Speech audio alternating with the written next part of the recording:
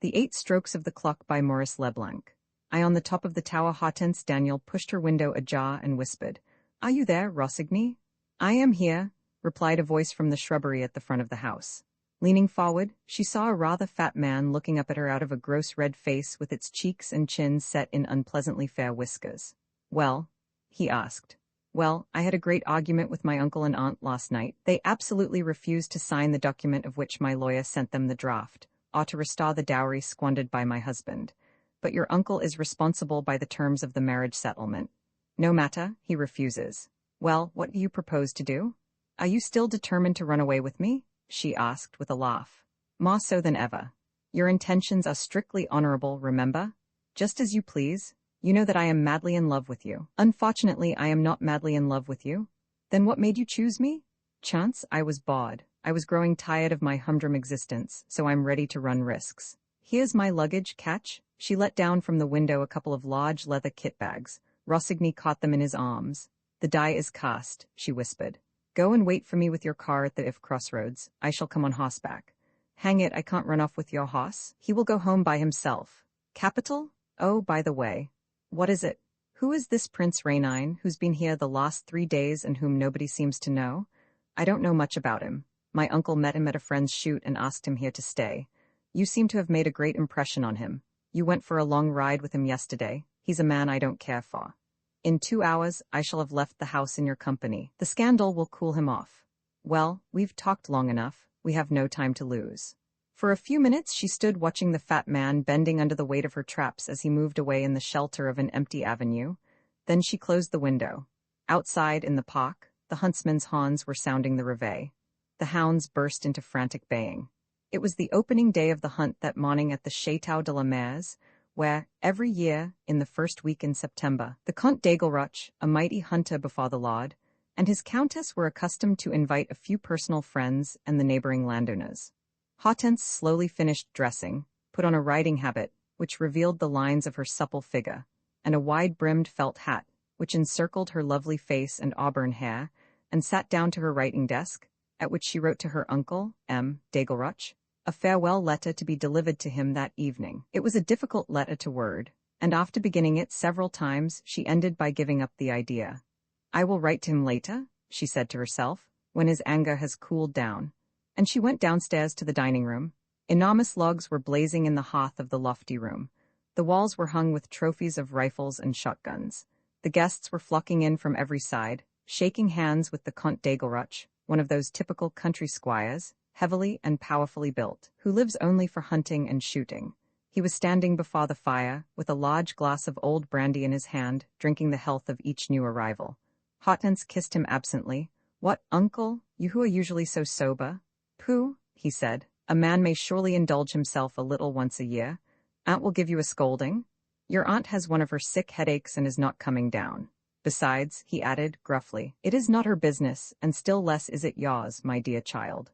Prince Rainine came up to Hortense. He was a young man, very smartly dressed, with a narrow and rather pale face, whose eyes held by turns the gentlest and the harshest, the most friendly and the most satirical expression.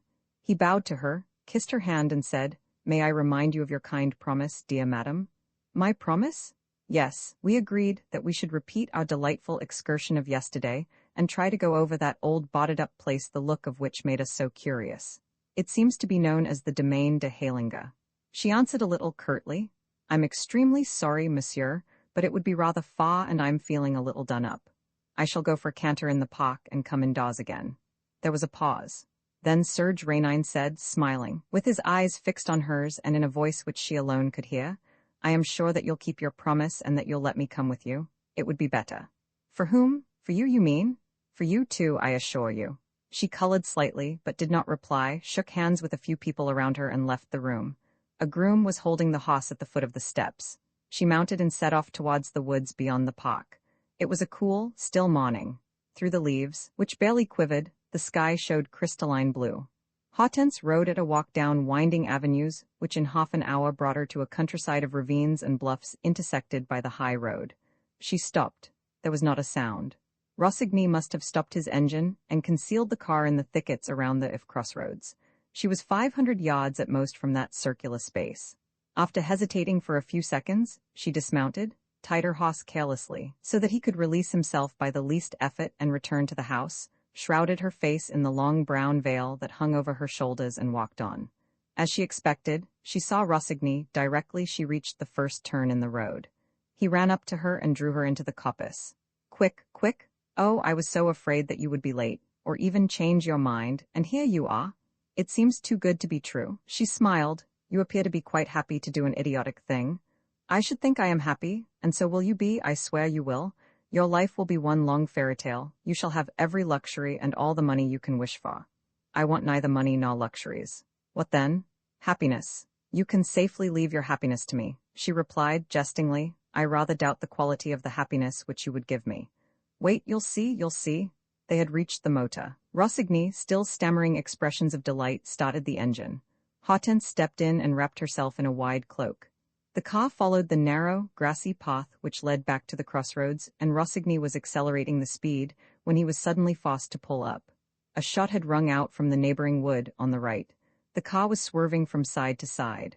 A front tire burst, shouted Rossigny, leaping to the ground. Not a bit of it, cried Hortense. Somebody fired. Impossible, my dear, don't be so absurd. At that moment, 2 slight shocks were felt and 2 more reports were heard, one after the other, some way off and still in the wood. Rossigny snarled. The back tires burst now, both of them. But who, in the devil's name, can the ruffian be? Just let me get hold of him, that's all. He clambered up the roadside slope. There was no one there. Moreover, the leaves of the coppice blocked the view. Damn it, he swore. You were right, somebody was firing at the car. Oh, this is a bit thick. We shall be held up for hours. 3 tires to mend, but what are you doing, dear girl? Hortense herself had alighted from the car. She ran to him, greatly excited. I'm going. But why? I want to know. Someone fired. I want to know who it was. Don't let us separate, please. Do you think I'm going to wait here for you for hours? What about your running away? All our plans. We'll discuss that tomorrow. Go back to the house. Take back my things with you. And goodbye for the present. She hurried, left him, had the good luck to find her horse and set off at a gallop in a direction leading away from La Maze. There was not the least doubt in her mind that the 3 shots had been fired by Prince Rainine. It was he, she muttered angrily. It was he. No one else would be capable of such behavior. Besides, he had warned her, in his smiling, masterful way, that he would expect her. She was weeping with rage and humiliation. At that moment, had she found herself face to face with Prince Rainine, she could have struck him with her riding whip. Before her was the rugged and picturesque stretch of country which lies between the Aune and the Sauve, above Alençon, and which is known as Little Switzerland. Steep hills compelled her frequently to moderate her pace, the more so as she had to cover some 6 miles before reaching her destination. But, though the speed at which she rode became less headlong, though her physical effort gradually slackened, she nevertheless persisted in her indignation against Prince Rainine. She bore him a grudge not only for the unspeakable action of which he had been guilty, but also for his behavior to her during the last 3 days, his persistent attentions, his assurance, his air of excessive politeness. She was nearly there. In the bottom of a valley, an old park wall, full of cracks and covered with moss and weeds, revealed the ball turret of a chateau and a few windows with closed shutters. This was the domaine de Heilinga. She followed the wall and turned a corner. In the middle of the crescent-shaped space before which lay the entrance gates, Serge Rainine stood waiting beside his horse. She sprang to the ground, and as he stepped forward, hat in hand, thanking her for coming, she cried, "One word, monsieur, to begin with. Something quite inexplicable happened just now. 3 shots were fired at a motor car in which I was sitting. Did you fire those shots?" "Yes." She seemed dumbfounded. "Then you confess it?" "You have asked a question, madam, and I have answered it. But how dared you? What gave you the right?" "I was not exercising a right, madam. I was performing a duty." "Indeed? And what duty, pray?" "The duty of protecting you against a man who is trying to profit by your troubles." "I forbid you to speak like that. I am responsible for my own actions, and I decided upon them in perfect liberty." "Madam, I overheard your conversation with M. Rossigny this morning, and it did not appear to me that you were accompanying him with a light heart. I admit the ruthlessness and bad taste of my interference, and I apologize for it humbly, but I risked being taken for a ruffian in order to give you a few hours for reflection. I have reflected fully, monsieur. When I have once made up my mind to a thing, I do not change it." "Yes, madam, you do, sometimes. If not, why are you here instead of there?" Hortense was confused for a moment. All her anger had subsided. She looked at Rainine with the surprise which one experiences when confronted with certain persons who are unlike their fellows, more capable of performing unusual actions, more generous and disinterested. She realized perfectly that he was acting without any ulterior motive or calculation, that he was, as he had said, merely fulfilling his duty as a gentleman to a woman who has taken the wrong turning. Speaking very gently, he said, "I know very little about you, madam, but enough to make me wish to be of use to you. You are 26 years old and have lost both your parents. 7 years ago, you became the wife of the Comte d'Aigleroche's nephew by marriage, who proved to be of unsound mind, half insane indeed, and had to be confined. This made it impossible for you to obtain a divorce and compelled you, since your dowry had been squandered, to live with your uncle and at his expense. It's a depressing environment. The Count and Countess do not agree. Years ago, the Count was deserted by his first wife, who ran away with the Countess' first husband. The abandoned husband and wife decided out of spite to unite their fortunes, but found nothing but disappointment and ill will in this second marriage. And you suffer the consequences. They lead a monotonous, narrow, lonely life for 11 months or more out of the year. One day, you met M. Rossigny, who fell in love with you and suggested an elopement. You did not care for him, but you were bored. Your youth was being wasted, you longed for the unexpected, for adventure, in a word. You accepted with the very definite intention of keeping your admirer at arm's length, but also with the rather ingenuous hope that the scandal would force your uncle's hand and make him account for his trusteeship and assure you of an independent existence. That is how you stand. At present, you have to choose between placing yourself in him, Rossigny's hands, or trusting yourself to me. She raised her eyes to his. What did he mean? What was the purport of this offer which he made so seriously, like a friend who asks nothing but to prove his devotion? After a moment's silence, he took the 2 horses by the bridle and tied them up. Then he examined the heavy gates, each of which was strengthened by 2 planks nailed crosswise. An electoral poster, dated 20 years earlier, showed that no one had entered the domain since that time. Rainine tore up one of the iron posts which supported a railing that ran round the crescent and used it as a lever. The rotten planks gave way. One of them uncovered the lock, which he attacked with a big knife, containing a number of blades and implements.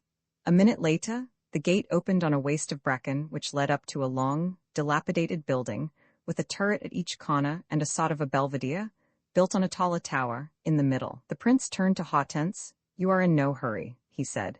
"You will form your decision this evening, and if M. Rossigny succeeds in persuading you for the second time, I give you my word of honor that I shall not cross your path.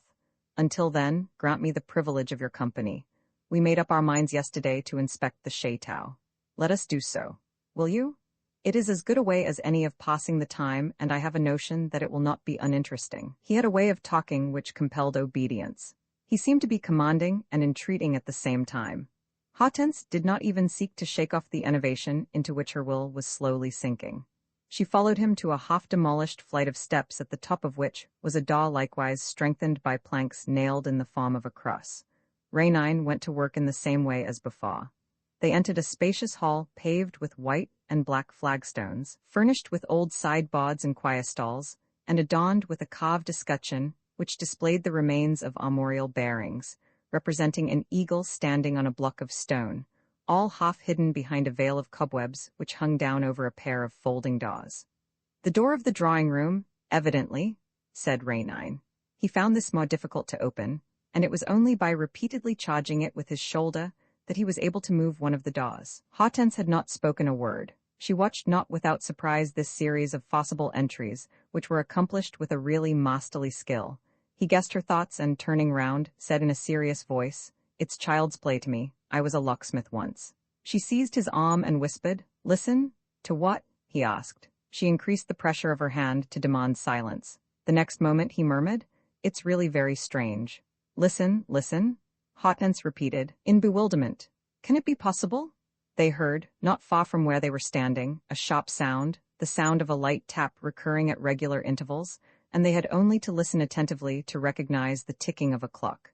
Yes, it was this and nothing else that broke the profound silence of the dark room. It was indeed the deliberate ticking, rhythmical as the beat of a metronome, produced by a heavy brass pendulum. That was it, and nothing could be more impressive than the measured pulsation of this trivial mechanism, which by some miracle, some inexplicable phenomenon, had continued to live in the heart of the dead Chateau. And yet, stammered Hortense, without daring to raise her voice, no one has entered the house. No one. And it is quite impossible for that clock to have kept going for 20 years without being wound up. Quite impossible. Then, Serge Rainine opened the 3 windows and threw back the shutters. He and Hortense were in a drawing room, as he had thought, and the room showed not the least sign of disorder. The chairs were in their places. Not a piece of furniture was missing. The people who had lived there, and who had made it the most individual room in their house, had gone away, leaving everything just as it was, the books which they used to read, the knickknacks on the tables and consoles. Rainine examined the old grandfather's clock, contained in its tall carved case which showed the disk of the pendulum through an oval pane of glass. He opened the door of the clock. The weights hanging from the cords were at their lowest point. At that moment there was a click. The clock struck 8 with a serious note which Hortense was never to forget. "How extraordinary," she said. "Extraordinary indeed," said he, "for the works are exceedingly simple and would hardly keep going for a week. And do you see nothing out of the common?" "No, nothing, or at least." He stooped and from the back of the case drew a metal tube which was concealed by the weights. Holding it up to the light, "A telescope," he said, thoughtfully. "Why did they hide it? And they left it drawn out to its full length. That's odd. What does it mean?" The clock, as is sometimes usual, began to strike a second time, sounding 8 strokes. Rainine closed the case and continued his inspection without putting his telescope down. A wide arch led from the drawing room to a smaller apartment, a sort of smoking room. This also was furnished, but contained a glass case for guns of which the rack was empty. Hanging on a panel nearby was a calendar with the date of the 5th of September. "Oh," cried Hortense, in astonishment, "the same date as today? They tore off the leaves until the 5th of September. And this is the anniversary? What an astonishing coincidence." "Astonishing," he echoed. "It's the anniversary of their departure, 20 years ago today." "You must admit," she said, "that all this is incomprehensible." "Yes, of course, but all the same, perhaps not. Have you any idea?" He waited a few seconds before replying. "What puzzles me is this telescope hidden, dropped in that corner, at the last moment.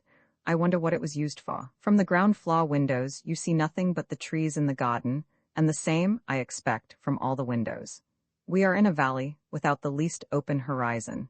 To use the telescope, one would have to go up to the top of the house. Shall we go up?" She did not hesitate. The mystery surrounding the whole adventure excited her curiosity so keenly that she could think of nothing but accompanying Rainine and assisting him in his investigations. They went upstairs accordingly, and on the 2nd floor, came to a landing where they found the spiral staircase leading to the belvedere. At the top of this was a platform in the open air, but surrounded by a parapet over 6 feet high. "There must have been battlements which have been filled in since," observed Prince Rainine. "Look here, there were loopholes at one time. They may have been blocked." "In any case," she said, "the telescope was of no use up here either, and we may as well go down again." "I don't agree," he said. "Logic tells us that there must have been some gap through which the country could be seen, and this was the spot where the telescope was used." He hoisted himself by his wrists to the top of the parapet, and then saw that this point of vantage commanded the whole of the valley, including the park, with its tall trees marking the horizon, and beyond, a depression in a wood surmounting a hill, at a distance of some 700 or 800 yards, stood another tower, squat and in ruins, covered with ivy from top to bottom. Rainine resumed his inspection. He seemed to consider that the key to the problem lay in the use to which the telescope was put, and that the problem would be solved if only they could discover this use. He studied the loopholes one after the other.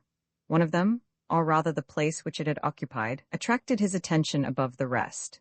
In the middle of the layer of plaster, which had served to block it, there was a hollow filled with earth in which plants had grown.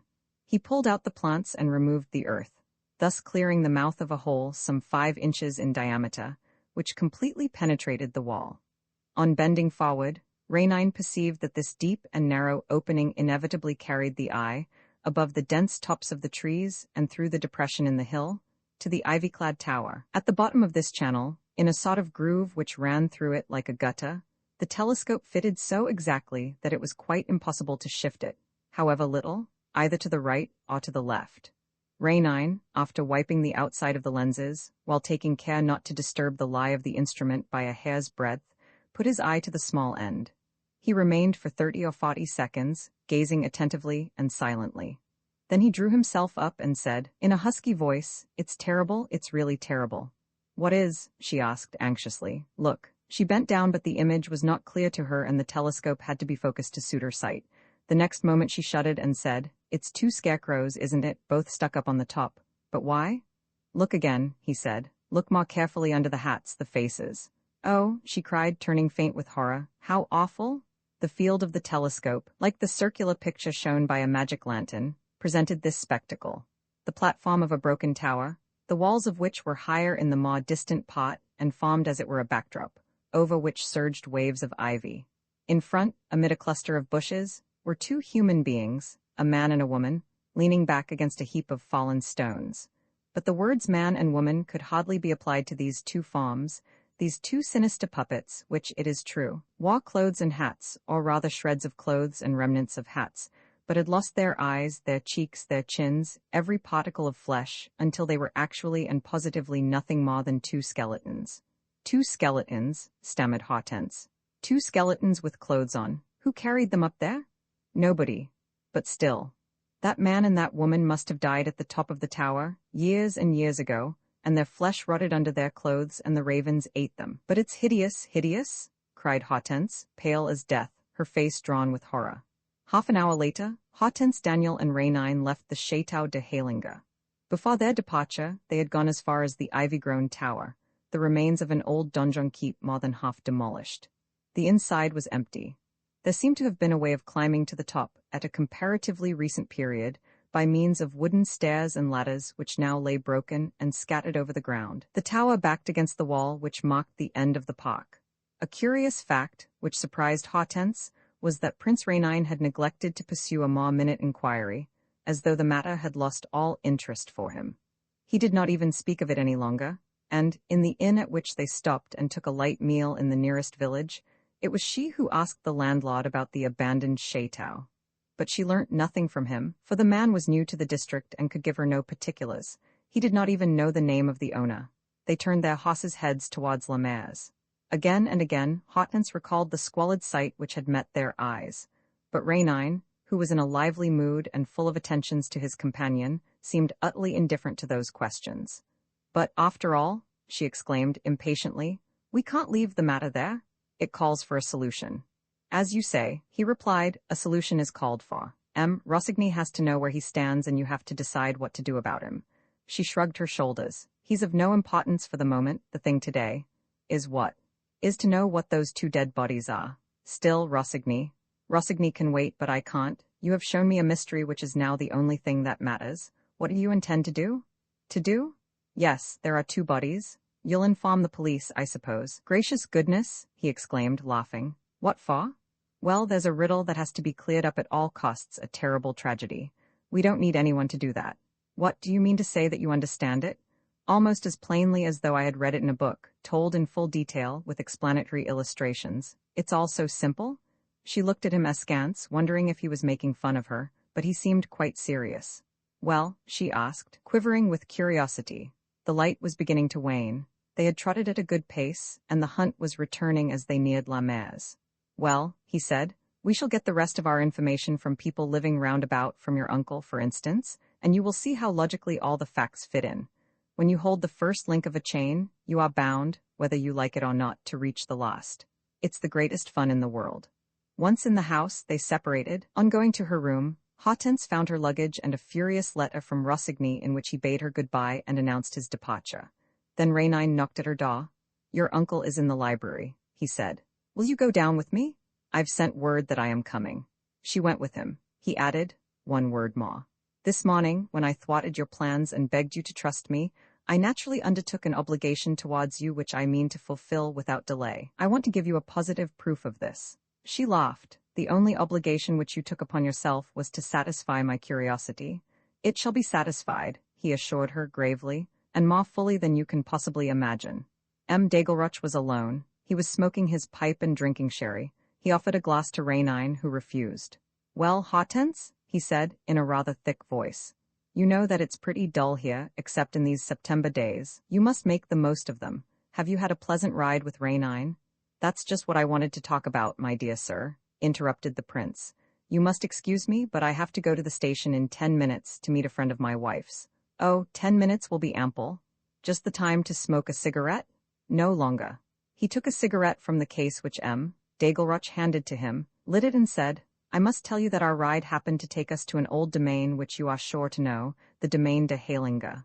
Certainly I know it, but it has been closed, boarded up for 25 years or so. You weren't able to get in, I suppose. Yes, we were. Really? Was it interesting? Extremely. We discovered the strangest things. What things? Asked the Count, looking at his watch. Rainine described what they had seen. On a tower some way from the house there were 2 dead bodies, 2 skeletons rather, a man and a woman still wearing the clothes which they had on when they were murdered. Come now, murdered? Yes, and that is what we have come to trouble you about. The tragedy must date back to some 20 years ago. Was nothing known of it at the time? Certainly not, declared the Count. I never heard of any such crime or disappearance. Oh, really, said Rainine, looking a little disappointed. I hoped to obtain a few particulars. I'm sorry. In that case, I apologize. He consulted Hortense with a glance and moved towards the door, but on second thought, could you not at least, my dear sir, bring me into touch with some persons in the neighborhood, some members of your family, who might know more about it? Of my family? And why? Because the Domaine de Heilinga used to belong, and no doubt still belongs, to the Dagelruches. The arms are an eagle on a heap of stones on a rock. This at once suggested the connection. This time the Count appeared surprised. He pushed back his decanter and his glass of sherry and said, What's this you're telling me? I had no idea that we had any such neighbors. Rainine shook his head and smiled. I should be more inclined to believe, sir, that you were not very eager to admit any relationship between yourself and the unknown owner of the property. Then he's not a respectable man? The man, to put it plainly, is a murderer. What do you mean? The Count had risen from his chair. Hortense, greatly excited, said, Are you really sure that there has been a murder and that the murder was done by someone belonging to the house? Quite sure. But why are you so certain? Because I know who the 2 victims were and what caused them to be killed. Prince Rainine was making none but positive statements, and his methods suggested the belief that he supported by the strongest proofs. Dagelruch strode up and down the room, with his hands behind his back. He ended by saying, I always had an instinctive feeling that something had happened, but I never tried to find out. Now, as a matter of fact, 20 years ago, a relation of mine, a distant cousin, used to live at the Domaine de Heilinga. I hoped, because of the name I bear, that this story, which, as I say, I never knew but suspected, would remain hidden forever. So this cousin killed somebody? Yes, he was obliged to. Rainine shook his head. I am sorry to have to amend that phrase, my dear sir. The truth, on the contrary, is that your cousin took his victims' lives in cold blood and in a cowardly manner. I never heard of a crime more deliberately and craftily planned. What is it that you know? The moment had come for Rainine to explain himself, a solemn and anguish-stricken moment, the full gravity of which Hortense understood, though she had not yet divined any part of the tragedy which the prince unfolded step by step. It's a very simple story, he said. There is every reason to believe that Dagelruch was married, and that there was another couple living in the neighborhood with whom the owner of the Domaine de Heilinga were on friendly terms. What happened one day, which of these 4 persons first disturbed the relations between the 2 households, I am unable to say. But a likely version, which at once occurs to the mind, is that your cousin's wife, Madame Dagelruch, was in the habit of meeting the other husband in the ivy-covered tower, which had a door opening outside the estate. On discovering the intrigue, your cousin Dagelruch resolved to be revenged, but in such a manner that there should be no scandal, and that no one even should ever know that the guilty pair had been killed. Now he had ascertained, as I did just now, that there was a part of the house, the belvedere, from which you can see, over the trees and the undulations of the park, the tower standing 800 yards away, and that this was the only place that overlooked the top of the tower. He therefore pierced a hole in the parapet, through one of the former loopholes, and from there, by using a telescope which fitted exactly in the grove which he had hollowed out, he watched the meetings of the 2 lovers. And it was from there, also, that, after carefully taking all his measurements and calculating all his distances, on a Sunday, the 5th of September, when the house was empty, he killed them with 2 shots. The truth was becoming apparent. The light of day was breaking. The Count muttered, Yes, that's what must have happened. I expect that my cousin Dagelruch. The murderer, Rainine continued, stopped up the loophole neatly with a clod of earth. No one would ever know that 2 dead bodies were decaying on the top of that tower, which was never visited, and of which he took the precaution to demolish the wooden stairs. Nothing therefore remained for him to do, but to explain the disappearance of his wife and his friend. This presented no difficulty. He accused them of having eloped together. Hortense gave a start. Suddenly, as though the last sentence were a complete and to her an absolutely unexpected revelation, she understood what Rainine was trying to convey. "What do you mean?" she asked. "I mean that M. Degelruch accused his wife and his friend of eloping together." "No, no," she cried. "I can't allow that. You are speaking of a cousin of my uncle's? Why mix up the 2 stories? Why mix up this story with another which took place at that time?" said the prince. "But I am not mixing them up, my dear madam. There is only one story, and I am telling it as it happened." Hortense turned to her uncle. He sat silent, with his arms folded, and his head remained in the shadow cast by the lampshade. Why had he not protested? Rainine repeated in a firm tone, "There is only one story." On the evening of that very day, the 5th of September at 8 o'clock M. Degelruch, doubtless alleging as his reason that he was going in pursuit of the runaway couple, left his house after boarding up the entrance. He went away, leaving all the rooms as they were, and removing only the firearms from their glass case. At the last minute, he had a presentiment, which has been justified today, that the discovery of the telescope, which had played so great a part in the preparation of his crime, might serve as a clue to an inquiry, and he threw it into the clock case where, as luck would have it, it interrupted the swing of the pendulum. This unreflecting action, one of those which every criminal inevitably commits, was to betray him 20 years later. Just now, the blows which I struck to force the door of the drawing-room released the pendulum. The clock was set going, struck 8 o'clock, and I possessed the clue of thread which was to lead me through the labyrinth. "Proofs?" stammered Hortense. "Proofs? Proofs?" replied Rainine in a loud voice. "Why, there are any number of proofs, and you know them as well as I do. Who could have killed at that distance of 800 yards, except an expert shot and ardent sportsman? You agree, M. Degelruch, do you not? Proofs? Why was nothing removed from the house, nothing except the guns, those guns which an ardent sportsman cannot afford to leave behind? You agree, M. Degelruch, those guns which we find here, hanging in trophies on the walls. Proofs? What about that date, the 5th of September, which was the date of the crime and which has left such a horrible memory in the criminal's mind that every year at this time alone, he surrounds himself with distractions, and that every year, on this same 5th of September, he forgets his habits of temperance? Well, today is the 5th of September. Proofs? Why, if there weren't any others, would that not be enough for you?" And Rainine, flinging out his arm, pointed to the Comte Degelruch, who, terrified by this evocation of the past, had sunk huddled into a chair and was hiding his head in his hands. Hortense did not attempt to argue with him. She had never liked her uncle, or rather her husband's uncle. She now accepted the accusation laid against him. 60 seconds passed.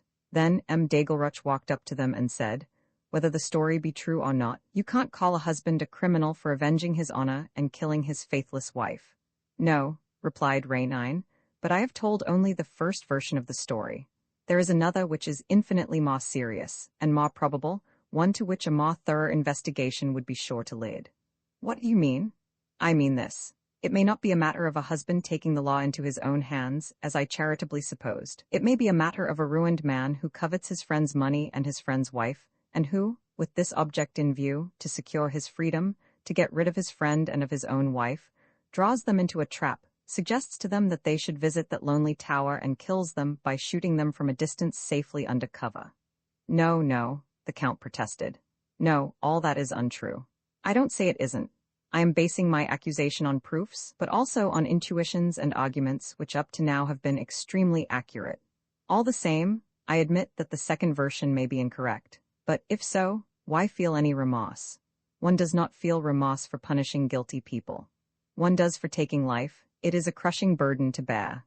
Was it to give himself greater strength to bear this burden that M. Degelruch afterwards married his victim's widow?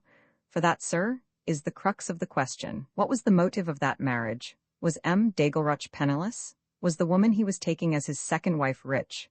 Or were they both in love with each other, and did M. Degelruch plan with her to kill his first wife and the husband of his second wife? These are problems to which I do not know the answer. They have no interest for the moment, but the police, with all the means at their disposal, would have no great difficulty in elucidating them. M. Degelruch staggered and had to steady himself against the back of a chair. Livid in the face, he spluttered. Are you going to inform the police? No, no, said Rainine. To begin with, there is the statute of limitations.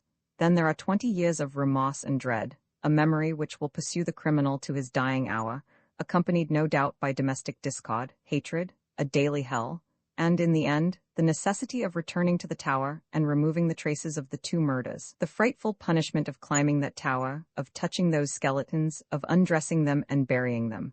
That will be enough. We will not ask for more. We will not give it to the public to batten on and create a scandal which would recoil upon him, Daigleroch's niece. No, let us leave this disgraceful business alone.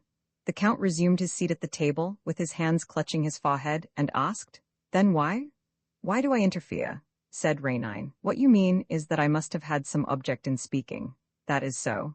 There must indeed be a penalty, however slight, and our interview must lead to some practical result.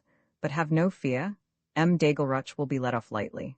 The contest was ended. The Count felt that he had only a small formality to fulfill, a sacrifice to accept, and recovering some of his self-assurance, he said, in an almost sarcastic tone, What's your price? Rainine burst out laughing. Splendid. You see the position. Only, you make a mistake in drawing me into the business. I'm working for the glory of the thing. In that case, you will be called upon at most to make restitution. Restitution? Rainine leant over the table and said, In one of those draws is a deed awaiting your signature. It is a draft agreement between you and your niece Hortense Daniel, relating to her private fortune, which fortune was squandered and for which you are responsible. Sign the deed. M. Daigleroch gave a start. Do you know the amount? I don't wish to know it. And if I refuse? I shall ask to see the Comtesse Daigleroch. Without further hesitation, the Count opened a drawer, produced a document on stamped paper and quickly signed it. Here you are, he said, and I hope. You hope, as I do, that you and I may never have any future dealings? I'm convinced of it. I shall leave this evening. Your niece, no doubt, tomorrow. Goodbye. In the drawing-room, which was still empty, while the guests at the house were dressing for dinner, Rainine handed the deed to Hortense.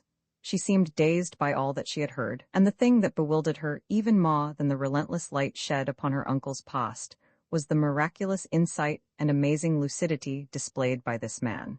The man who for some hours had controlled events and conjured up before her eyes the actual scenes of a tragedy which no one had beheld. Are you satisfied with me?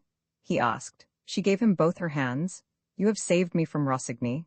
You have given me back my freedom and my independence. I thank you from the bottom of my heart. Oh, that's not what I am asking you to say, he answered. My first and main object was to amuse you. Your life seemed so humdrum and lacking in the unexpected. Has it been so today? How can you ask such a question? I have had the strangest and most stirring experiences. That is life, he said, when one knows how to use one's eyes. Adventure exists everywhere, in the meanest hovel, under the mask of the wisest of men. Everywhere, if you are only willing, you will find an excuse for excitement, for doing good, for saving a victim, for ending an injustice.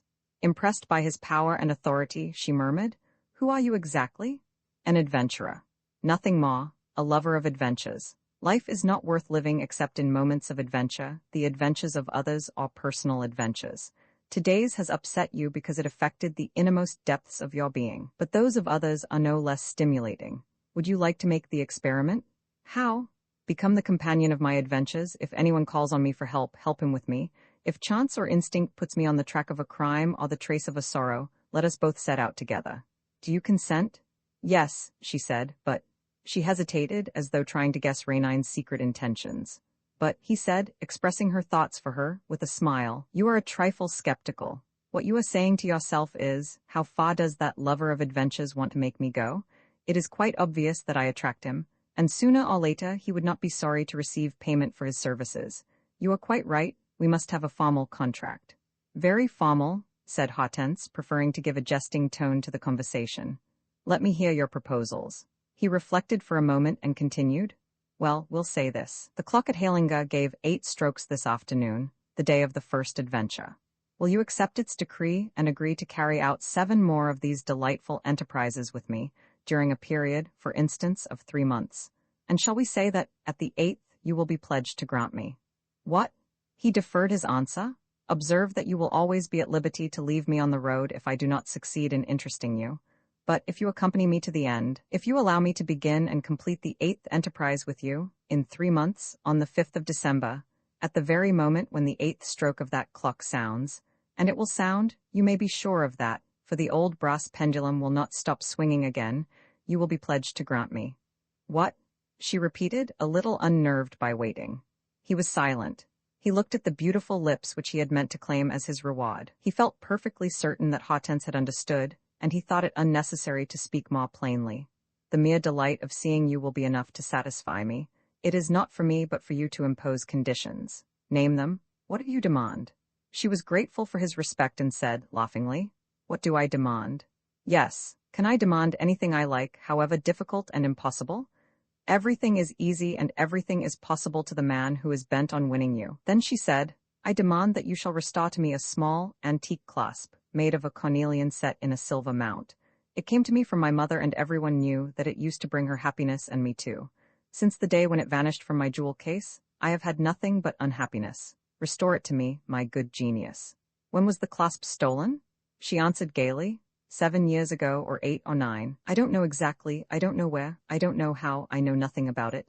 I will find it, Rainine declared, and you shall be happy. Roman II. The water bottle. 4 days after she had settled down in Paris, Hortense Daniel agreed to meet Prince Rainine and the boys.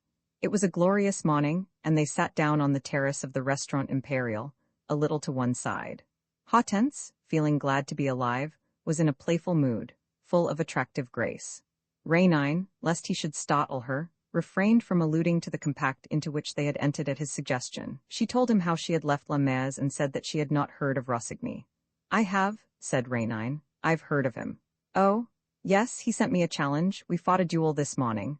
Rossigny got a scratch in the shoulder. That finished the duel. Let's talk of something else. There was no further mention of Rossigny. Rainine at once expounded to Hortense the plan of 2 enterprises which he had in view, and in which he offered, with no great enthusiasm, to let her share. The finest adventure, he declared, is that which we do not foresee. It comes unexpectedly, unannounced, and no one, save the initiated, realizes that an opportunity to act and to expend one's energies is close at hand. It has to be seized at once. A moment's hesitation may mean that we are too late. We are warned by a special sense, like that of a sleuth-hound which distinguishes the right scent from all the others that cross it. The terrace was beginning to fill up around them. At the next table sat a young man reading a newspaper. They were able to see his insignificant profile and his long, dark mustache. From behind them, through an open window of the restaurant, came the distant strains of a band. In one of the rooms, a few couples were dancing. As Rainine was paying for the refreshments, the young man with the long mustache stifled a cry and, in a choking voice, called one of the waiters. What do I owe you? No change. Oh, good Lord, hurry up. Rainine, without a moment's hesitation, had picked up the paper. After casting a swift glance down the page, he read under his breath, Maître Dowdens, the counsel for the defense in the trial of Jacques Aubria, has been received at the Élysée. We are informed that the President of the Republic has refused to reprieve the condemned man and that the execution will take place tomorrow morning. After crossing the terrace, the young man found himself faced, at the entrance to the garden, by a lady and gentleman who blocked his way, and the latter said, Excuse me, sir, but I noticed your agitation. It's about Jacques Aubria, isn't it? Yes, Jacques Aubria, the young man stammered. Jacques, the friend of my childhood, I'm hurrying to see his wife. She must be beside herself with grief. Can I offer you my assistance? I am Prince Rainine. This lady and I would be happy to call on Madame Aubria and to place our services at her disposal. The young man, upset by the news which he had read, seemed not to understand. He introduced himself awkwardly. My name is Dutruel, Gaston Dutruel. Rainine beckoned to his chauffeur, who was waiting at some little distance, and pushed Gaston Dutruel into the car, asking, What address? Where does Madame Aubria live? 23 bis, Avenue du Roule. After helping Hortense in, Rainine repeated the address to the chauffeur and as soon as they drove off, tried to question Gaston Dutruel. I know very little of the case, he said. Tell it to me as briefly as you can. Jacques Aubria killed one of his near relations, didn't he? He is innocent, sir, replied the young man, who seemed incapable of giving the least explanation. Innocent, I swear it. I've been Jacques' friend for 20 years, he is innocent, and it would be monstrous. There was nothing to be got out of him. Besides, it was only a short drive.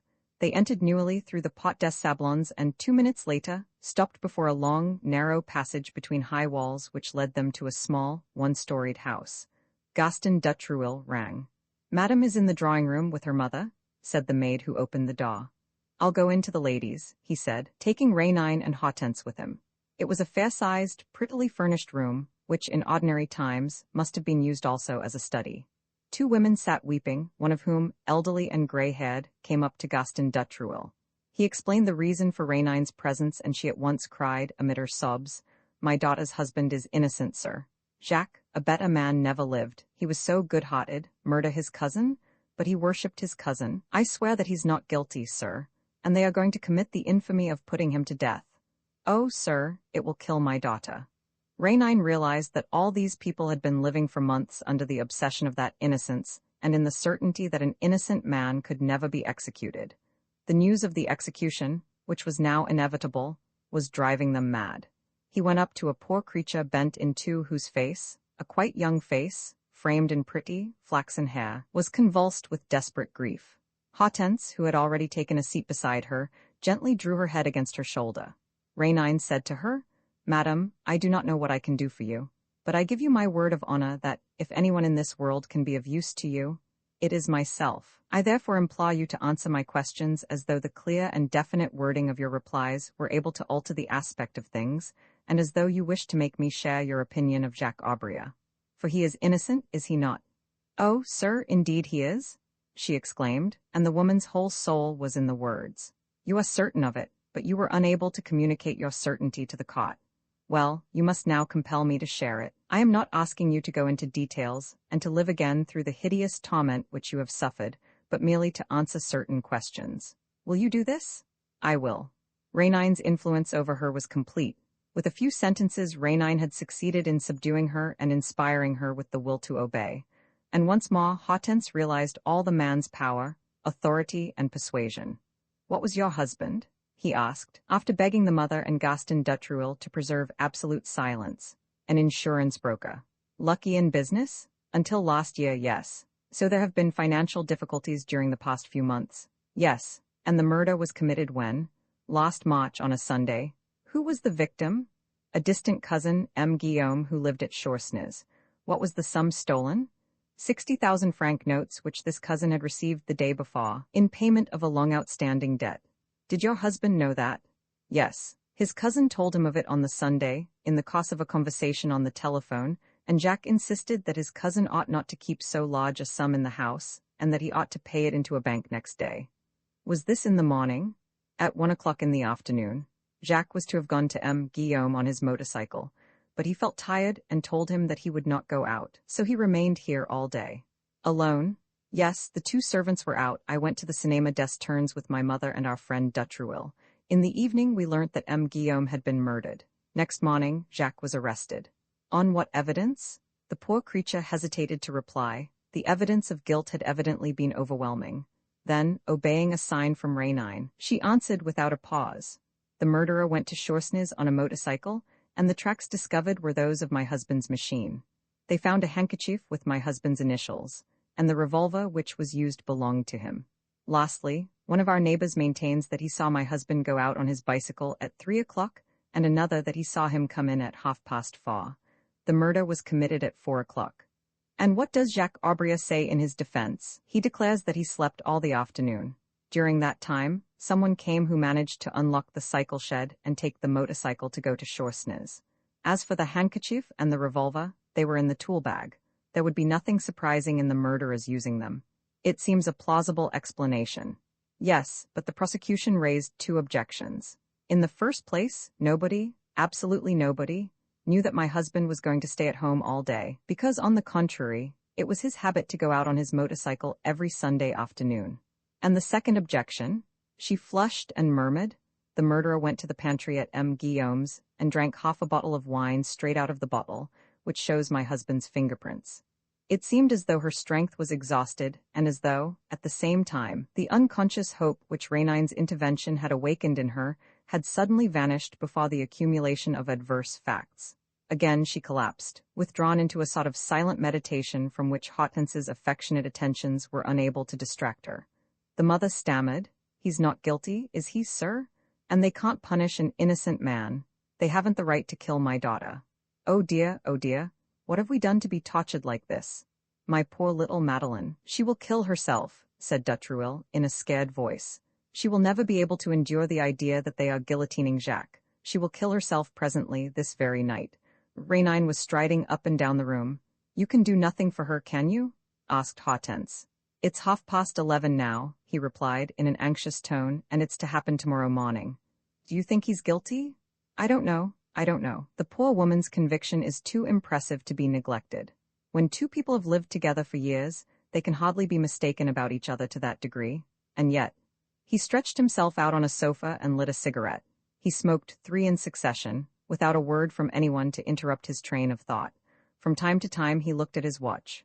Every minute was of such importance. At last he went back to Madeleine Aubria, took her hands and said, very gently, you must not kill yourself. There is hope left until the last minute has come, and I promise you that, for my part, I will not be disheartened until that last minute. But I need your calmness and your confidence. I will be calm, she said with a pitiable air. And confident? Well, wait for me. I shall be back in 2 hours from now. Will you come with us, M. Dutruel? As they were stepping into his car, he asked the young man, do you know any small, unfrequented restaurant not too far inside Paris? There's the Brasserie Lutetia on the ground floor of the house in which I live, on the place des Turns. Capital, that will be very handy. They scarcely spoke on the way. Rainine, however, said to Gaston Dutruel, so far as I remember, the numbers of the notes are known, aren't they? Yes, M. Guillaume had entered the 60 numbers in his pocketbook. Rainine muttered. A moment later, that's where the whole problem lies. Where are the notes? If we could lay our hands on them, we should know everything. At the Brasserie Lutetia there was a telephone in the private room where he asked to have lunch served. When the waiter had left him alone with Hortense and Dutruel, he took down the receiver with a resolute air. Hello, Prefecture of Police, please. Hello, is that the Prefecture of Police? Please put me on to the Criminal Investigation Department. I have a very important communication to make. You can say it's Prince Rainine. Holding the receiver in his hand, he turned to Gaston Dutruel. I can ask someone to come here, I suppose. We shall be quite undisturbed. Quite. He listened again. The secretary to the head of the Criminal Investigation Department? Oh, excellent, Mr. Secretary. I have on several occasions been in communication with M. Dudouis and have given him information which has been of great use to him. He is sure to remember Prince Rainine. I may be able today to show him where the 60,000 franc notes are hidden which Aubria the murderer stole from his cousin. If he's interested in the proposal, beg him to send an inspector to the Brasserie Lutetia, place des Turns. I shall be there with a lady and M. Dutruel, Aubria is friend. Good day, Mr. Secretary. When Rainine hung up the instrument, he saw the amazed faces of Hortense and of Gaston Dutruel confronting him. Hortense whispered, then you know, you've discovered? Nothing, he said, laughing. Well, I'm acting as though I knew. It's not a bad method. Let's have some lunch, shall we? The clock marked 1:15. The man from the prefecture will be here, he said, in 20 minutes at latest. And if no one comes? Hortense objected. That would surprise me, of course. If I had sent a message to M. Dudouis saying, Aubria is innocent, I should have failed to make any impression. It's not the least use, on the eve of an execution, to attempt to convince the gentry of the police or of the law that a man condemned to death is innocent. No. From henceforth, Jacques Aubria belongs to the executioner, but the prospect of securing the 60 banknotes is a windfall worth taking a little trouble over. Just think, that was the weak point in the indictment, those 60 notes which they were unable to trace. But, as you know nothing of their whereabouts. My dear girl, I hope you don't mind my calling you so? My dear girl, when a man can't explain this or that physical phenomenon, he adopts some sort of theory which explains the various manifestations of the phenomenon and says that everything happened as though the theory were correct. That's what I am doing. That amounts to saying that you are going upon a supposition. Rainine did not reply. Not until some time later, when lunch was over, did he say, obviously I am going upon a supposition. If I had several days before me, I should take the trouble of first verifying my theory, which is based upon intuition quite as much as upon a few scattered facts. But I have only 2 hours, and I am embarking on the unknown path as though I were certain that it would lead me to the truth. And suppose you are wrong? I have no choice. Besides, it is too late, there's a knock. Oh, one word, Ma. Whatever I may say, don't contradict me. Na you M. Dutruel. He opened the door. A thin man with a red imperial entered. Prince Rainine. Yes, sir, you of course are from M. Dudouis? Yes, and the newcomer gave his name, Chief Inspector Maurice. I am obliged to you for coming so promptly, Mr. Chief Inspector. said Prince Rainine, and I hope that Duduis will not regret having placed you at my disposal. At your entire disposal, in addition to 2 inspectors whom I have left in the square outside, and who have been in the case with me from the first. I shall not detain you for any length of time, said Rainine, and I will not even ask you to sit down. We have only a few minutes in which to settle everything. You know what it's all about. The 60,000-franc notes stolen from M. Guillaume. I have the numbers here. Rainine ran his eyes down the slip of paper which the chief inspector handed him and said, That's right, the 2 lists agree. Inspector Morisseau seemed greatly excited. The chief attaches the greatest importance to your discovery. So you will be able to show me? Rainine was silent for a moment and then declared, Mr. Chief Inspector, a personal investigation, and a most exhaustive investigation it was, as I will explain to you presently, has revealed the fact that, on his return from Choisnes, the murderer, after replacing the motorcycle in the shed in the Avenue du Roule, ran to the turns and entered this house. This house? Yes. But what did he come here for? To hide the proceeds of his theft, the 60 banknotes. How do you mean, where? In a flat of which he had the key on the 5th floor. Gaston Dutruel exclaimed, in amazement, but there's only one flat on the 5th floor and that's the one I live in. Exactly, and as you were at the cinema with Madame Aubria and her mother, advantage was taken of your absence. Impossible, no one has the key except myself. One can get in without a key, but I have seen no marks of any kind. Morisseau intervened. Come, let us understand one another. You say the banknotes were hidden in M. Dutruel's flat? Yes. Then, as Jacques Aubria was arrested the next morning, the notes ought to be there still. That's my opinion. Gaston Dutruel could not help laughing. But that's absurd. I should have found them. Did you look for them? No, but I should have come across them at any moment. The place isn't big enough to swing a cat in. Would you care to see it? However small it may be, it's large enough to hold 60 bits of paper. Of course, everything is possible, said Dutruel. Still, I must repeat that nobody, to my knowledge, has been to my rooms, that there is only one key, that I am my own housekeeper, and that I can't quite understand. Hortense, too, could not understand. With her eyes fixed on Prince Rainine's, she was trying to read his innermost thoughts. What game was he playing? Was it her duty to support his statements? She ended by saying, Mr. Chief Inspector, since Prince Rainine maintains that the notes have been put away upstairs, wouldn't the simplest thing be to go and look?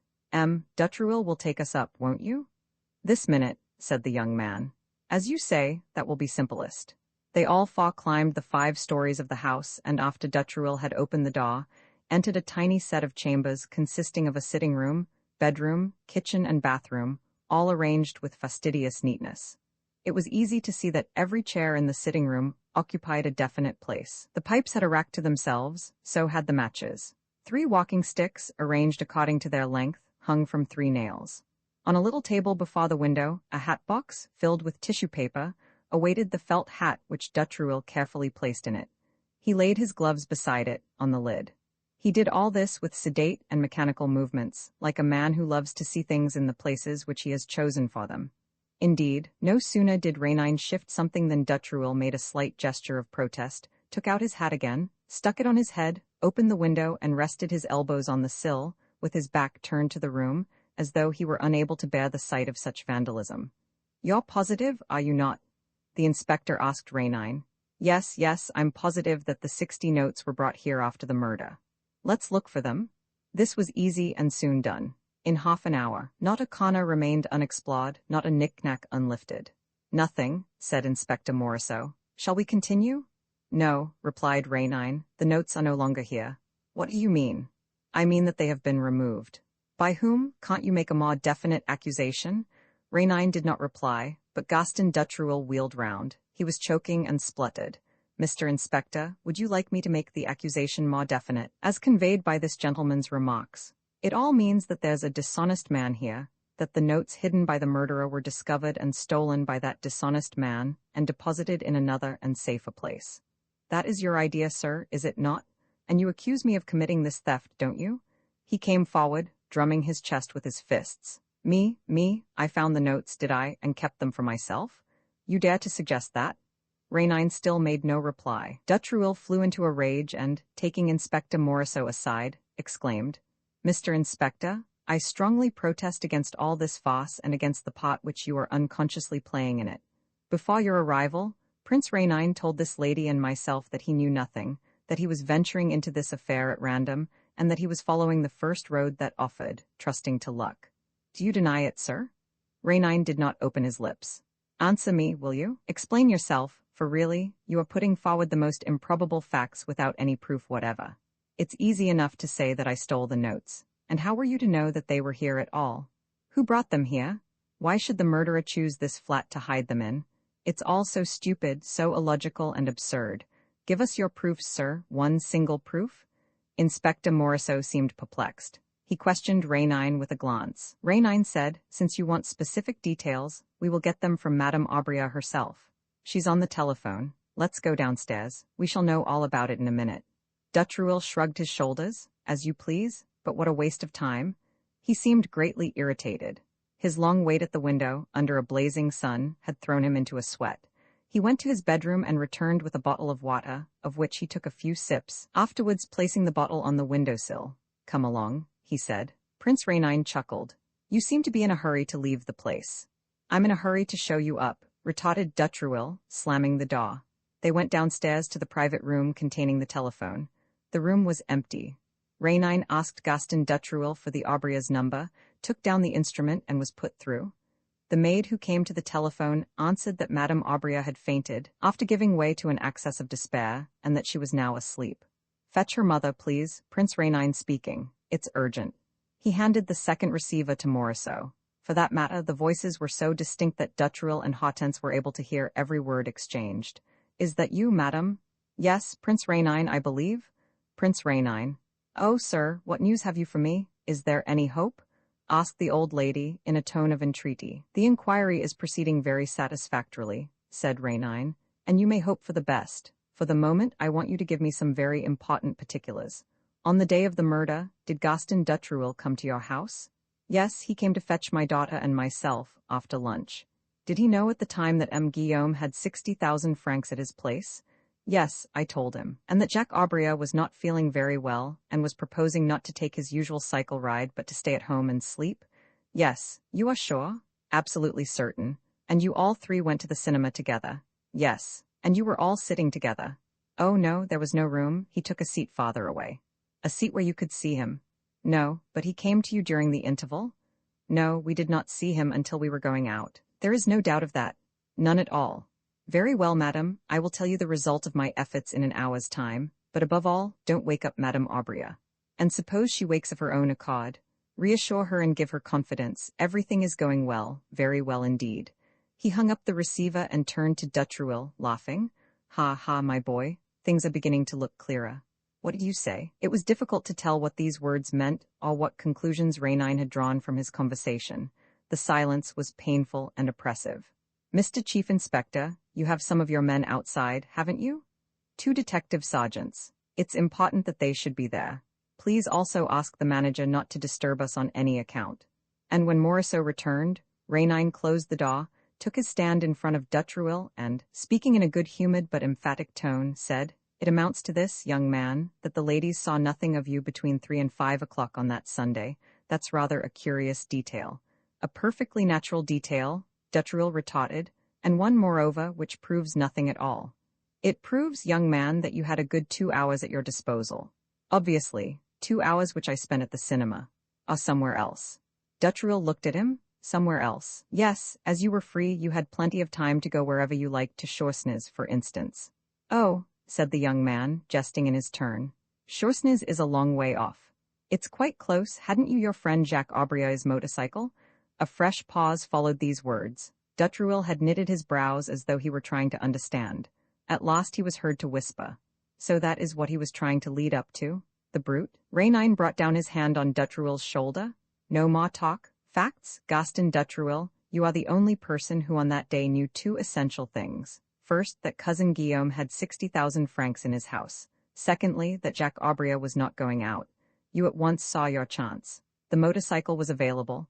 You slipped out during the performance. You went to Choisnes. You killed cousin Guillaume. You took the 60 banknotes and left them at your rooms. And at 5 o'clock you went back to fetch the ladies.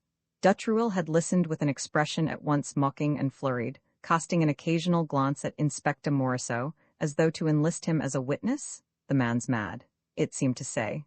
It's no use being angry with him. When Raynine had finished, he began to laugh. Very funny. A capital joke. So it was I whom the neighbors saw going and returning on the motorcycle? It was you disguised in Jacques Aubrey's clothes, and it was my fingerprints that were found on the bottle in M. Guillaume's pantry. The bottle had been opened by Jacques Aubrey at lunch in his own house, and it was you who took it with you to serve as evidence. Funnier and funnier, cried Dutruel, who had the air of being frankly amused.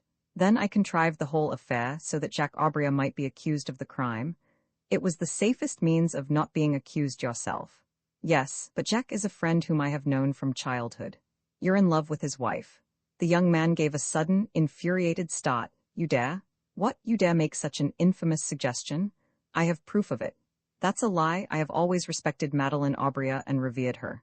Apparently, but you're in love with her. You desire her, don't contradict me, I have abundant proof of it. That's a lie, I tell you, you have only known me a few hours. Come, come, I've been quietly watching you for days, waiting for the moment to pounce upon you. He took the young man by the shoulders and shook him. Come, Dutruel, confess. I hold all the proofs in my hand. I have witnesses whom we shall meet presently at the Criminal Investigation Department. Confess, can't you? In spite of everything, you're tortured by remorse. Remember your dismay at the restaurant when you had seen the newspaper. What? Jacques Aubrey condemned to die. That's more than you bargained for. Penal servitude would have suited your book, but the scaffold. Jacques Aubrey executed tomorrow, an innocent man. Confess, won't you? Confess to save your own skin. Own up. Bending over the other, he was trying with all his might to extort a confession from him, but Dutruel drew himself up and coldly, with a sort of scorn in his voice, said, Sir, you are a madman. Not a word that you have said has any sense in it. All your accusations are false. What about the banknotes? Did you find them at my place as you said you would?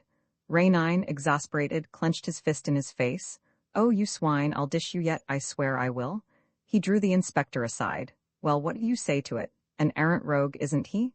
The inspector nodded his head. It may be. But all the same, so far there's no real evidence.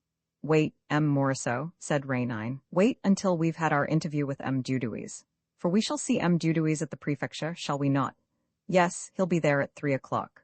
Well, you'll be convinced, Mr. Inspector. I tell you here and now that you will be convinced. Raynine was chuckling like a man who feels certain of the course of events. Hortense, who was standing near him and was able to speak to him without being heard by the others, asked, in a low voice, You've got him, haven't you? He nodded his head in assent. Got him? I should think I have. All the same, I'm no farther forward than I was at the beginning. But this is awful, and your proofs? Not the shadow of a proof. I was hoping to trip him up, but he's kept his feet, the rascal. Still, you're certain it's he. It can't be anyone else.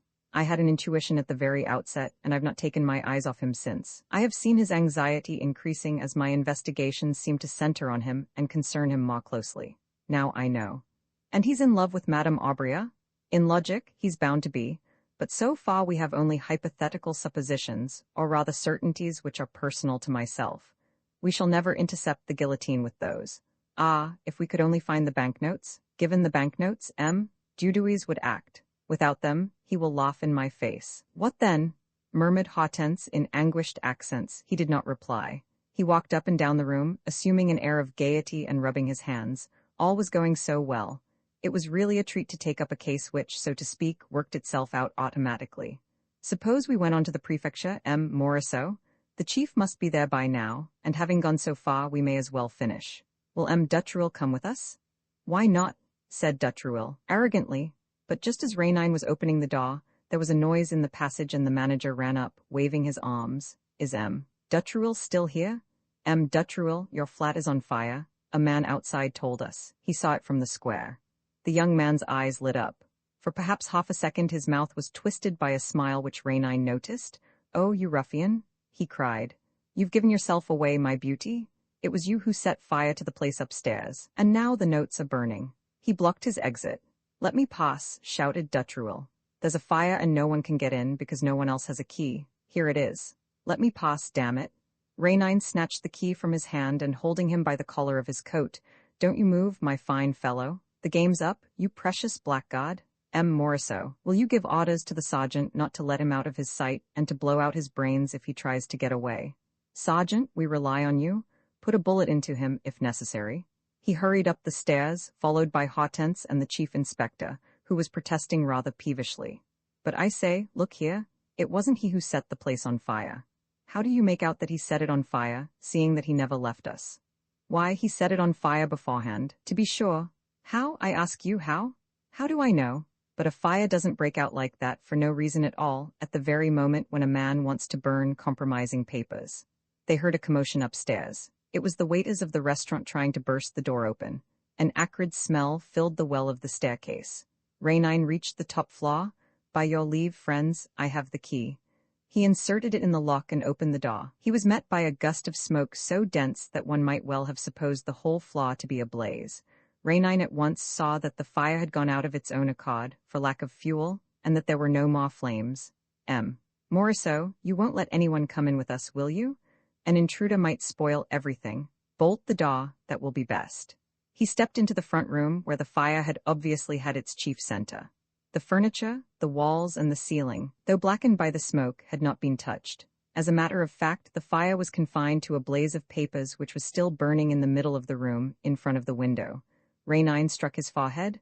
What a fool I am, what an unspeakable ass. Why? Asked the inspector. The hat box, of course, the cardboard hat box which was standing on the table. That's where he hid the notes. They were there all through our search. Impossible?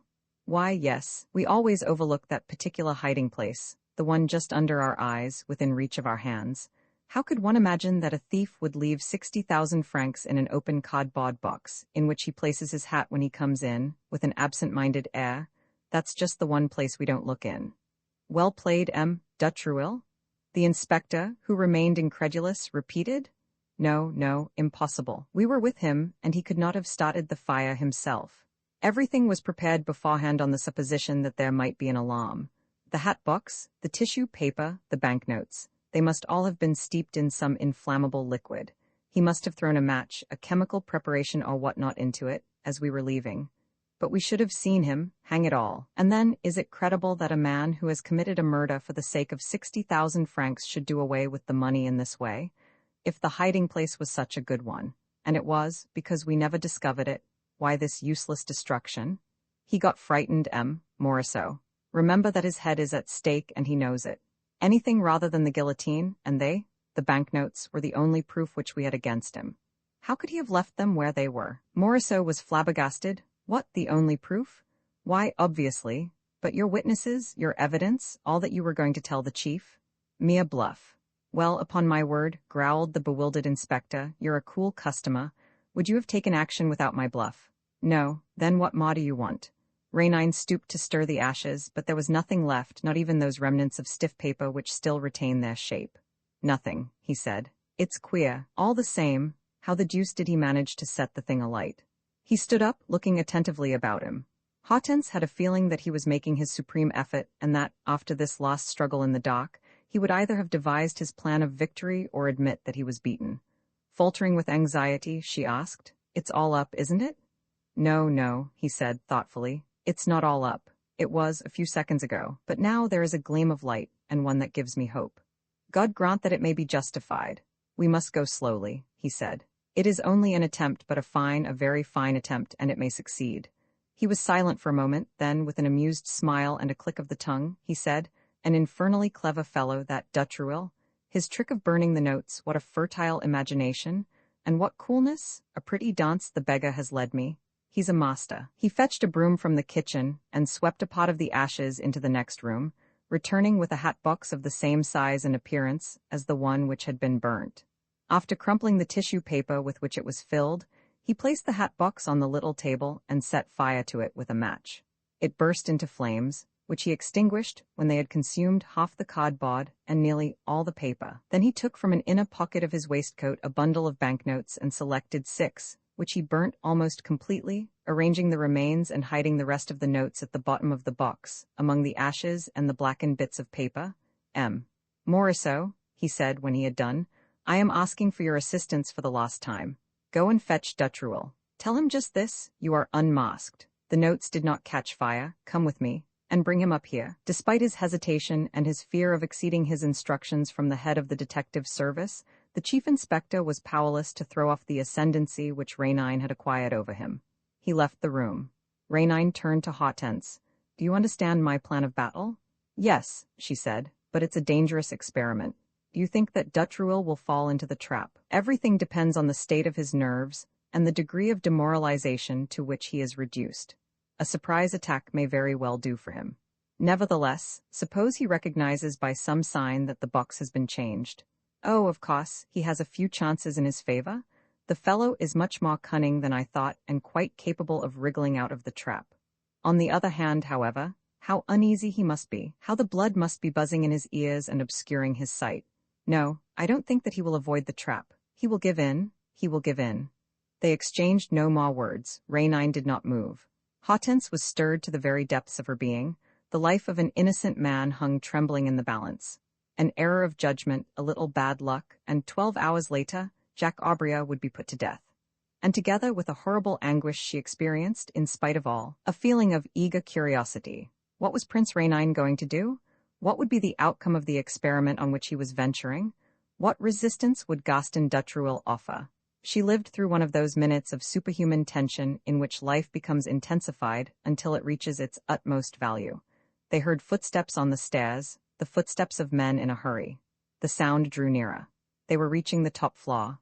Hortense looked at her companion. He had stood up and was listening, his features already transfigured by action. The footsteps were now echoing in the passage. Then suddenly, he ran to the door and cried, "Quick, let's make an end of it." 2 or 3 detectives and a couple of waiters entered. He caught hold of Dutruel in the midst of the detectives and pulled him by the arm, gaily exclaiming, "Well done, old man. That trick of yours with the table and the water bottle was really splendid. A masterpiece, on my word. Only, it didn't come off." "What do you mean? What's the matter?" mumbled Gaston Dutruel, staggering. "What I say, the fire burnt only half the tissue paper and the hat box, and though some of the banknotes were destroyed like the tissue paper, the others are there at the bottom. You understand? The long-sought notes, the great proof of the murder, they're there where you hid them.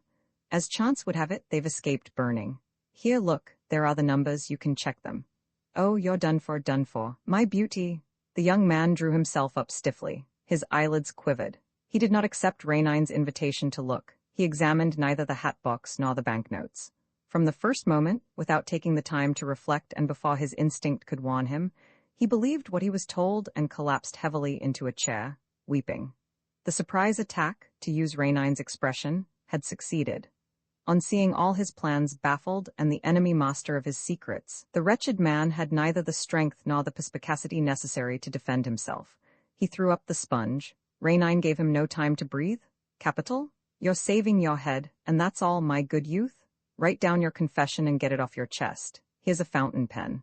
The luck has been against you, I admit. It was devilishly well thought out, your trick of the last moment. You had the banknotes which were in your way and which you wanted to destroy. Nothing simpler. You take a big, round-bellied water bottle and stand it on the windowsill. It acts as a burning glass, concentrating the rays of the sun on the cardboard and tissue paper, all nicely prepared. 10 minutes later, it bursts into flames. A splendid idea, and like all great discoveries, it came quite by chance. What? It reminds one of Newton's apple. One day, the sun, passing through the water in that bottle, must have set fire to a scrap of cotton or the head of a match, and, as you had the sun at your disposal just now, you said to yourself, "Now's the time," and stood the bottle in the right position. My congratulations, Gaston. Look, here's a sheet of paper. Write down, "It was I who murdered him." Guillaume, write, I tell you. Leaning over the young man, with all his implacable force of will, he compelled him to write, guiding his hand and dictating the sentences. Dutruel, exhausted at the end of his strength, wrote as he was told. "Here's the confession, Mr. Chief Inspector," said Rainine. "You will be good enough to take it to M. Dudouis. These gentlemen," turning to the waiters from the restaurant, "will, I am sure, consent to serve as witnesses." And seeing that Dutruel, overwhelmed by what had happened, did not move, he gave him a shake. "Hi, you look alive. Now that you've been fool enough to confess, make an end of the job, my gentle idiot." The other watched him, standing in front of him. "Obviously," Rainine continued, "you're only a simpleton. The hat box was fairly burnt to ashes, so were the notes. That hat box, my dear fellow, is a different one, and those notes belong to me. I even burnt 6 of them to make you swallow the stunt, and you couldn't make out what had happened. What an owl you must be. To furnish me with evidence at the last moment when I hadn't a single proof of my own, and such evidence, a written confession, written before witnesses. Look here, my man, if they do cut off your head, as I sincerely hope they will, upon my word, you'll have jolly well deserved it. Goodbye, Dutruel." Downstairs in the street, Rainine asked Hortense Daniel to take the car, go to Madeleine Aubria and tell her what had happened. And you? Asked Hortense. I have a lot to do, urgent appointments. And you deny yourself the pleasure of bringing the good news? It's one of the pleasures that pall upon one. The only pleasure that never flags is that of the fight itself. Afterwards, things cease to be interesting. She took his hand and for a moment held it in both her own. She would have liked to express all her admiration to that strange man, who seemed to do good as a sort of game, and who did it with something like genius. But she was unable to speak. All these rapid incidents had upset her. Emotion constricted her throat and brought the tears to her eyes. Rainine bowed his head, saying, "Thank you, I have my reward." Roman 3 The case of Jean-Louis Monsieur, continued the young girl, addressing Serge Rainine. It was while I was spending the Easter holidays at Nice with my father that I made the acquaintance of Jean-Louis d'Imbleval. Rainine interrupted her. "Excuse me, mademoiselle, but just now you spoke of this young man as Jean-Louis Vaurois." "That's his name also," she said. "Has he 2 names then?"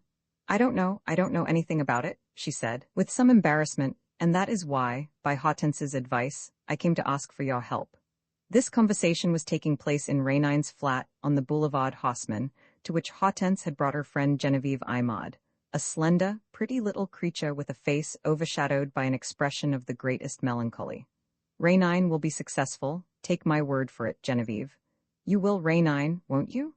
Please tell me the rest of the story, mademoiselle," he said. Geneviève continued, "I was already engaged at the time to a man whom I loathe and detest. My father was trying to force me to marry him, and is still trying to do so.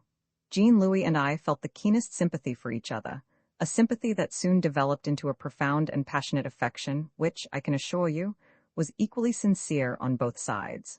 On my return to Paris, Jean-Louis, who lives in the country with his mother and his aunt, took rooms in our part of the town, and as I am allowed to go out by myself, we used to see each other daily. I need not tell you that we were engaged to be married. I told my father so, and this is what he said: I don't particularly like the fellow, but whether it's he or another, what I want is that you should get married. So let him come and ask for your hand. If not, you must do as I say." In the middle of June, Jean-Louis went home to arrange matters with his mother and aunt. I received some passionate letters, and then just these few words: "There are too many obstacles in the way of our happiness. I give up. I am mad with despair. I love you more than ever. Goodbye and forgive me." Since then, I have received nothing, no reply to my letters and telegrams. "Perhaps he has fallen in love with somebody else?" asked Rainine. "Or there may be some old connection which he is unable to shake off." Geneviève shook her head. "Monsieur, believe me, if our engagement had been broken off for an ordinary reason, I should not have allowed Hortense to trouble you. But it is something quite different, I am absolutely convinced. There's a mystery in Jean-Louis' life, or rather an endless number of mysteries which hamper and pursue him.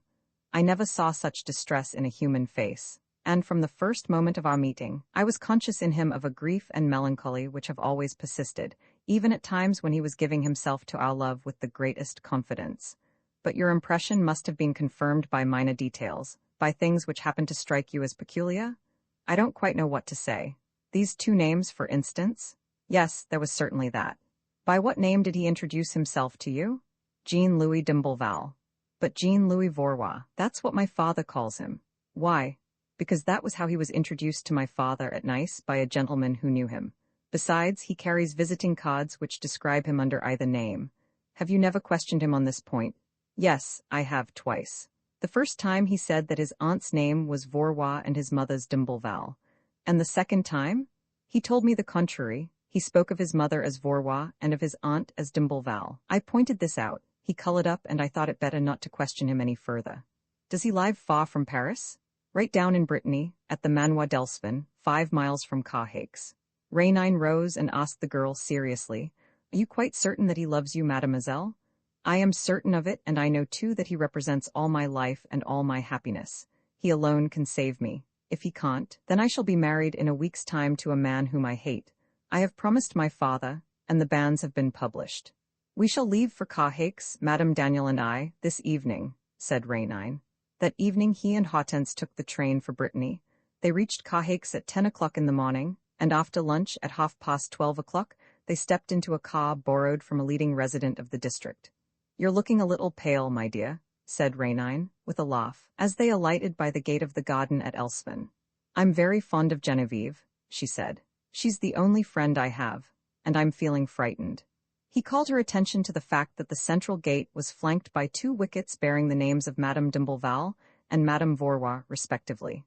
Each of these wickets opened on a narrow path, which ran among the shrubberies of box and aucuba to the left and right of the main avenue. The avenue itself led to an old manor house, long, low, and picturesque, but provided with 2 clumsily built, ugly wings, each in a different style of architecture, and each forming the destination of one of the side paths. Madame d'Imblevalle evidently lived on the left and Madame Vaurois on the right. Hortense and Rainine listened.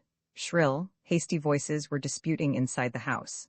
The sound came through one of the windows of the ground floor, which was level with the garden and covered throughout its length with red creepers and white roses. "We can't go any farther," said Hortense. "It would be indiscreet." "All the more reason," whispered Rainine.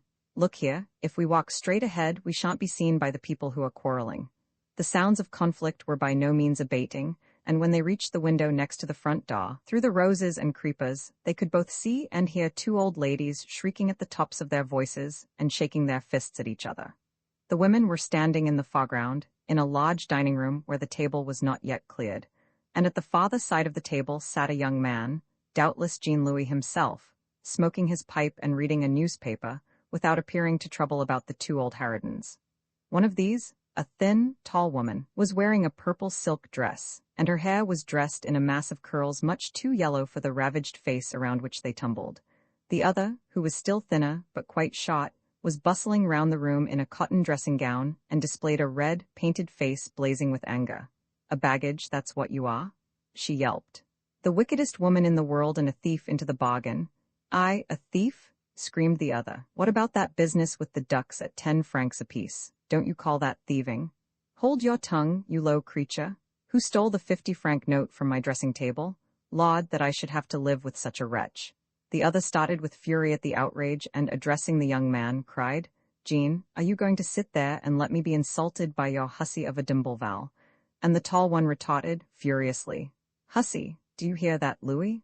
Look at her. You're Vaurois. She's got the airs of a superannuated barmaid. Make her stop, can't you?" Suddenly, Jean-Louis banged his fist upon the table, making the plates and dishes jump, and shouted, "Be quiet, both of you, you old lunatics." They turned upon him at once and loaded him with abuse. "Coward, hypocrite, liar, a pretty sort of son you are, the son of a slut and not much better yourself." The insults rained down upon him. He stopped his ears with his fingers and writhed as he sat at table like a man who has lost all patience and has need to restrain himself, lest he should fall upon his enemy. Rainine whispered, "Now's the time to go in." "In among all those infuriated people?" protested Hortense. "Exactly. We shall see them better with their masks off." And with a determined step, he walked to the door, opened it, and entered the room, followed by Hortense. His advent gave rise to a feeling of stupefaction. The 2 women stopped yelling, but were still scarlet in the face and trembling with rage. Jean-Louis, who was very pale, stood up.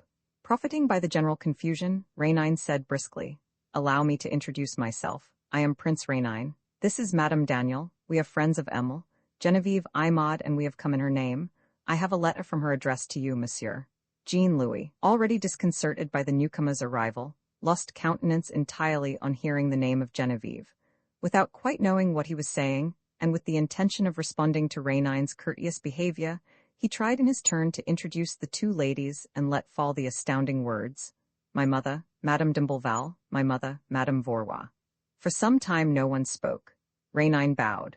Hortense did not know with whom she should shake hands, with Madame d'Imblevalle, the mother, or with Madame Vaurois, the mother. But what happened was that Madame d'Imblevalle and Madame Vaurois both at the same time attempted to snatch the letter which Rainine was holding out to Jean-Louis, while both at the same time mumbled, "Emile, Imad, she has had the coolness, she has had the audacity." Then Jean-Louis, recovering his self-possession, laid hold of his mother d'Imblevalle and pushed her out of the room by a door on the left, and next of his mother Vaurois, and pushed her out of the room by a door on the right. Then, returning to his 2 visitors, he opened the envelope and read, in an undertone, "I am to be married in a week, Jean-Louis. Come to my rescue, I beseech you. My friend Hortense and Prince Rainine will help you to overcome the obstacles that baffle you. Trust them. I love you. Genevieve." He was a rather dull-looking young man, whose very swarthy, lean and bony face certainly bore the expression of melancholy and distress described by Genevieve. Indeed, The marks of suffering were visible in all his harassed features, as well as in his sad and anxious eyes. He repeated Genevieve's name over and over again, while looking about him with a distracted air. He seemed to be seeking a course of conduct. He seemed on the point of offering an explanation, but could find nothing to say. The sudden intervention had taken him at a disadvantage, like an unforeseen attack which he did not know how to meet. Rainine felt that the adversary would capitulate at the first summons.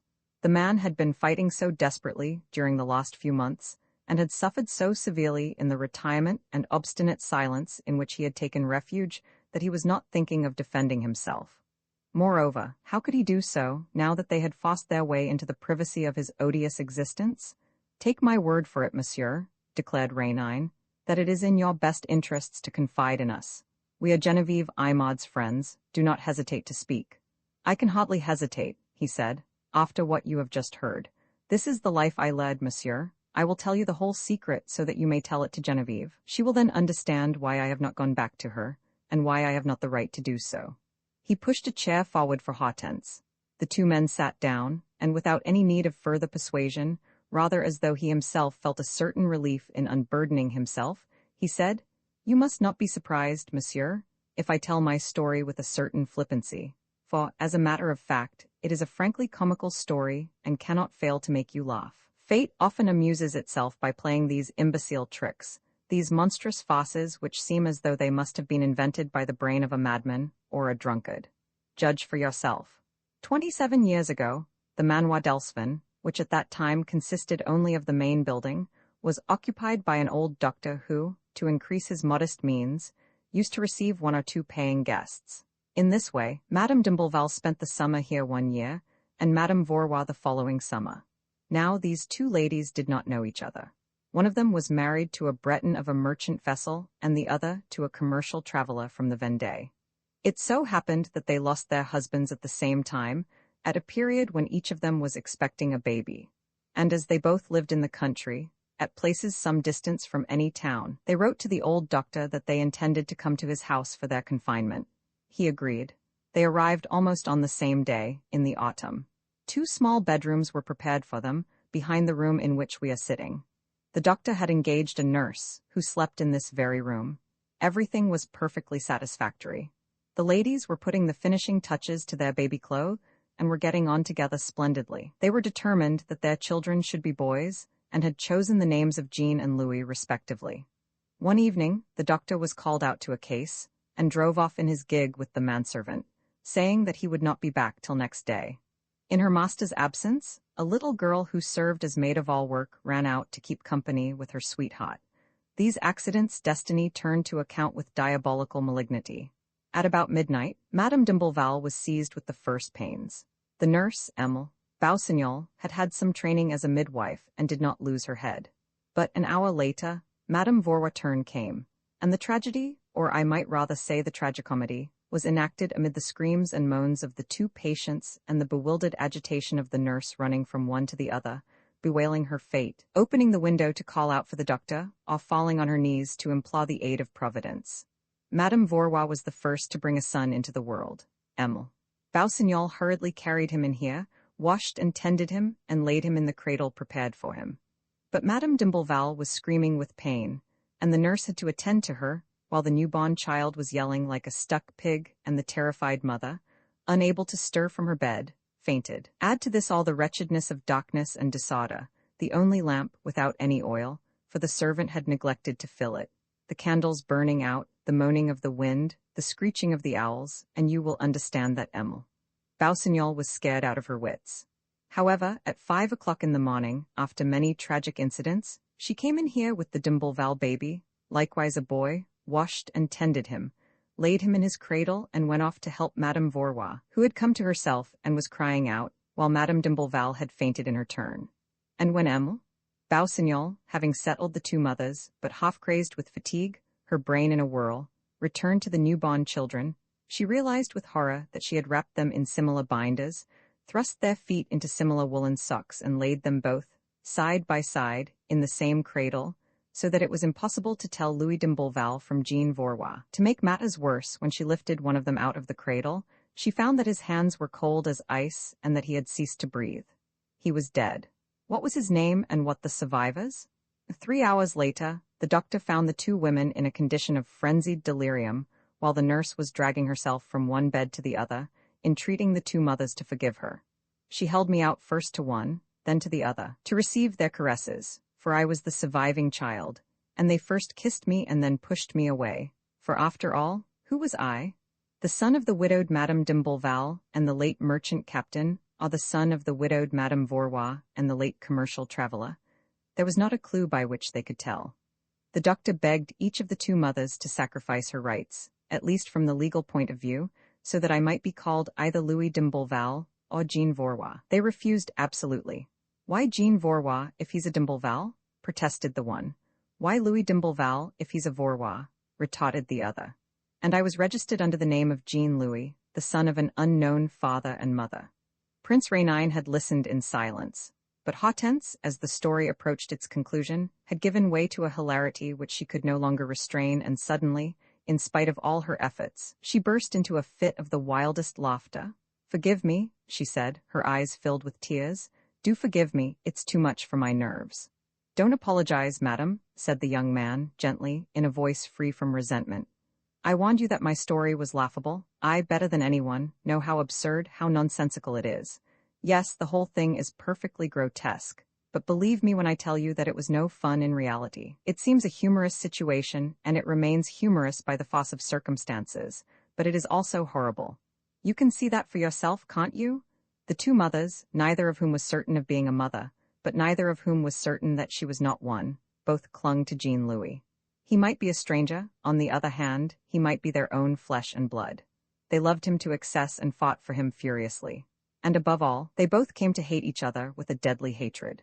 Differing completely in character and education, and obliged to live together, because neither was willing to forego the advantage of her possible maternity, they lived the life of irreconcilable enemies who can never lay their weapons aside. I grew up in the midst of this hatred, and had it instilled into me by both of them. When my childish heart, hungering for affection, inclined me to one of them, the other would seek to inspire me with loathing and contempt for her. In this manor house, which they bought on the old doctor's death, and to which they added the two wings, I was the involuntary torturer and their daily victim. Tormented as a child, and as a young man, leading the most hideous of lives, I doubt if anyone on earth ever suffered more than I did. "You ought to have left them?" exclaimed Hortense, who had stopped laughing. "One can't leave one's mother, and one of those two women was my mother. And a woman can't abandon her son, and each of them was entitled to believe that I was her son. We were all three chained together like convicts, with chains of sorrow, compassion, doubt, and also of hope that the truth might one day become apparent. And here we still are, all three, insulting one another and blaming one another for our wasted lives. Oh, what a hell! And there was no escaping it. I tried often enough, but in vain. The broken bonds became tied again. Only this summer, under the stimulus of my love for Genevieve, I tried to free myself and did my utmost to persuade the two women whom I call mother. And then, I was up against their complaints, their immediate hatred of the wife, of the stranger, whom I was proposing to force upon them. I gave way. What sort of a life would Genevieve have had here, between Madame d'Imbleval and Madame Vaurois? I had no right to victimize her. Jean Louis, who had been gradually becoming excited, uttered these last words in a firm voice, as though he would have wished his conduct to be ascribed to conscientious motives and a sense of duty. In reality, as Rénine and Hortense clearly saw, his was an unusually weak nature, incapable of reacting against a ridiculous position from which he had suffered ever since he was a child, and which he had come to look upon as final and irremediable. He endured it as a man bears a cross which he has no right to cast aside, and at the same time he was ashamed of it. He had never spoken of it to Genevieve, from dread of ridicule, and afterwards, on returning to his prison, he had remained there out of habit and weakness. He sat down to a writing table, and quickly wrote a letter which he handed to Rénine. "Would you be kind enough to give this note to Emile? I ought and beg her once more to forgive me." Rénine did not move, and when the other pressed the letter upon him, he took it and tore it up. "What does this mean?" asked the young man. "It means that I will not charge myself with any message." "Why?" "Because you are coming with us." "I?" "Yes, you will see Emile. I'm odd tomorrow and ask for her hand in marriage." Jean Louis looked at Rénine with a rather disdainful air, as though he were thinking, He is a man who has not understood a word of what I've been explaining to him. But Hortense went up to Rainine. Why do you say that? Because it will be as I say. But you must have your reasons. One only, but it will be enough, provided this gentleman is so kind as to help me in my inquiries. Inquiries? With what object?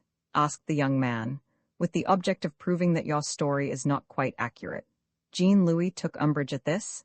I must ask you to believe, monsieur, that I have not said a word which is not the exact truth. I expressed myself badly, said Rainine, with great kindliness. Certainly you have not said a word that does not agree with what you believe to be the exact truth, but the truth is not, cannot be what you believe it to be. The young man folded his arms. In any case, monsieur, it seems likely that I should know the truth better than you do. Why better? What happened on that tragic night can obviously be known to you only at second hand. You have no proofs. Neither have Madame d'Imbleval and Madame Vaurois. No proofs of what? Exclaimed Jean-Louis, losing patience. No proofs of the confusion that took place. What? Why, it's an absolute certainty. The two children were laid in the same cradle, with no marks to distinguish one from the other, and the nurse was unable to tell. At least, that's her version of it, interrupted Rainine. What's that, her version? But you're accusing the woman. I'm accusing her of nothing. Yes, you are. You're accusing her of lying. And why should she lie? She had no interest in doing so, and her tears and despair are so much evidence of her good faith. For after all, the two mothers were there. They saw the woman weeping, they questioned her. And then, I repeat, what interest had she? Jean-Louis was greatly excited. Close beside him, Madame d'Imbleval and Madame Vaurois, who had no doubt been listening behind the doors and who had stealthily entered the room, stood stammering in amazement. No, no, it's impossible. We've questioned her over and over again. Why should she tell a lie? Speak, monsieur, speak, Jean-Louis enjoined. Explain yourself, give your reasons for trying to cast doubt upon an absolute truth. Because that truth is inadmissible, declared Rainine, raising his voice and growing excited in turn to the point of punctuating his remarks by thumping the table. No, things don't happen like that. No, fate does not display those refinements of cruelty, and chance is not added to chance with such reckless extravagance. It was already an unprecedented chance that, on the very night on which the doctor, his manservant and his maid were out of the house, the two ladies should be seized with labor pains at the same hour, and should bring two sons into the world at the same time. Don't let us add a still more exceptional event. Enough of the uncanny. Enough of lamps that go out and candles that refuse to burn. No, and again no. It is not admissible that a midwife should become confused in the essential details of her trade. However bewildered she may be by the unforeseen nature of the circumstances, a remnant of instinct is still on the alert, so that there is a place prepared for each child, and each is kept distinct from the other. The first child is here, the second is there. Even if they are lying side by side, one is on the left and the other on the right. Even if they are wrapped in the same kind of binders, some little detail differs, a trifle which is recorded by the memory, and which is inevitably recalled to the mind without any need of reflection.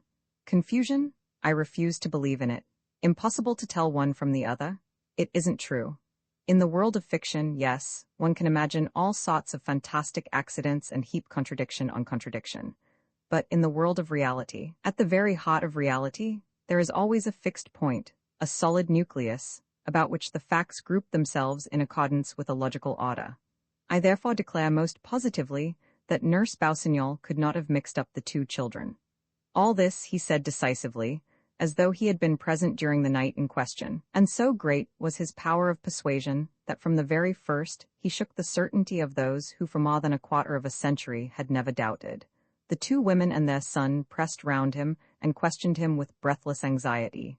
Then you think that she may know, that she may be able to tell us. He corrected himself.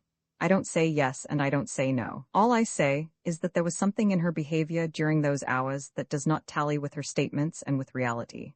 All the vast and intolerable mystery that has weighed down upon you three arises not from a momentary lack of attention, but from something of which we do not know, but of which she does. That is what I maintain, and that is what happened. Jean-Louis said in a husky voice, she is alive. She lives at Carhaix. We can send for her. Hortense at once proposed, would you like me to go for her? I will take the motor and bring her back with me. Where does she live? In the middle of the town, at a little draper's shop. The chauffeur will show you. Emile, Boussignol, everybody knows her. And whatever you do, added Rainine, don't want her in any way. If she's uneasy, so much the better. but don't let her know what we want with her." 20 minutes passed in absolute silence. Rainine paced the room, in which the fine old furniture, the handsome tapestries, the well-bound books and pretty knick-knacks denoted a love of art and a seeking after style in Jean Louis. This room was really his. In the adjoining apartments on either side, through the open doors, Rainine was able to note the bad taste of the two mothers. He went up to Jean Louis and in a low voice asked, "Are they well off?" "Yes." "And you?" "They settled the manor house upon me with all the land around it, which makes me quite independent." "Have they any relations?" "Sisters, both of them." "With whom they could go to live?" "Yes, and they have sometimes thought of doing so, but there can't be any question of that. Once more, I assure you." Meantime the car had returned. The two women jumped up hurriedly, ready to speak. "Leave it to me," said Rainine, "and don't be surprised by anything that I say. It's not a matter of asking her questions, but of frightening her, of flurrying her. The sudden attack," he added between his teeth. The car drove round the lawn and drew up outside the windows. Hortense sprang out and helped an old woman to alight, dressed in a fluted linen cap, a black velvet bodice, and a heavy gathered skirt. The old woman entered in a great state of alarm. She had a pointed face, like a weasel's, with a prominent mouth full of protruding teeth. "What's the matter, Madame d'Imbleval?" she asked, timidly stepping into the room from which the doctor had once driven her. "Good day to you, Madame Vaurois." The ladies did not reply. Rainine came forward and said, sternly, "Emile Bausignol, I have been sent by the Paris police to throw light upon a tragedy which took place here 27 years ago. I have just secured evidence that you have distorted the truth and that, as the result of your false declarations, the birth certificate of one of the children born in the course of that night is inaccurate. Now false declarations in matters of birth certificates are misdemeanors punishable by law. I shall therefore be obliged to take you to Paris to be interrogated, unless you are prepared here and now to confess everything that might repair the consequences of your offense." The old maid was shaking in every limb. Her teeth were chattering. She was evidently incapable of opposing the least resistance to Rainine. "Are you ready to confess everything?" he asked. "Yes," she panted. "Without delay, I have to catch a train. The business must be settled immediately. If you show the least hesitation, I take you with me. Have you made up your mind to speak?" "Yes," he pointed to Jean Louis. "Whose son is this gentleman, Madame d'Imbleval's?" "No." "Madame Vaurois, therefore?" "No." A stupefied silence welcomed the two replies. "Explain yourself," Rainine commanded, looking at his watch. Then Madame Bausignol fell on her knees and said, in so low and dull a voice that they had to bend over her in order to catch the sense of what she was mumbling. "Someone came in the evening, a gentleman with a newborn baby wrapped in blankets, which he wanted the doctor to look after. As the doctor wasn't there, he waited all night, and it was he who did it all." "Did what?" asked Rainine. "What did he do? What happened?" "Well, what happened was that it was not one child but the two of them that died. Madame d'Imbleval's and Madame Vaurois too, both in convulsions. Then the gentleman, seeing this, said, 'This shows me where my duty lies. I must seize this opportunity of making sure that my own boy shall be happy and well cared for. Put him in the place of one of the dead children.' He offered me a big sum of money, saying that this one payment would save him the expense of providing for his child every month, and I accepted. Only, I did not know in whose place to put him and whether to say that the boy was Louis d'Imbleval or Jean Vaurois. The gentleman thought a moment and said neither. Then he explained to me what I was to do and what I was to say after he had gone. And while I was dressing his boy in vest and binders the same as one of the dead children, he wrapped the other in the blankets he had brought with him and went out into the night." Emile Bausignol bent her head and wept. After a moment, Rainine said, "Your deposition agrees with the result of my investigations. Can I go?" "Yes. And is it over as far as I'm concerned? They won't be talking about this all over the district." "No. Oh, just one more question. Do you know the man's name?" "No, he didn't tell me his name." "Have you ever seen him since?" "Never." "Have you anything more to say?" "No." "Are you prepared to sign the written text of your confession?" "Yes." "Very well. I shall send for you in a week or two. Till then, not a word to anybody." He saw her to the door and closed it after her. When he returned, Jean Louis was between the two old ladies, and all three were holding hands. The bond of hatred and wretchedness which had bound them had suddenly snapped, and this rupture, without requiring them to reflect upon the matter, filled them with a gentle tranquillity of which they were hardly conscious, but which made them serious and thoughtful. "Let's rush things," said Rainine to Hortense. "This is the decisive moment of the battle. We must get Jean Louis on board." Hortense seemed preoccupied. She whispered, "Why did you let the woman go? Were you satisfied with her statement?" I don't need to be satisfied. She told us what happened. What more do you want? Nothing, I don't know. We'll talk about it later, my dear. For the moment, I repeat, we must get Jean-Louis on board, and immediately. Otherwise, he turned to the young man. You agree with me, don't you, that, things being as they are, it is best for you and Madame Vaurois and Madame d'Imblevalle to separate for a time? That will enable you all to see matters more clearly, and to decide in perfect freedom what is to be done. Come with us, monsieur. The most pressing thing is to save Geneviève Imad, your fiancée. Jean-Louis stood perplexed and undecided. Rainine turned to the two women. That is your opinion too, I am sure. Ladies, they nodded. You see, monsieur, he said to Jean-Louis, we are all agreed. In great crises there is nothing like separation, a few days' respite. Quickly now, monsieur. And without giving him time to hesitate, he drove him towards his bedroom to pack up. Half an hour later, Jean-Louis left the manor house with his new friends. And he won't go back until he's married, said Rainine to Hortense as they were waiting at Carhaix station, to which the car had taken them, while Jean-Louis was attending to his luggage. Everything's for the best, are you satisfied? Yes, Geneviève will be glad, she replied, absently. When they had taken their seats in the train, Rainine and she repaired to the dining car. Rainine, who had asked Hortense several questions to which she had replied only in monosyllables, protested. What's the matter with you, my child? You look worried? I, not at all. Yes, I know you.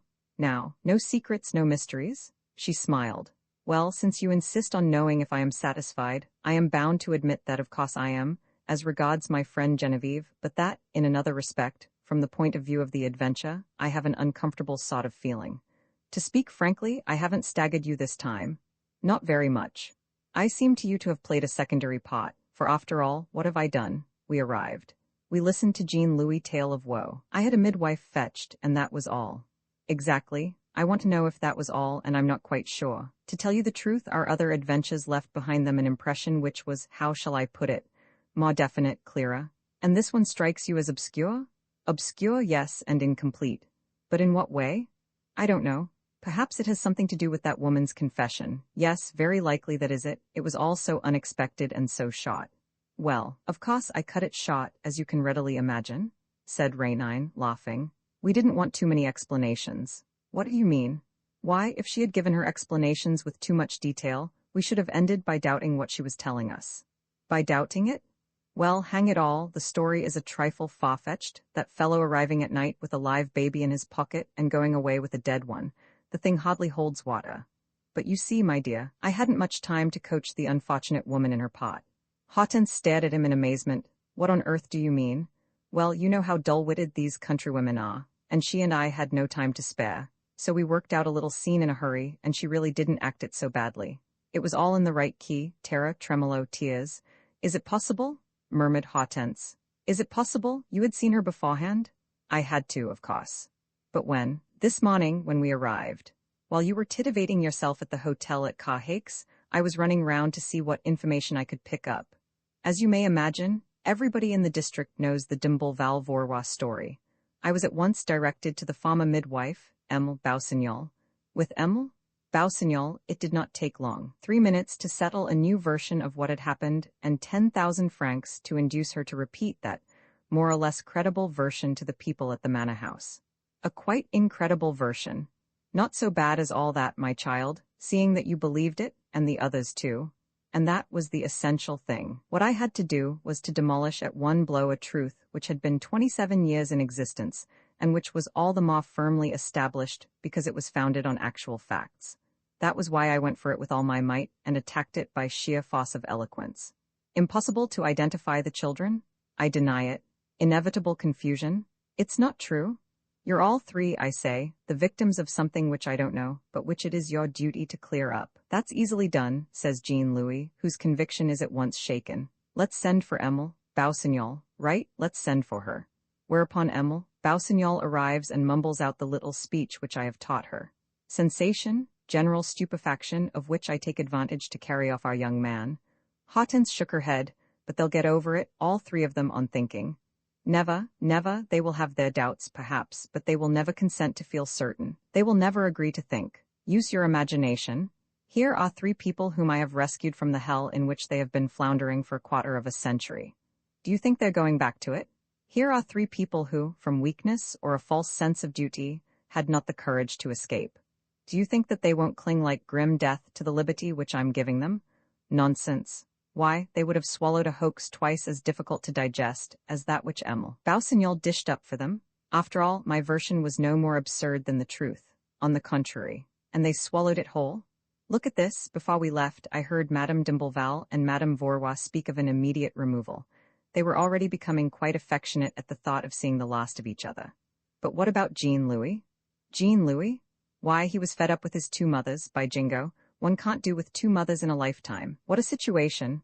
And when one has the luck to be able to choose between having two mothers or none at all, why, bless me, one doesn't hesitate. And besides, Jean-Louis is in love with Genevieve. He laughed. And he loves her well enough, I hope and trust, not to inflict two mothers-in-law upon her. Come, you may be easy in your mind. Your friend's happiness is assured, and that is all you asked for. All that matters is the object which we achieve, and not the more or less peculiar nature of the methods which we employ.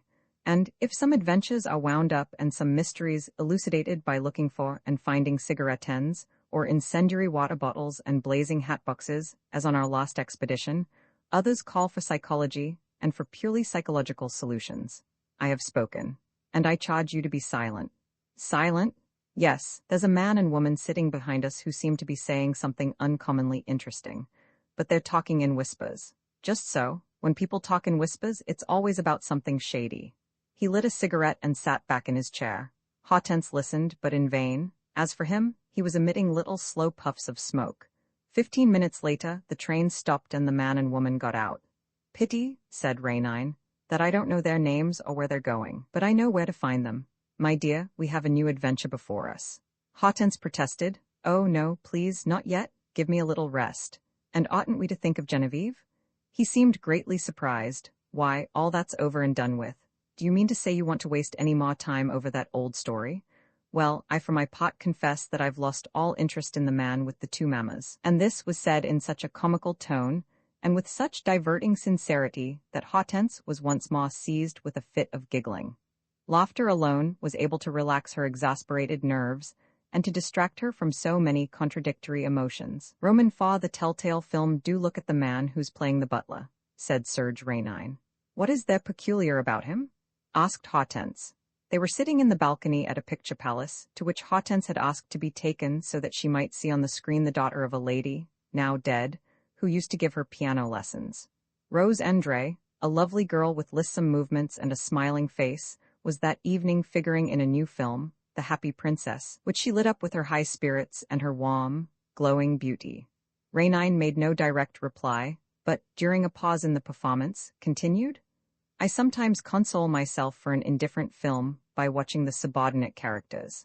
It seems to me that those poor devils, who are made to rehearse certain scenes 10 or 20 times over, must often be thinking of other things than their parts at the time of the final exposure. And it's great fun noting those little moments of distraction which reveal something of their temperament, of their instinct self. As for instance, in the case of that butler. Look, the screen now showed a luxuriously served table. The happy princess sat at the head, surrounded by all her suitors. Half a dozen footmen moved about the room, under the orders of the butler, a big fellow with a dull, coarse face, a common appearance and a pair of enormous eyebrows which met across his forehead in a single line. He looks a brute, said Hortense, but what do you see in him that's peculiar? Just note how he gazes at the princess and tell me if he doesn't stare at her oftener than he ought to. I really haven't noticed anything, so far, said Hortense. Why, of course he does, Serge Rainine declared. It is quite obvious that in actual life he entertains for Rose Andre personal feelings which are quite out of place in a nameless servant. It is possible that, in real life, no one has any idea of such a thing, but on the screen, when he is not watching himself, or when he thinks that the actors at rehearsal cannot see him, his secret escapes him. Look. The man was standing still. It was the end of dinner. The princess was drinking a glass of champagne, and he was gloating over her with his glittering eyes half hidden behind their heavy lids. Twice again, they surprised in his face those strange expressions to which Rainine ascribed an emotional meaning which Hortense refused to see. It's just his way of looking at people, she said. The first part of the film ended. There were two parts, divided by an entr'acte. The notice on the program stated that a year had elapsed and that the happy princess was living in a pretty Norman cottage, all hung with creepers, together with her husband, a poor musician. The princess was still happy, as was evident on the screen, still as attractive as ever and still besieged by the greatest variety of suitors. Nobles and commoners, peasants and financiers, men of all kinds fell swooning at her feet, and prominent among them was a sort of boorish solitary, a shaggy, half-wild woodcutter, whom she met whenever she went out for a walk. Armed with his axe, a formidable, crafty being, he prowled around the cottage, and the spectators felt with a sense of dismay that a peril was hanging over the happy princess' head. "Look at that," whispered Rainine. "Do you realize who the man of the woods is?"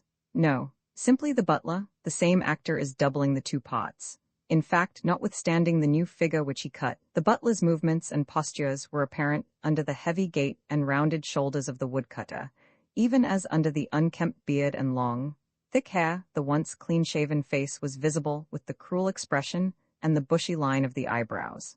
The princess, in the background, was seen to emerge from the thatched cottage. The man hid himself behind a clump of trees. From time to time, the screen displayed, on an enormously enlarged scale, his fiercely rolling eyes or his murderous hands with their huge thumbs. "The man frightens me," said Hortense. "He is really terrifying." "Because he's acting on his own account," said Rainine. "You must understand that, in the space of 3 or 4 months that appears to separate the dates at which the 2 films were made, his passion has made progress. And to him, it is not the princess who is coming but Rose Andre." The man crouched low. The victim approached, gaily and unsuspectingly. She passed, heard a sound, stopped and looked about her with a smiling air which became attentive, then uneasy, and then more and more anxious. The woodcutter had pushed aside the branches and was coming through the copse. They were now standing face to face. He opened his arms as though to seize her. She tried to scream, to call out for help, but the arms closed around her before she could offer the slightest resistance. Then he threw her over his shoulder and began to run. "Are you satisfied?" whispered Rainine. "Do you think that this fourth-rate actor would have had all that strength and energy if it had been any other woman than Rose Andre?" Meanwhile, the woodcutter was crossing the skirt of a forest and plunging through great trees and masses of rocks. After setting the princess down, he cleared the entrance to a cave which the daylight entered by a slanting crevice. A succession of views displayed the husband's despair, the search and the discovery of some small branches which had been broken by the princess and which showed the path that had been taken. Then came the final scene, with the terrible struggle between the man and the woman when the woman, vanquished and exhausted, is flung to the ground, the sudden arrival of the husband and the shot that puts an end to the brute's life. "Well," said Rainine, when they had left the picture palace, and he spoke with a certain gravity, "I maintain that the daughter of your old piano teacher has been in danger ever since the day when that last scene was filmed. I maintain that this scene represents not so much an assault by the man of the woods on the happy princess as a violent and frantic attack by an actor on the woman he desires. Certainly it all happened within the bounds prescribed by the part, and nobody saw anything in it, nobody except perhaps Rose Andre herself.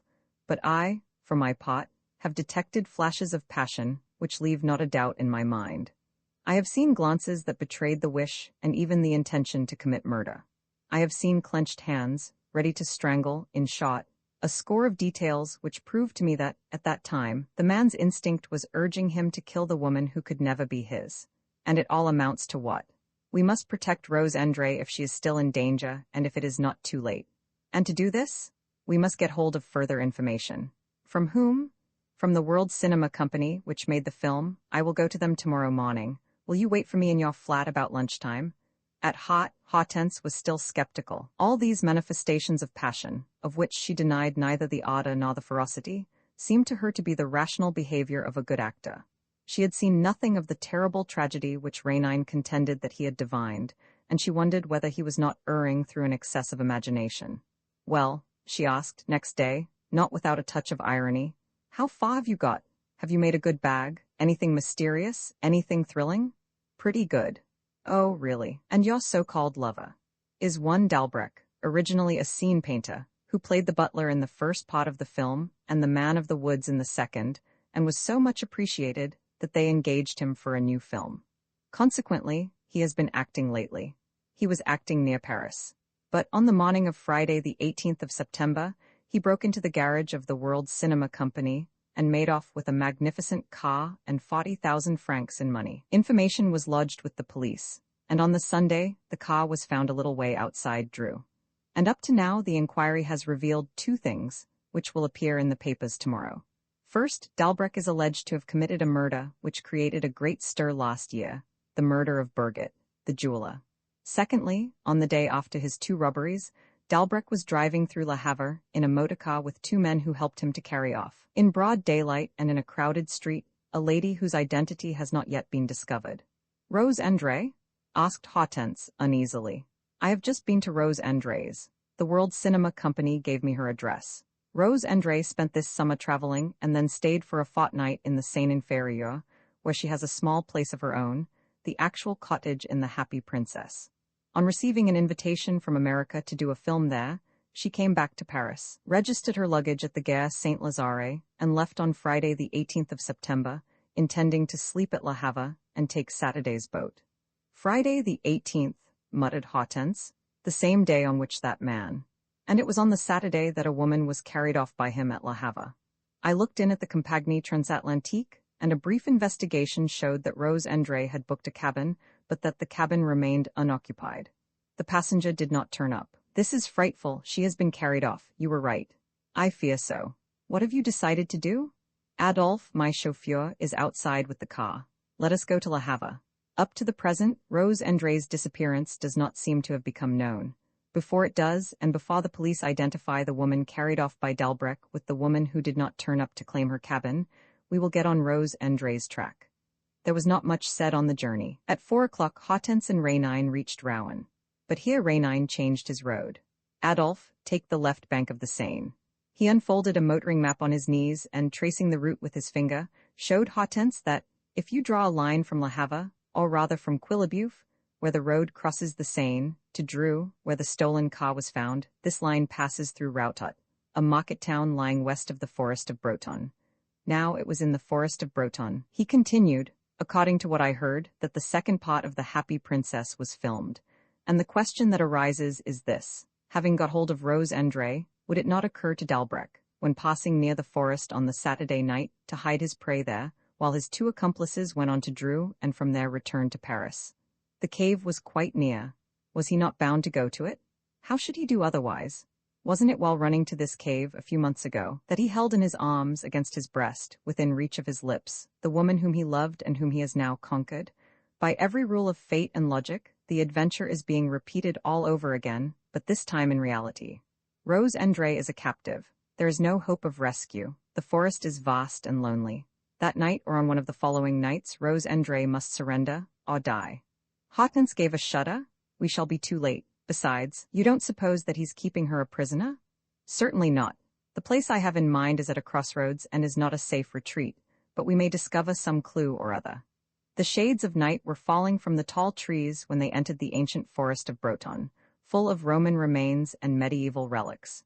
Raynine knew the forest well and remembered that near a famous oak, known as the Wine Cask, there was a cave which must be the cave of the Happy Princess. He found it easily, switched on his electric torch, rummaged in the dark corners and brought Hortense back to the entrance.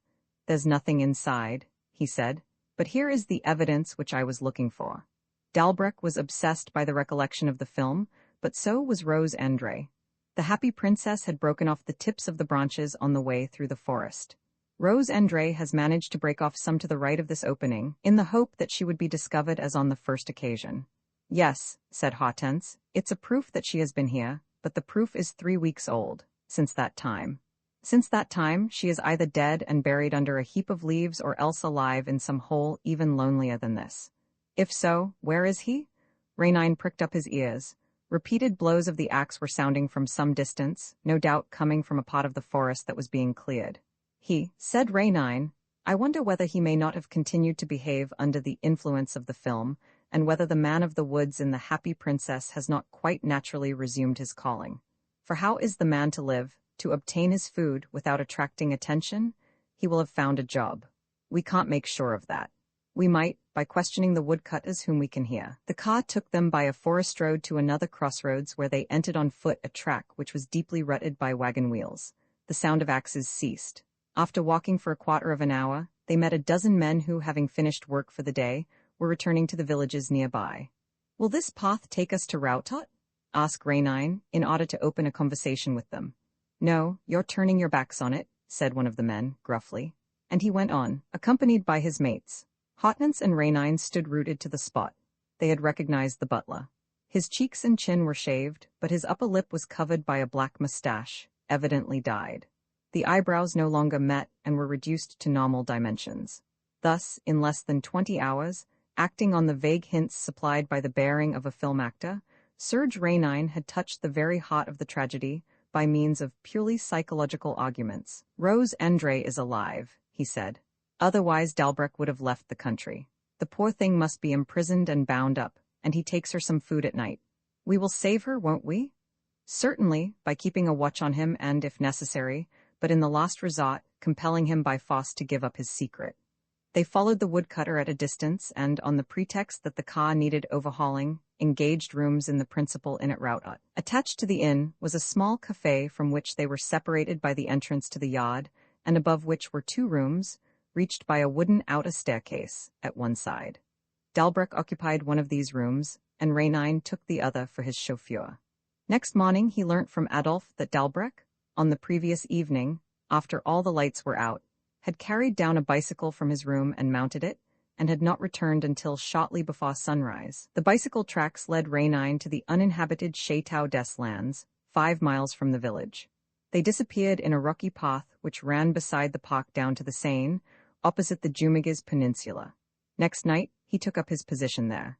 At 11 o'clock, Dalbreck climbed a bank, scrambled over a wire fence, hid his bicycle under the branches, and moved away. It seemed impossible to follow him in the pitchy darkness, on a mossy soil that muffled the sound of footsteps. Raynine did not make the attempt, but at daybreak, he came with his chauffeur and hunted through the park all the morning. Though the park, which covered the side of a hill and was bounded below by the river, was not very large, he found no clue which gave him any reason to suppose that Rose Andre was imprisoned there.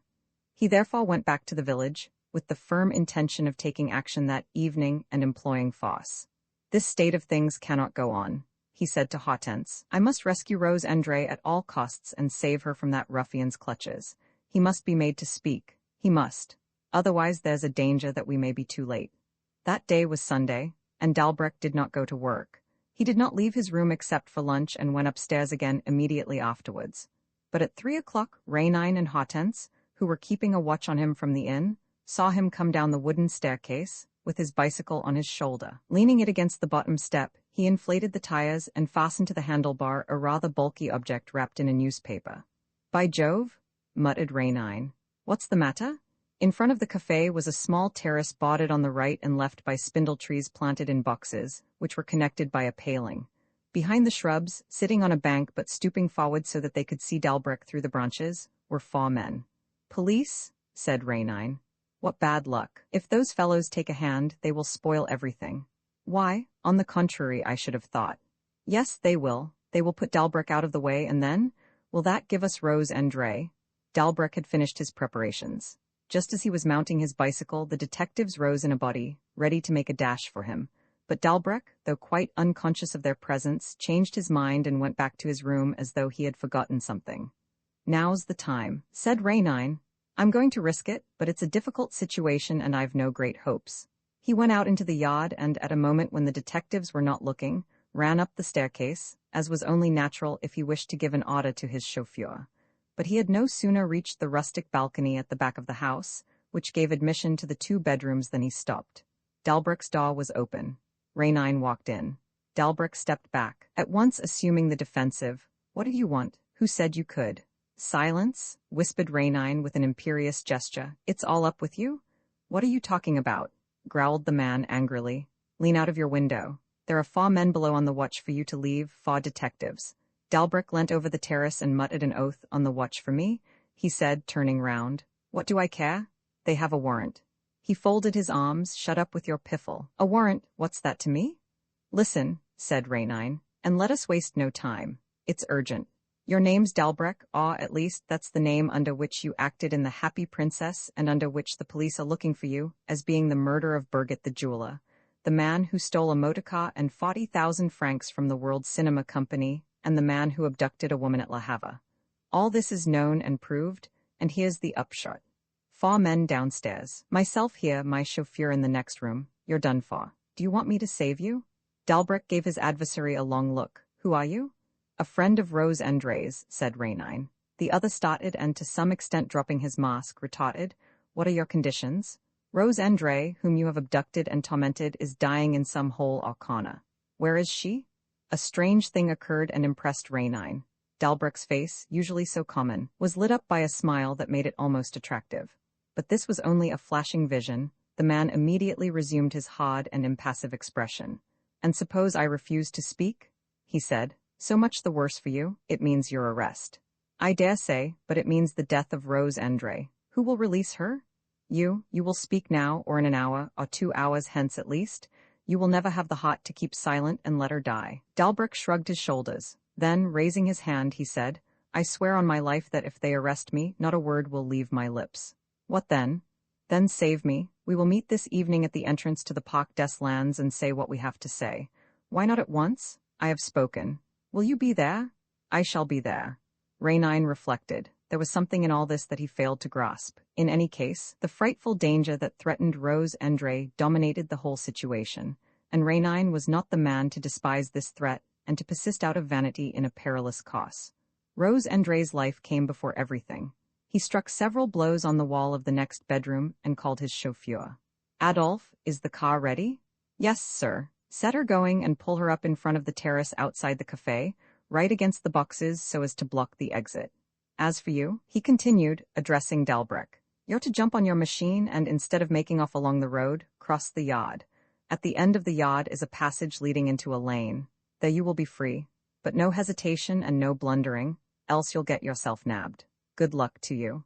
He waited till the car was drawn up in accordance with his instructions, and when he reached it, he began to question his chauffeur in order to attract the detective's attention. One of them, however, having cast a glance through the spindle trees, caught sight of Dalbreck just as he reached the bottom of the staircase. He gave the alarm and darted forward, followed by his comrades, but had to run round the car and bumped into the chauffeur, which gave Dalbreck time to mount his bicycle and cross the yard unimpeded. He thus had some second start. Unfortunately for him, as he was about to enter the passage at the back, a troop of boys and girls appeared, returning from vespers. On hearing the shouts of the detectives, they spread their arms in front of the fugitive, who gave 2 or 3 lurches and ended by falling. Cries of triumph were raised. Lay hold of him. Stop him. Roared the detectives as they rushed forward. Raynine, seeing that the game was up, ran after the others and called out, Stop him? He came up with them just as Dalbreck, after regaining his feet, knocked one of the policemen down and leveled his revolver.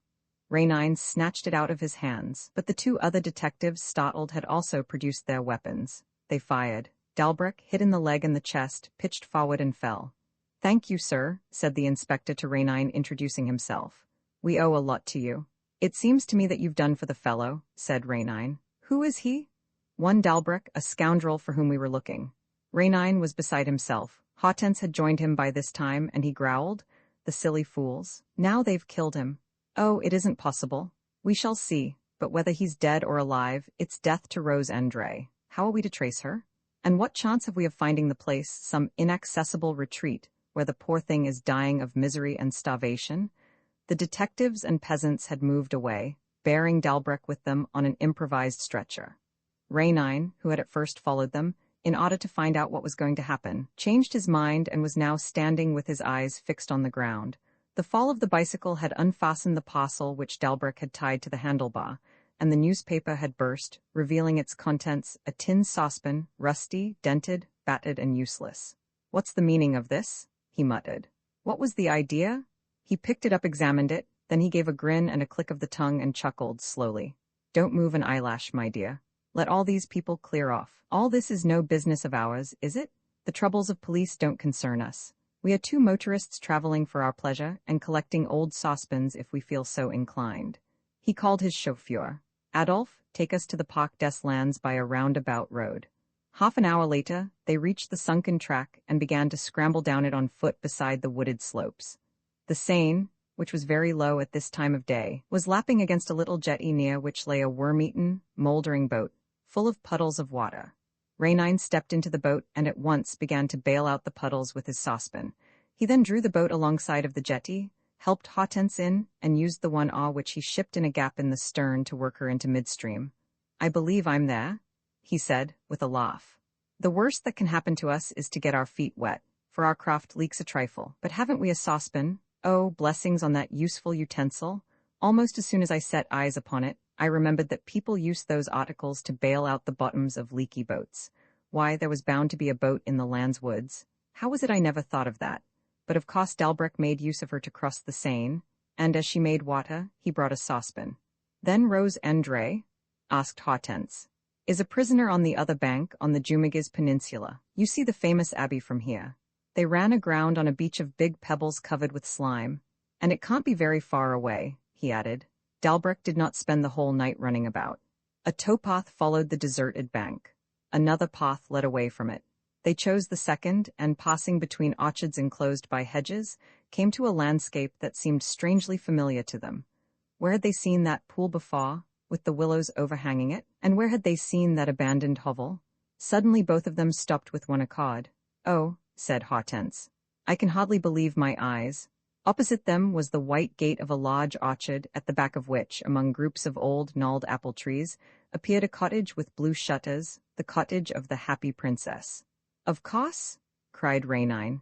"And I ought to have known it, considering that the film showed both this cottage and the forest close by. And isn't everything happening exactly as in the Happy Princess?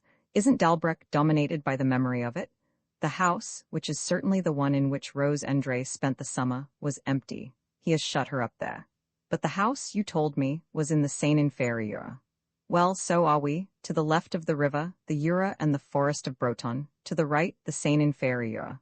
But between them is the obstacle of the river, which is why I didn't connect the two. 150 yards of water form a more effective division than dozens of miles. The gate was locked. They got through the hedge a little lower down and walked towards the house, which was screened on one side by an old wall shaggy with ivy and roofed with thatch. "It seems as if there was somebody there," said Hortense. "Didn't I hear the sound of a window? Listen." Someone struck a few chords on a piano. Then a voice arose, a woman's voice softly and solemnly singing a ballad that thrilled with restrained passion. The woman's whole soul seemed to breathe itself into the melodious notes. They walked on. The wall concealed them from view, but they saw a sitting room furnished with bright wallpaper and a blue Roman carpet. The throbbing voice ceased. The piano ended with a lost chord, and the singer rose and appeared framed in the window. "Rose Andre?" whispered Hortense. "Well," said Rainine, admitting his astonishment, "this is the last thing that I expected. Rose Andre at liberty, and singing Massenet in the sitting room of her cottage. What does it all mean? Do you understand?" "Yes, but it has taken me long enough. But how could we have guessed?" Although they had never seen her except on the screen, they had not the least doubt that this was she. It was really Rose Andre, or rather, the Happy Princess, whom they had admired a few days before, amidst the furniture of that very sitting room, or on the threshold of that very cottage. She was wearing the same dress, her hair was done in the same way, she had on the same bangles and necklaces as in the Happy Princess, and her lovely face, with its rosy cheeks and laughing eyes, bore the same look of joy and serenity. Some sound must have caught her ear, for she leant over towards a clump of shrubs beside the cottage and whispered into the silent garden. Georges, is that you, my darling?" Receiving no reply, she drew herself up and stood smiling at the happy thoughts that seemed to flood her being. But a door opened at the back of the room, and an old peasant woman entered with a tray laden with bread, butter, and milk. "Here, Rose, my pretty one, I've brought you your supper. Milk fresh from the cow." And putting down the tray, she continued, "Aren't you afraid, Rose, of the chill of the night air? Perhaps you're expecting your sweetheart?" "I haven't a sweetheart, my dear old Catherine." "What next?" said the old woman, laughing. "Only this morning there were footprints under the window that didn't look at all proper." "A burglar's footprints, perhaps, Catherine." "Well, I don't say they weren't, Rose dear, especially as in your calling you have a lot of people round you whom it's well to be careful of. For instance, your friend Dalbreck, nice goings on his You saw the paper yesterday. A fellow who has robbed and murdered people and carried off a woman at La Havre." Hortense and Rainine would have much liked to know what Rose Andre thought of the revelations, but she had turned her back to them and was sitting at her supper, and the window was now closed so that they could neither hear her reply nor see the expression of her features. They waited for a moment. Hortense was listening with an anxious face, but Rainine began to laugh. Very funny, really funny, and such an unexpected ending. And we who were hunting for her in some cave or damp cellar, a horrible tomb where the poor thing was dying of hunger. It's a fact, she knew the terrors of that first night of captivity, and I maintain that, on that first night, she was flung, half dead, into the cave. Only, there you are, the next morning she was alive. One night was enough to tame the little rogue and to make Delbruck as handsome as Prince Charming in her eyes. For see the difference. On the films or in novels, the happy princesses resist or commit suicide. But in real life, oh woman? Yes, said Hortense, but the man she loves is almost certainly dead. And a good thing, too, it would be the best solution. What would be the outcome of this criminal love for a thief and murderer? A few minutes passed. Then, amid the peaceful silence of the waning day, mingled with the first shadows of the twilight, they again heard the grating of the window, which was cautiously opened. Rose André leant over the garden and waited, with her eyes turned to the wall, as though she saw something there. Presently, Rainine shook the ivy branches. Ah, she said, this time I know you're there. Yes, the ivy's moving. Georges, darling, why do you keep me waiting? Catherine has gone, I am all alone. She had knelt down and was distractedly stretching out her shapely arms covered with bangles which clashed with a metallic sound. Georges, her every movement, the thrill of her voice, her whole being expressed desire and love. Hortense, deeply touched, could not help saying, how the poor thing loves him, if she but knew. Ah, cried the girl, you've spoken. You're there, and you want me to come to you, don't you? Here I am, Georges. She climbed over the window ledge and began to run, while Rainine went round the wall and advanced to meet her. She stopped short in front of him and stood choking at the sight of this man and woman whom she did not know, and who were stepping out of the very shadow from which her beloved appeared to her each night. Rainine bowed, gave his name, and introduced his companion. Madame Hortense Daniel, a pupil and friend of your mother's. Still motionless with stupefaction, her features drawn, she stammered, You know who I am?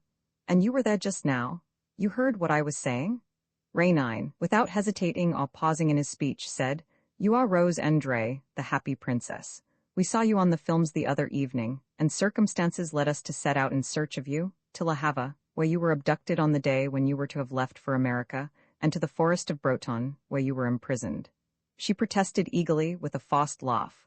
What is all this? I have not been to La Havre. I came straight here. Abducted? Imprisoned? What nonsense? Yes, imprisoned in the same cave as the happy princess, and you broke off some branches to the right of the cave. But how absurd! Who would have abducted me? I have no enemy. There is a man in love with you, the one whom you were expecting just now. Yes, my lover, she said proudly. Have I not the right to receive whom I like? You have the right, you are a free agent, but the man who comes to see you every evening is wanted by the police. His name is Georges Delbruck. He killed Birgit the jeweler. The accusation made her start with indignation, and she exclaimed, It's a lie, an infamous fabrication of the newspapers. Georges was in Paris on the night of the murder. He can prove it. He stole a motor car and 40,000 francs in notes. She retorted vehemently. The motor car was taken back by his friends and the notes will be restored. He never touched them. My leaving for America had made him lose his head. Very well. I am quite willing to believe everything that you say. But the police may show less faith in these statements and less indulgence. She became suddenly uneasy and faltered. The police. There's nothing to fear from them. They won't know.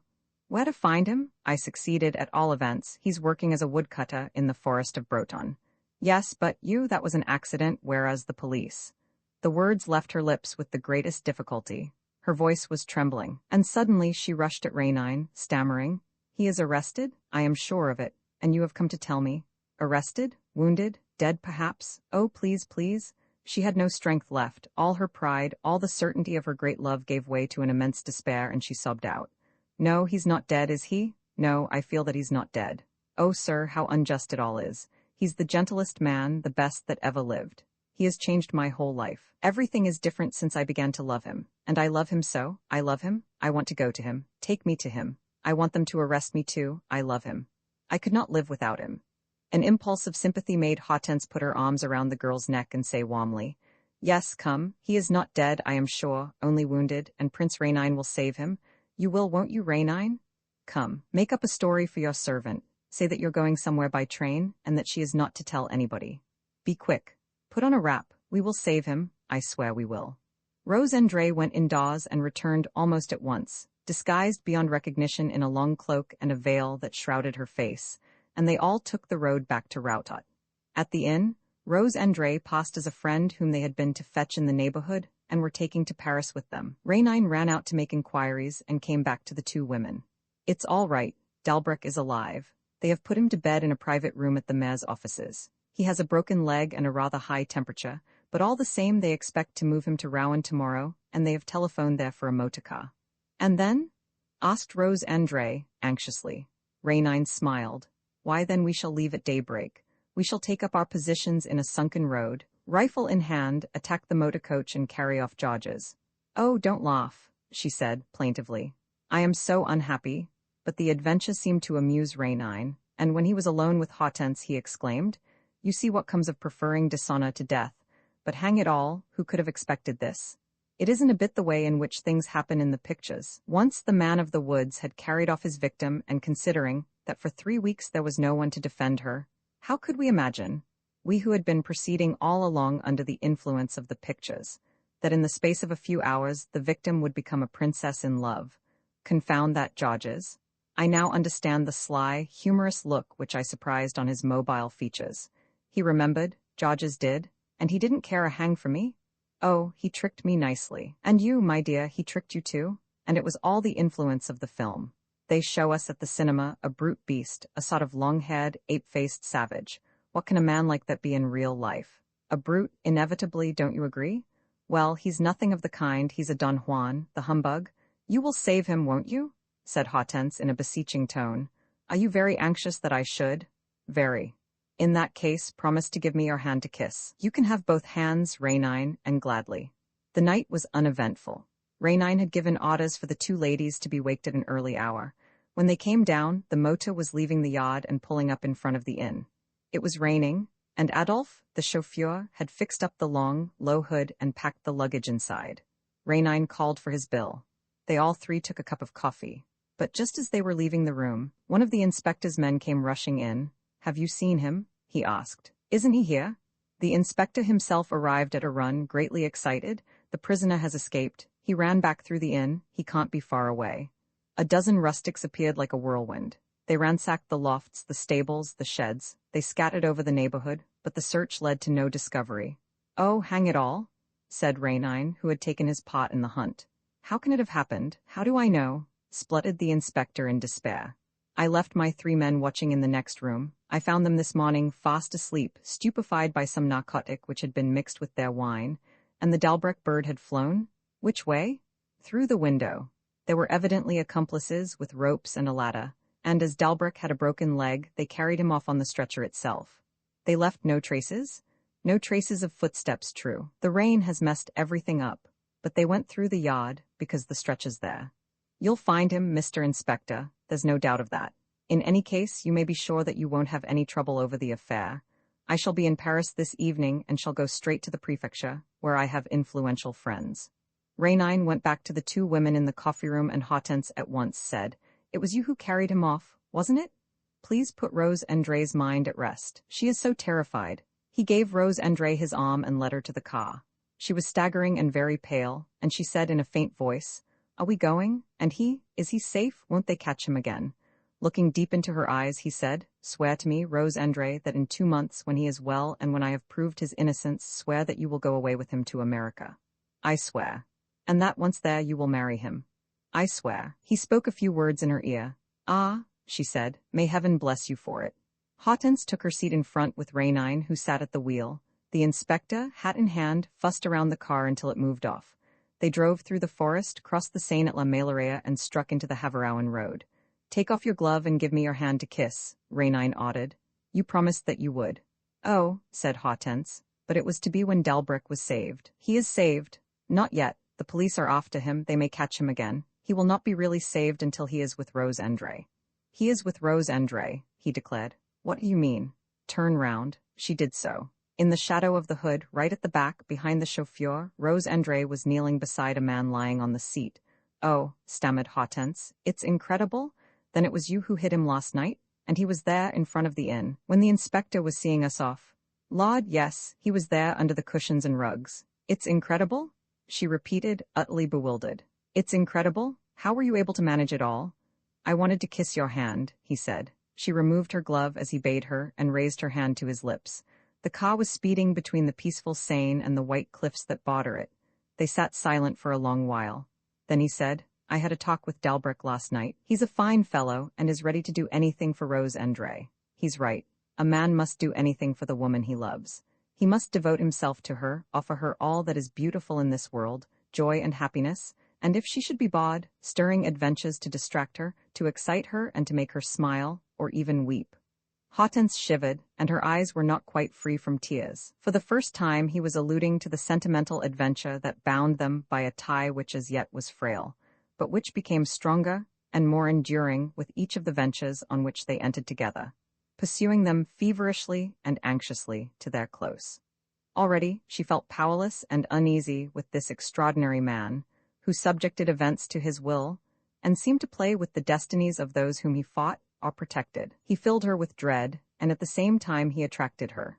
She thought of him sometimes as her master, sometimes as an enemy against whom she must defend herself, but oftenest as a perturbing friend, full of charm and fascination. Thérèse and Germain, the weather was so mild that on the 12th of October, in the morning, several families still lingering in their villas at Etretat had gone down to the beach. The sea, lying between the cliffs and the clouds on the horizon, might have suggested a mountain lake slumbering in the hollow of the enclosing rocks, were it not for that crispness in the air and those pale, soft and indefinite colors in the sky, which give a special charm to certain days in Normandy. "It's delicious," murmured Hortense. But the next moment she added, "All the same, we did not come here to enjoy the spectacle of nature, or to wonder whether that huge stone needle on our left was really at one time the home of Arsène Lupin. We came here," said Prince Rénine, "because of the conversation which I overheard, a fortnight ago, in a dining car, between a man and a woman. A conversation of which I was unable to catch a single word. If those two people could have guessed for an instant that it was possible to hear a single word of what they were saying, they would not have spoken, for their conversation was one of extraordinary gravity and importance. But I have very sharp ears, and though I could not follow every sentence, I insist that we may be certain of two things.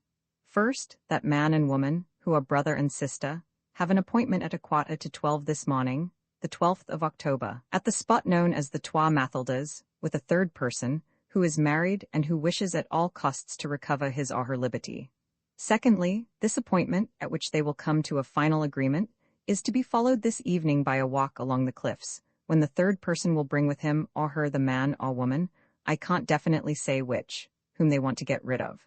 That is the gist of the whole thing. Now, as I know a spot called the Trois Mathildes some way above Etretat, and as this is not an everyday name, we came down yesterday to thwart the plan of these objectionable persons." "What plan?" asked Hortense. "For after all, it's only your assumption that there's to be a victim and that the victim is to be flung off the top of the cliffs. You yourself told me that you heard no allusion to a possible murder." "That is so, but I heard some very plain words relating to the marriage of the brother, or the sister with the wife, or the husband of the third person, which implies the need for a crime." They were sitting on the terrace of the casino, facing the stairs which run down to the beach. They therefore overlooked the few privately owned cabins on the shingle, where a party of 4 men were playing bridge, while a group of ladies sat talking and knitting. A short distance away and nearer to the sea was another cabin, standing by itself and closed. Half a dozen bare-legged children were paddling in the water. "No," said Hortense, "all this autumnal sweetness and charm fails to attract me. I have so much faith in all your theories that I can't help thinking, in spite of everything, of this dreadful problem. Which of those people yonder is threatened? Death has already selected its victim. Who is it? Is it that young, fair-haired woman, rocking herself and laughing? Is it that tall man over there, smoking his cigar? And which of them has the thought of murder hidden in his heart? All the people we see are quietly enjoying themselves, yet death is prowling among them." "Capital," said Rénine. "You two are becoming enthusiastic. What did I tell you? The whole of life's an adventure, and nothing but adventure is worthwhile. At the first breath of coming events there you are, quivering in every nerve. You share in all the tragedies stirring around you, and the feeling of mystery awakens in the depths of your being. See how closely you are observing that couple who have just arrived. You never can tell, that may be the gentleman who proposes to do away with his wife. Or perhaps the lady contemplates making away with her husband. The Darmevals? Never, a perfectly happy couple. Yesterday, at the hotel, I had a long talk with the wife. And you yourself. Oh, I played a round of golf with Jacques Darmeville, who rather fancies himself as an athlete, and I played at dolls with their two charming little girls. The Darmevilles came up and exchanged a few words with them. Madame Darmeville said that her two daughters had gone back to Paris that morning with their governess. Her husband, a great tall fellow with a yellow beard, carrying his blazer over his arm and puffing out his chest under a cellular shirt, complained of the heat. "Have you the key of the cabin, Therese?" he asked his wife, when they had left Rainine and Hortense and stopped at the top of the stairs, a few yards away. "Here it is," said the wife. "Are you going to read your papers?" "Yes, unless we go for a stroll. I had rather wait till the afternoon, do you mind? I have a lot of letters to write this morning." "Very well, we'll go on the cliff." Hortense and Rainine exchanged a glance of surprise. Was this suggestion accidental, or had they before them, contrary to their expectations, the very couple of whom they were in search? Hortense tried to laugh. "My heart is thumping," she said. "Nevertheless, I absolutely refuse to believe in anything so improbable. My husband and I have never had the slightest quarrel," she said to me. "No, it's quite clear that those two get on admirably. We shall see presently, at the Trois Mathildes, if one of them comes to meet the brother and sister." Darmeville had gone down the stairs, while his wife stood leaning on the balustrade of the terrace. She had a beautiful, slender, supple figure. Her clear-cut profile was emphasized by a rather too prominent chin when at rest, and when it was not smiling, the face gave an expression of sadness and suffering. "Have you lost something, Jacques?" she called out to her husband, who was stooping over the shingle. "Yes, the key," he said. "It slipped out of my hand." She went down to him and began to look also, for 2 or 3 minutes, as they sheered off to the right, and remained close to the bottom of the undercliff. They were invisible to Hortense and Rainine. Their voices were covered by the noise of a dispute which had arisen among the bridge players. They reappeared almost simultaneously. Madame Darmeville slowly climbed a few steps of the stairs, and then stopped and turned her face towards the sea. Her husband had thrown his blazer over his shoulders and was making for the isolated cabin. As he passed the bridge players, they asked him for a decision, pointing to their cards spread out upon the table. But with a wave of the hand, he refused to give an opinion and walked on, covered the 30 yards which divided them from the cabin, opened the door and went in. Therese Darmeville came back to the terrace and remained for 10 minutes sitting on a bench. Then she came out through the casino. Hortense, on leaning forward, saw her entering one of the chalets annexed to the Hotel Hauville, and a moment later, caught sight of her again on the balcony. 11 o'clock, said Rainine. "Whoever it is, he or she, or one of the card players, or one of their wives, it won't be long before someone goes to the appointed place." Nevertheless, 20 minutes passed and 25, and no one stirred. "Perhaps Madame Darmeville has gone," Hortense suggested, anxiously. "She is no longer on her balcony. If she is at the Trois Mathildes," said Rainine, "we will go and catch her there." He was rising to his feet when a fresh discussion broke out among the bridge players, and one of them exclaimed, "Let's put it to Darmeville." "Very well," said his adversary. "I'll accept his decision if he consents to act as umpire." He was rather huffy just now. They called out, "Darmeville, Darmeville." They then saw that Darmeville must have shut the door behind him, which kept him in the half-dark, the cabin being one of the sort that has no window. "He's asleep," cried one. "Let's wake him up." All four went to the cabin, began by calling to him, and on receiving no answer, thumped on the door. "Hi, Darmeville, are you asleep?" On the terrace, Serge Rainine suddenly leapt to his feet with so uneasy an air that Hortense was astonished. He muttered, "If only it's not too late." And when Hortense asked him what he meant, he tore down the steps and started running to the cabin. He reached it just as the bridge players were trying to break in the door. "Stop," he ordered. "Things must be done in the regular fashion." "What things?" they asked. He examined the Venetian shutters at the top of each of the folding doors, and on finding that one of the upper slats was partly broken, hung on as best he could to the roof of the cabin and cast a glance inside. Then he said to the four men, "I was right in thinking that, if M. Darmeville did not reply, he must have been prevented by some serious cause. There is every reason to believe that M. Darmeville is wounded or dead." "Dead?" they cried. "What do you mean? He has only just left us." Rainine took out his knife, prized open the lock, and pulled back the two doors. There were shouts of dismay. M. Darmeville was lying flat on his face, clutching his jacket and his newspaper in his hands. Blood was flowing from his back and staining his shirt. "Oh," said someone, "he has killed himself." "How can he have killed himself?" said Rainine. "The wound is right in the middle of the back, at a place which the hand can't reach, and besides there's not a knife in the cabin." The others protested, "If so, he has been murdered," But that's impossible. There has been nobody here. We should have seen if there had been.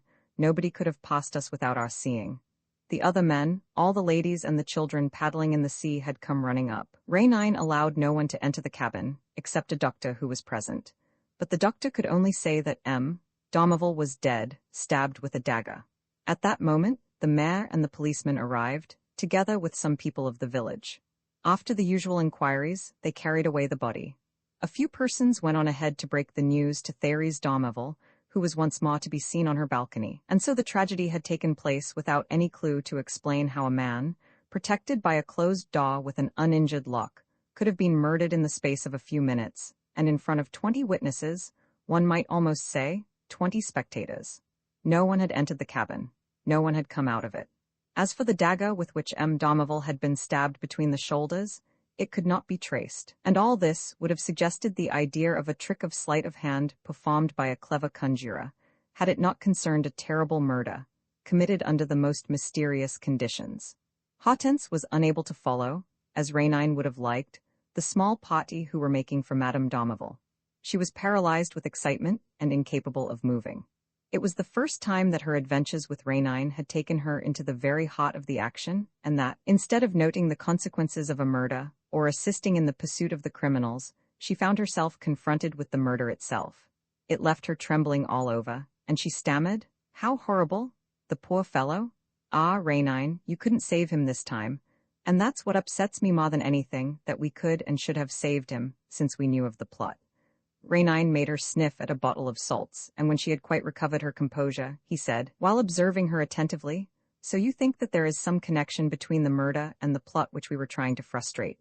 "Certainly," said she, astonished at the question. "Then, as that plot was hatched by a husband against his wife, or by a wife against her husband, you admit that Madame Domerville—" "Oh, no, impossible," she said. "To begin with, Madame Domerville did not leave her rooms, and then I shall never believe that pretty woman capable." No, of course there was something else." "What else?" "I don't know. You may have misunderstood what the brother and sister were saying to each other.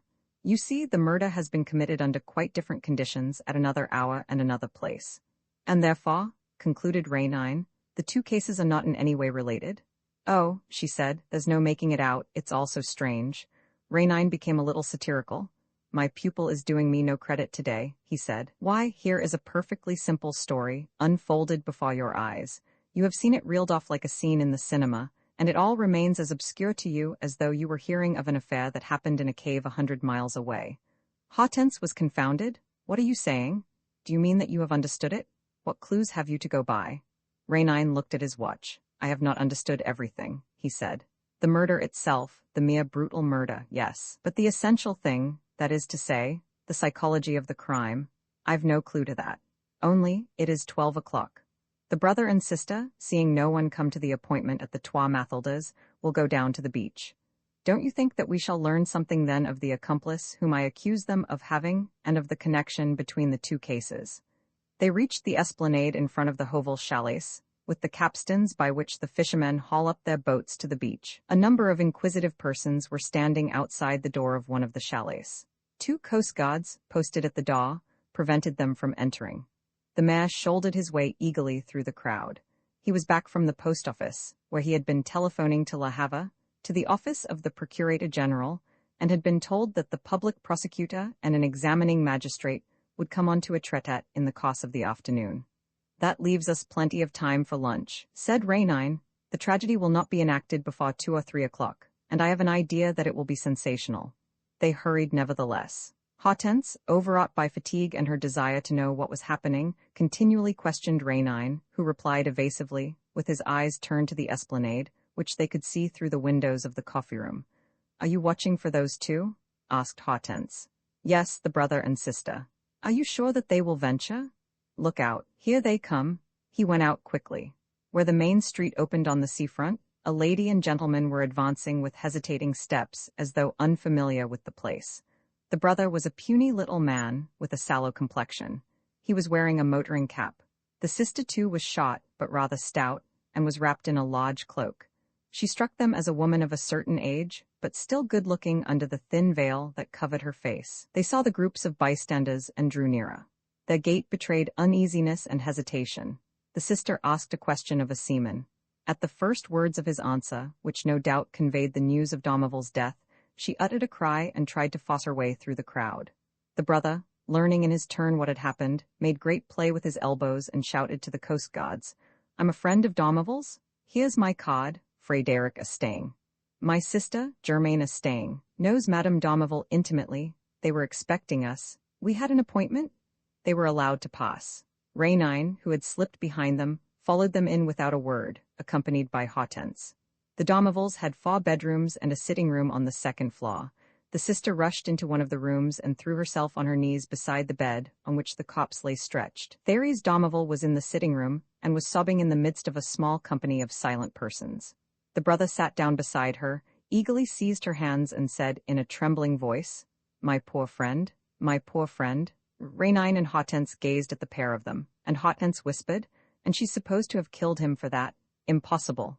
"Nevertheless," observed Raynine, "they are acquaintances, and we know that Estaing and his sister were also acquainted with a third person who was their accomplice, so that—" "It's impossible?"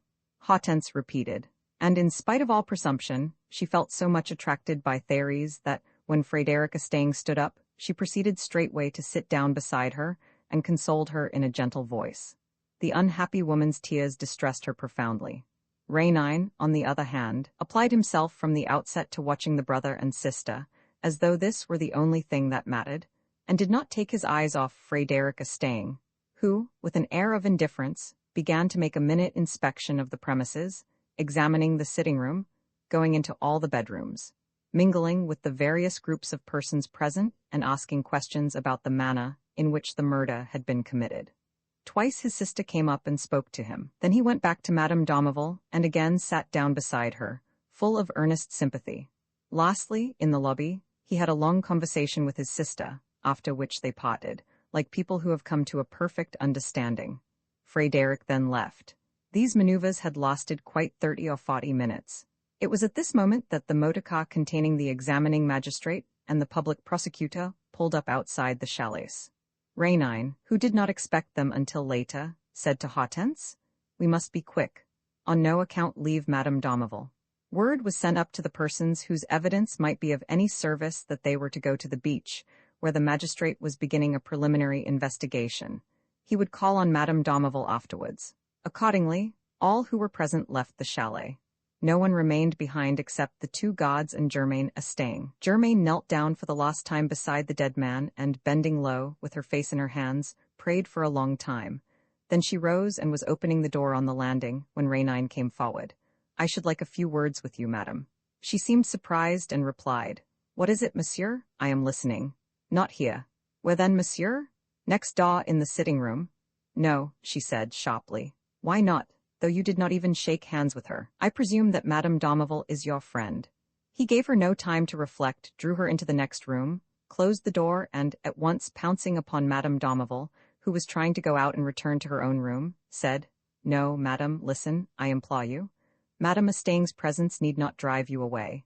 We have very serious matters to discuss without losing a minute." The 2 women, standing face to face, were looking at each other with the same expression of implacable hatred, in which might be read the same confusion of spirit and the same restrained anger. Hortense, who believed them to be friends and who might, up to a certain point, have believed them to be accomplices, foresaw with terror the hostile encounter which she felt to be inevitable. She compelled Madame Domavel to resume her seat, while Raynine took up his position in the middle of the room and spoke in resolute tones. "Chance, which has placed me in possession of part of the truth, will enable me to save you both, if you are willing to assist me with a frank explanation that will give me the particulars which I still need. Each of you knows the danger in which she stands, because each of you is conscious in her heart of the evil for which she is responsible. But you are carried away by hatred, and it is for me to see clearly and to act. The examining magistrate will be here in half an hour. By that time, you must have come to an agreement." They both started as though offended by such a word. "Yes, an agreement," he repeated in a more imperious tone. "Whether you like it or not, you will come to an agreement. You are not the only ones to be considered. There are your 2 little daughters, Madame Domavel. Since circumstances have set me in their path, I am intervening in their defense and for their safety. A blunder, a word too much, and they are ruined. That must not happen. At the mention of her children, Madame d'Aumale broke down and sobbed. Germaine Estang shrugged her shoulders and made a movement towards the door. Rainine once more blocked the way. Where are you going? I have been summoned by the examining magistrate. No, you have not. Yes, I have, just as all those have been who have any evidence to give. You were not on the spot, you know nothing of what happened, nobody knows anything of the murder. I know who committed it. That's impossible. It was Thérèse d'Aumale. The accusation was hurled forth in an outburst of rage and with a fiercely threatening gesture. You wretched creature, exclaimed Madame d'Aumale, rushing at her. Go, leave the room. Oh, what a wretch the woman is. Hortense was trying to restrain her, but Rainine whispered, Let them be. It's what I wanted, to pitch them one against the other, and so to let in the daylight. Madame Estang had made a convulsive effort to ward off the insult with a jest, and she sniggered. A wretched creature? Why, because I have accused you. Why, for every reason, you're a wretched creature. You hear what I say, Germaine, you're a wretch. Thérèse d'Aumale was repeating the insult as though it afforded her some relief. Her anger was abating. Very likely also she no longer had the strength to keep up the struggle, and it was Madame Estang who returned to the attack, with her fists clenched and her face distorted and suddenly aged by fully 20 years. You dare to insult me, you after the murder you have committed. You dare to lift up your head when the man whom you killed is lying in there on his deathbed. Ah, if one of us is a wretched creature, it's you, Thérèse, and you know it. You have killed your husband, you have killed your husband. She leapt forward in the excitement of the terrible words which she was uttering, and her fingernails were almost touching her friend's face. Oh, don't tell me you didn't kill him, she cried. Don't say that, I won't let you. Don't say it. The dagger is there in your bag. My brother felt it while he was talking to you, and his hand came out with stains of blood upon it. Your husband's blood, Thérèse. And then, even if I had not discovered anything, do you think that I should not have guessed in the first few minutes? Why, I knew the truth at once, Thérèse. When a sailor down there answered, d'Aumale? He has been murdered, I said to myself then and there, it's she. It's Thérèse, she killed him. Thérèse did not reply. She had abandoned her attitude of protest. Hortense, who was watching her with anguish, thought that she could perceive in her the despondency of those who know themselves to be lost. Her cheeks had fallen in, and she wore such an expression of despair that Hortense, moved to compassion, implored her to defend herself. Please, explain things. When the murder was committed, you were here, on the balcony. But then the dagger, how did you come to have it? How do you explain it? Explanations? Sneered Germaine Estang. How could she possibly explain? What do outward appearances matter? What does it matter what anyone saw or did not see? The proof is the thing that tells. The dagger is there in your bag, Thérèse, that's a fact. Yes, it was you who did it. You killed him. You killed him in the end. Ah, how often I've told my brother she will kill him yet. Frédéric used to try to defend you. He always had a weakness for you. But in his innermost heart, he foresaw what would happen. And now the horrible thing has been done. A stab in the back. Coward. And you would have me say nothing? Why, I didn't hesitate a moment, nor did Frédéric. We looked for proofs at once, and I've denounced you of my own free will, perfectly well aware of what I was doing. And it's over, Thérèse, you're done for. Nothing can save you now. The dagger is in that bag which you are clutching in your hand. The magistrate is coming, and the dagger will be found, stained with the blood of your husband. So will your pocketbook. They're both there, and they will be found. Her rage had incensed her so vehemently that she was unable to continue and stood with her hand outstretched and her chin twitching with nervous tremors. Rainine gently took hold of Madame d'Aumale's bag. She clung to it, but he insisted and said, Please allow me, madam. Your friend Germaine is right. The examining magistrate will be here presently, and the fact that the dagger and the pocketbook are in your possession will lead to your immediate arrest. This must not happen. Please allow me. His insinuating voice diminished Thérèse d'Aumale's resistance. She released her fingers, one by one. He took the bag, opened it, produced a little dagger with an ebony handle and a grey leather pocketbook, and quietly slipped the two into the inside pocket of his jacket. Germaine Estang gazed at him in amazement. You're mad, monsieur? What right have you? These things must not be left lying about. I shan't worry now. The magistrate will never look for them in my pocket. But I shall denounce you to the police, she exclaimed, indignantly. They shall be told? No, he said, laughing. You won't say anything. The police have nothing to do with this. The quarrel between you must be settled in private. What an idea, to go dragging the police into every incident of one's life. Madame Estang was choking with fury. But you have no right to talk like this, monsieur. Who are you, after all? A friend of that woman's? Since you have been attacking her, yes. but I'm only attacking her because she's guilty. For you can't deny it, she has killed her husband. I don't deny it, said Rainine calmly. We are all agreed on that point. Jack Domerville was killed by his wife, but I repeat, the police must not know the truth. They shall know it through me, monsieur, I swear they shall. That woman must be punished, she has committed murder. Rainine went up to her and, touching her on the shoulder, You asked me just now by what right I was interfering. And you yourself, madam? I was a friend of Jack Domerville. Only a friend? She was a little taken aback, but at once pulled herself together and replied, I was his friend, and it is my duty to avenge his death. Nevertheless, you will remain silent, as he did. He did not know when he died. That's where you are wrong. He could have accused his wife if he had wished. He had ample time to accuse her, and he said nothing. Why? Because of his children? Madame Mustang was not appeased, and her attitude displayed the same longing for revenge and the same detestation. But she was influenced by Rainine in spite of herself. In the small, closed room, where there was such a clash of hatred, he was gradually becoming the master, and Germaine Mustang understood that it was against him that she had to struggle, while Madame Domerville felt all the comfort of that unexpected support which was offering itself on the brink of the abyss. Thank you, monsieur, she said. As you have seen all this so clearly, you also know that it was for my children's sake that I did not give myself up. But for that, I am so tired. And so the scene was changing and things assuming a different aspect. Thanks to a few words let fall in the midst of the dispute, the culprit was lifting her head and taking heart, whereas her accuser was hesitating and seemed to be uneasy. And it also came about that the accuser dared not say anything further, and that the culprit was nearing the moment at which the need is felt of breaking silence and of speaking, quite naturally, words that are at once a confession and a relief. The time, I think, has come, said Rainine to Therese, with the same unvarying gentleness, when you can and ought to explain yourself. She was again weeping, lying huddled in a chair. She too revealed a face aged and ravaged by sorrow, and in a very low voice, with no display of anger, she spoke in short, broken sentences. She has been his mistress for the last 4 years. I can't tell you how I suffered. She herself told me of it, out of sheer wickedness. Her loathing for me was even greater than her love for Jacques, and every day I had some fresh injury to bear. She would ring me up to tell me of her appointments with my husband. She hoped to make me suffer so much I should end by killing myself. I did think of it sometimes, but I held out, for the children's sake. Jacques was weakening. She wanted him to get a divorce, and little by little he began to consent, dominated by her and by her brother, who is slyer than she is, but quite as dangerous. I felt all this. Jacques was becoming harsh to me. He had not the courage to leave me, but I was the obstacle, and he bore me a grudge. Heavens, the tortures I suffered! You should have given him his liberty, cried Germaine Mustang. A woman doesn't kill her husband for wanting a divorce. Therese shook her head and answered, I did not kill him because he wanted a divorce. If he had really wanted it, he would have left me, and what could I have done?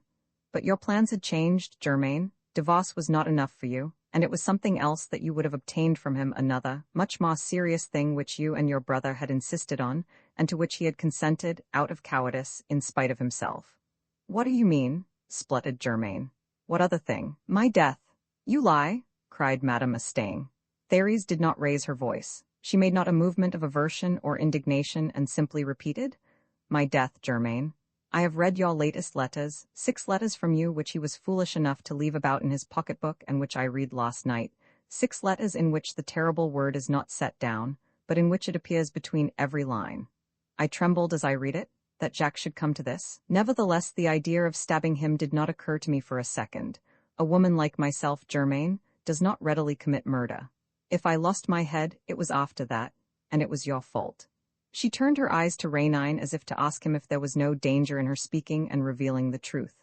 Don't be afraid, he said. I will be answerable for everything. She drew her hand across her forehead. The horrible scene was being reenacted within her and was torturing her. Germaine Mustang did not move, but stood with folded arms and anxious eyes, while Hortense Daniel sat distractedly awaiting the confession of the crime and the explanation of the unfathomable mystery. It was after that, and it was through your fault, Germaine. I had put back the pocketbook in the drawer where it was hidden, and I said nothing to Jacques this morning. I did not want to tell him what I knew. It was too horrible. All the same, I had to act quickly. Your letters announced your secret arrival today.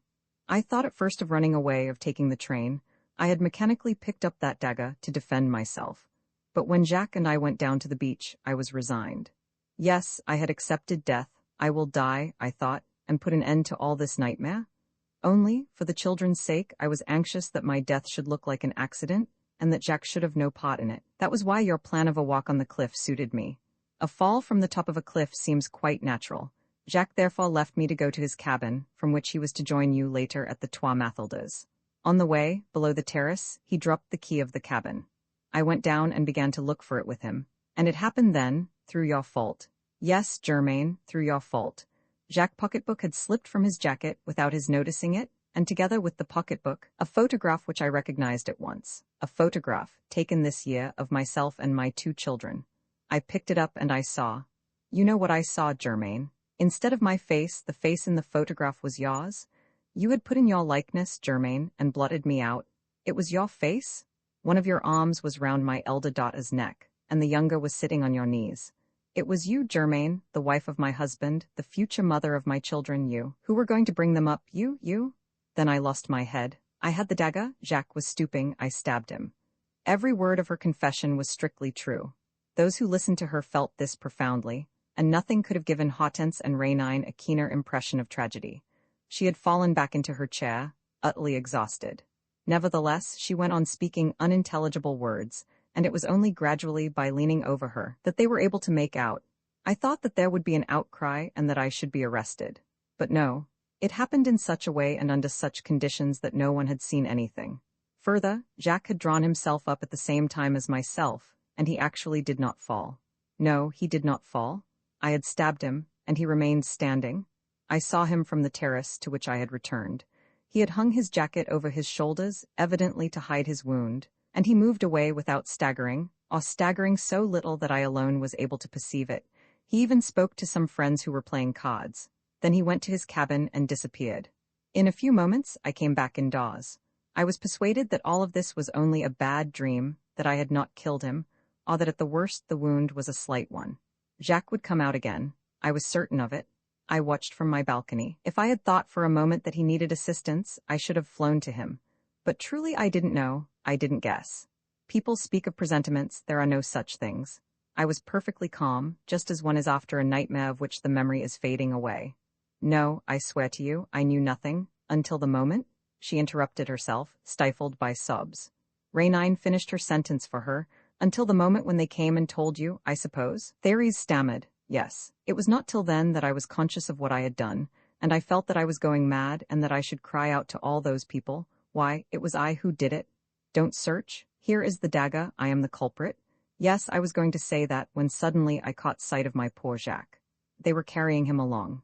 His face was very peaceful, very gentle, and in his presence I understood my duty as he had understood his. He had kept silent for the sake of the children. I would be silent too. We were both guilty of the murder of which he was the victim, and we must both do all we could to prevent the crime from recoiling upon them. He had seen this clearly in his dying agony. He had had the amazing courage to keep his feet, to answer the people who spoke to him, and to lock himself up to die. He had done this, wiping out all his faults with a single action, and in so doing had granted me his forgiveness, because he was not accusing me, and was ordering me to hold my peace, and to defend myself, against everybody, especially against you, Germain. She uttered these last words more firmly.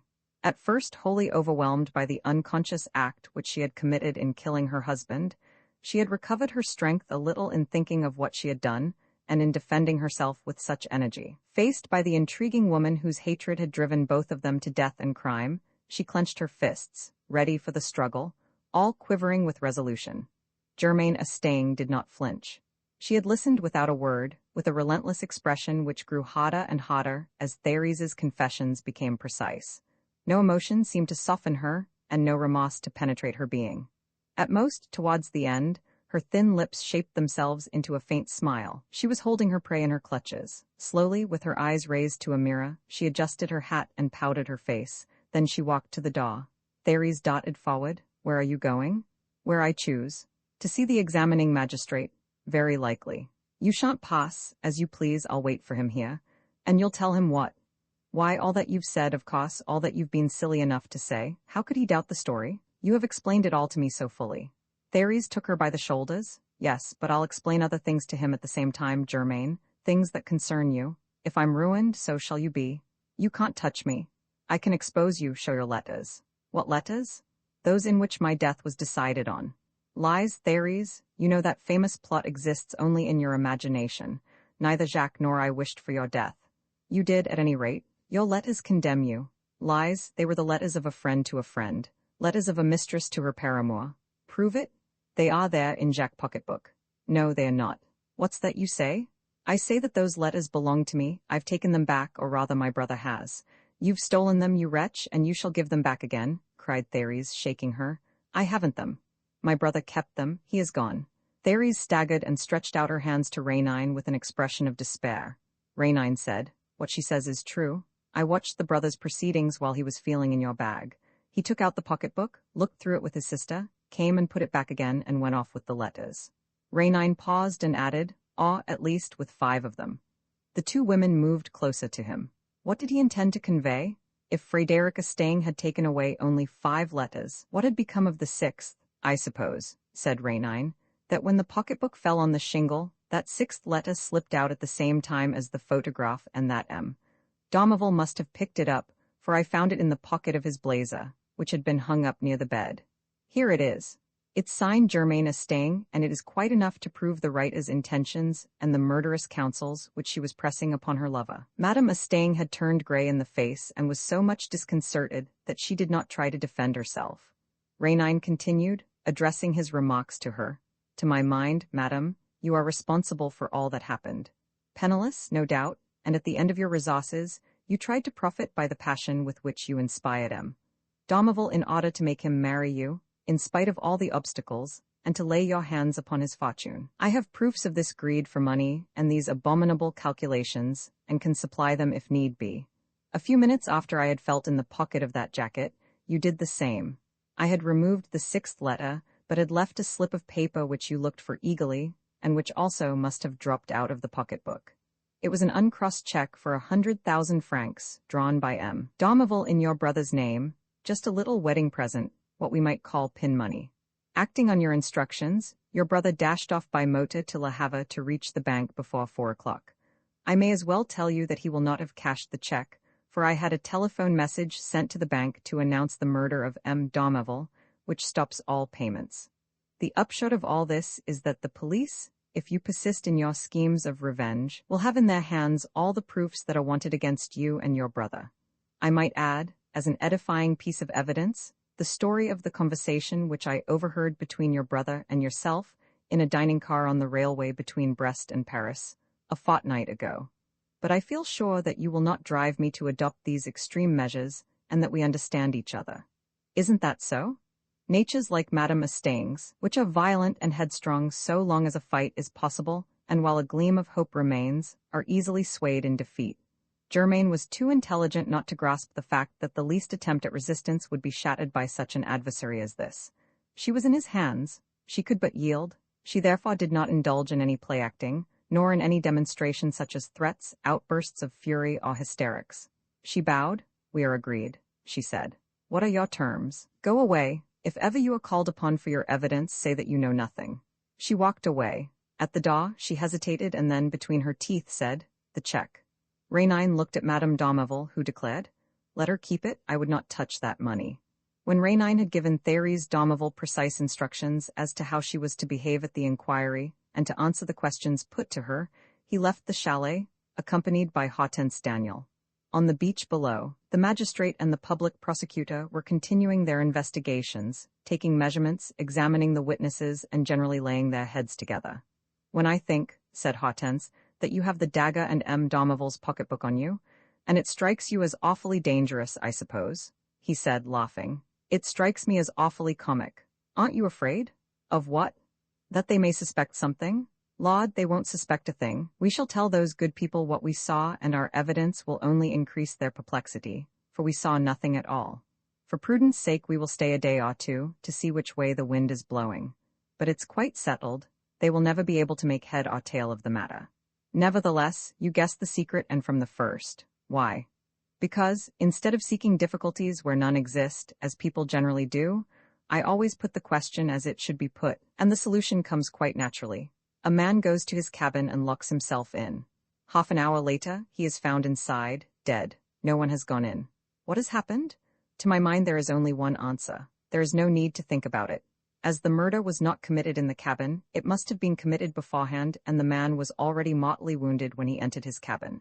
And forthwith, the truth in this particular case appeared to me. Madame d'Armeville, who was to have been killed this evening, forestalled her murderers, and while her husband was stooping to the ground, in a moment of frenzy stabbed him in the back. There was nothing left to do but look for the reasons that prompted her action. When I knew them, I took her part unreservedly. That's the whole story. The day was beginning to wane, the blue of the sky was becoming darker and the sea even more peaceful than before. "What are you thinking of?" asked Rainine after a moment. "I am thinking," she said, "that if I too were the victim of some machination, I should trust you whatever happened, trust you through and against all. I know, as certainly as I know that I exist, that you would save me, whatever the obstacles might be. There is no limit to the power of your will."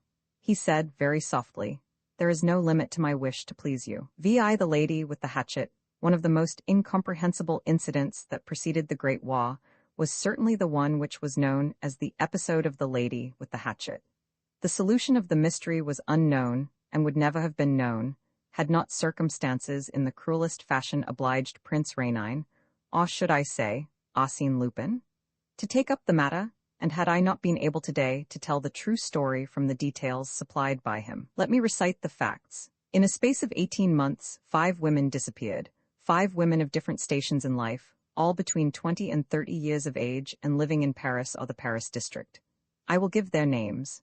Madame Ladau, the wife of a doctor, M. Ardent, the daughter of a banker, M. Covereau, a washerwoman of Courbevoie, M. Honorine Vernisset, a dressmaker, and Madame Grolinger, an artist. These 5 women disappeared, without the possibility of discovering a single particular to explain why they had left their homes, why they did not return to them, who had enticed them away, and where and how they were detained. Each of these women, a week after her departure, was found somewhere or other in the western outskirts of Paris. And each time it was a dead body that was found, the dead body of a woman who had been killed by a blow on the head from a hatchet. And each time, not far from the woman, who was firmly bound, her face covered with blood and her body emaciated by lack of food, the marks of carriage wheels proved that the cops had been driven to the spot. The 5 murders were so much alike that there was only a single investigation, embracing all the 5 inquiries, and for that matter, leading to no result. A woman disappeared. A week later, to a day, her body was discovered, and that was all. The bonds that fastened her were similar in each case. So were the tracks left by the wheels. So were the blows of the hatchet, all of which were struck vertically at the top and right in the middle of the forehead. The motive of the crime? The 5 women had been completely stripped of their jewels, purses, and other objects of value. But the robberies might well have been attributed to marauders or any passers-by, since the bodies were lying in deserted spots. Were the authorities to believe in the execution of a plan of revenge or of a plan intended to do away with the series of persons mutually connected, persons, for instance, likely to benefit by a future inheritance? Here again the same obscurity prevailed. Theories were built up, only to be demolished forthwith by an examination of the facts. Trails were followed and at once abandoned.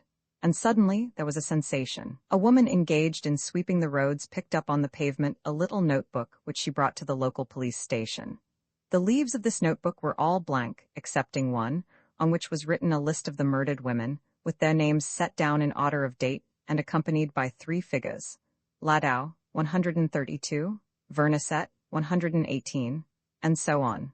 Certainly no importance would have been attached to these entries, which anybody might have written, since everyone was acquainted with the sinister list. But instead of 5 names, it included 6. Yes, below the words Grolinger, 128, there appeared Williamson, 114. Did this indicate a 6th murder? The obviously English origin of the name limited the field of the investigations, which did not in fact take long. It was ascertained that, a fortnight ago, a Miss Hermione Williamson, a governess in a family at Auteuil, had left her place to go back to England, and that since then, her sisters, though she had written to tell them that she was coming over, had heard no more of her. A fresh inquiry was instituted. A postman found the body in the Meudon woods.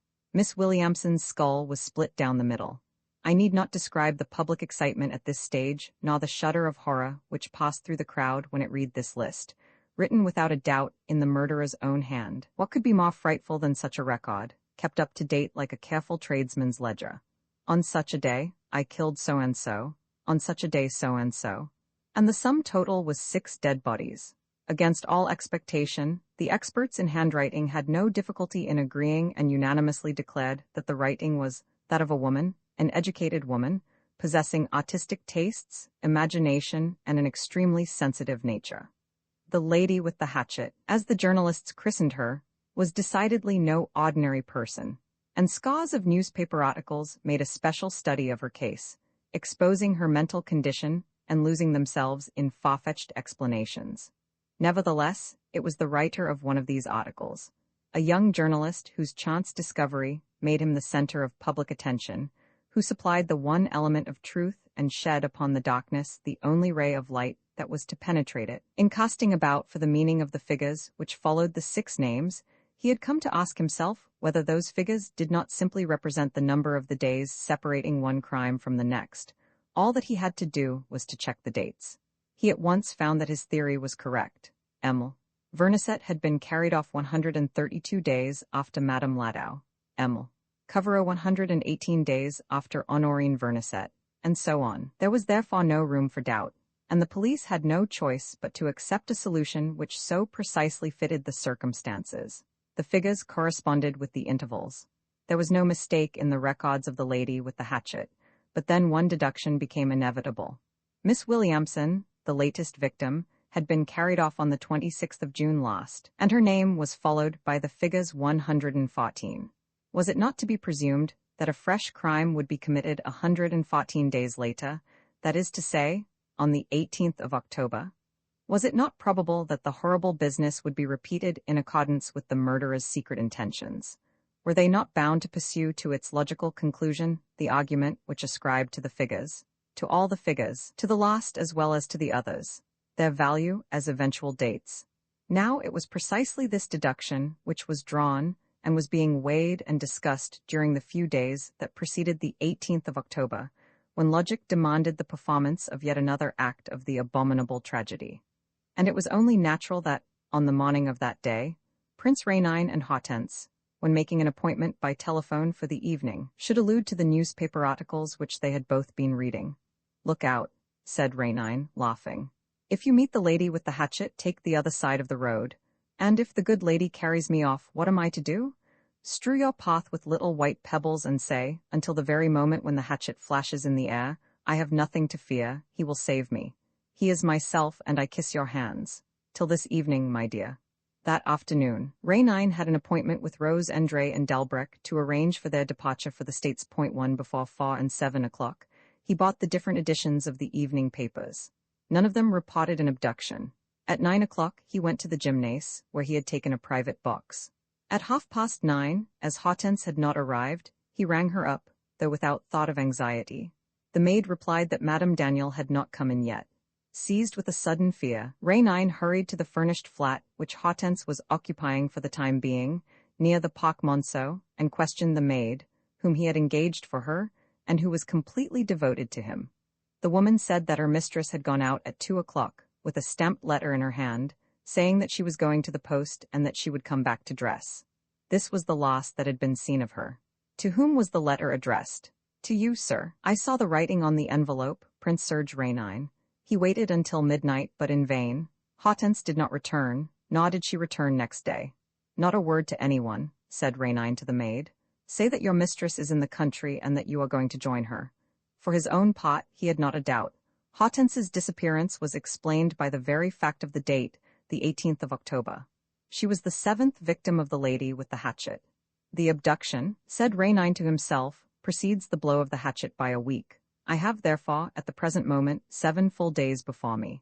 Let us say 6 to avoid any surprise. This is Saturday. Hortense must be set free by midday on Friday, and to make sure of this, I must know her hiding place by 9 o'clock on Thursday evening at latest." Rénine wrote, "Thursday evening, 9 o'clock," in big letters, on a card which he nailed above the mantelpiece in his study. Then at midday on Saturday, the day after the disappearance, he locked himself into the study, after telling his man not to disturb him except for meals and letters. He spent 4 days there, almost without moving. He had immediately sent for a set of all the leading newspapers which had spoken in detail of the first 6 crimes. When he had read and reread them, he closed the shutters, drew the curtains, and lay down on the sofa in the dock, with the door bolted, thinking. By Tuesday evening, he was no further advanced than on the Saturday. The darkness was as dense as ever. He had not discovered the smallest clue for his guidance, nor could he see the slightest reason to hope. At times, notwithstanding his immense power of self-control and his unlimited confidence in the resources at his disposal, at times he would quake with anguish. Would he arrive in time? There was no reason why he should see more clearly during the last few days than during those which had already elapsed. And this meant that Hortense Daniel would inevitably be murdered. The thought tortured him. He was attached to Hortense by a much stronger and deeper feeling than the appearance of the relations between them would have led an onlooker to believe. The curiosity at the beginning, the first desire, the impulse to protect Hortense, to distract her, to inspire her with a relish for existence. All this had simply turned to love. Neither of them was aware of it, because they barely saw each other save at critical times when they were occupied with the adventures of others and not with their own. But at the first onslaught of danger, Rainine realized the place which Hortense had taken in his life, and he was in despair at knowing her to be a prisoner and a martyr, and at being unable to save her. He spent a feverish, agitated night, turning the case over and over from every point of view. The Wednesday morning was also a terrible time for him. He was losing ground. Giving up his hermit-like seclusion, he threw open the windows and paced to and fro through his rooms, ran out into the street and came in again, as though fleeing before the thought that obsessed him. Hortense is suffering. Hortense is in the depths. She sees the hatchet. She is calling to me. She is entreating me, and I can do nothing. It was at 5 o'clock in the afternoon that, on examining the list of the 6 names, he received that little inward shock which is a sort of signal of the truth that is being sought for. A light shot through his mind. It was not, to be sure, that brilliant light in which every detail is made plain, but it was enough to tell him in which direction to move. His plan of campaign was formed at once. He sent Adolphe, his chauffeur, to the principal newspapers, with a few lines which were to appear in type among the next morning's advertisements. Adolphe was also told to go to the laundry at Courbevoie, where Émile Covereau, the second of the 6 victims, had been employed. On the Thursday, Rainine did not stir out of doors. In the afternoon, he received several letters in reply to his advertisement. Then 2 telegrams arrived. Lastly, at 3 o'clock, there came a pneumatic letter, bearing the Trocadero postmark, which seemed to be what he was expecting. He turned up a directory, noted an address, M. de Lertier-Vainau, retired colonial governor, 47 bis Avenue Kleber, and ran down to his car, Adolphe, 47 bis Avenue Kleber. He was shown into a large study furnished with magnificent bookcases containing old volumes in costly bindings. M. de Lertier-Vainau was a man still in the prime of life, wearing a slightly grizzled beard and, by his affable manners and genuine distinction, commanding confidence and liking. M. de Lertier, said Rainine, I have ventured to call on your Excellency because I read in last year's newspapers that you used to know one of the victims of the lady with the hatchet, Honorine Vernisset. Why, of course we knew her, cried M. de Lertier. My wife used to employ her as a dressmaker by the day. Poor girl. M. de Lertier, a lady of my acquaintance has disappeared as the other 6 victims disappeared. What? Exclaimed M. de Lertier with a start. But I have followed the newspapers carefully. There was nothing on the 18th of October. Yes, a woman of whom I am very fond, Madame Hortense Daniel, was abducted on the 17th of October. And this is the 22nd. Yes, and the murder will be committed on the 24th. Horrible, horrible, it must be prevented at all costs, and I shall perhaps succeed in preventing it, with your Excellency's assistance. But have you been to the police? No.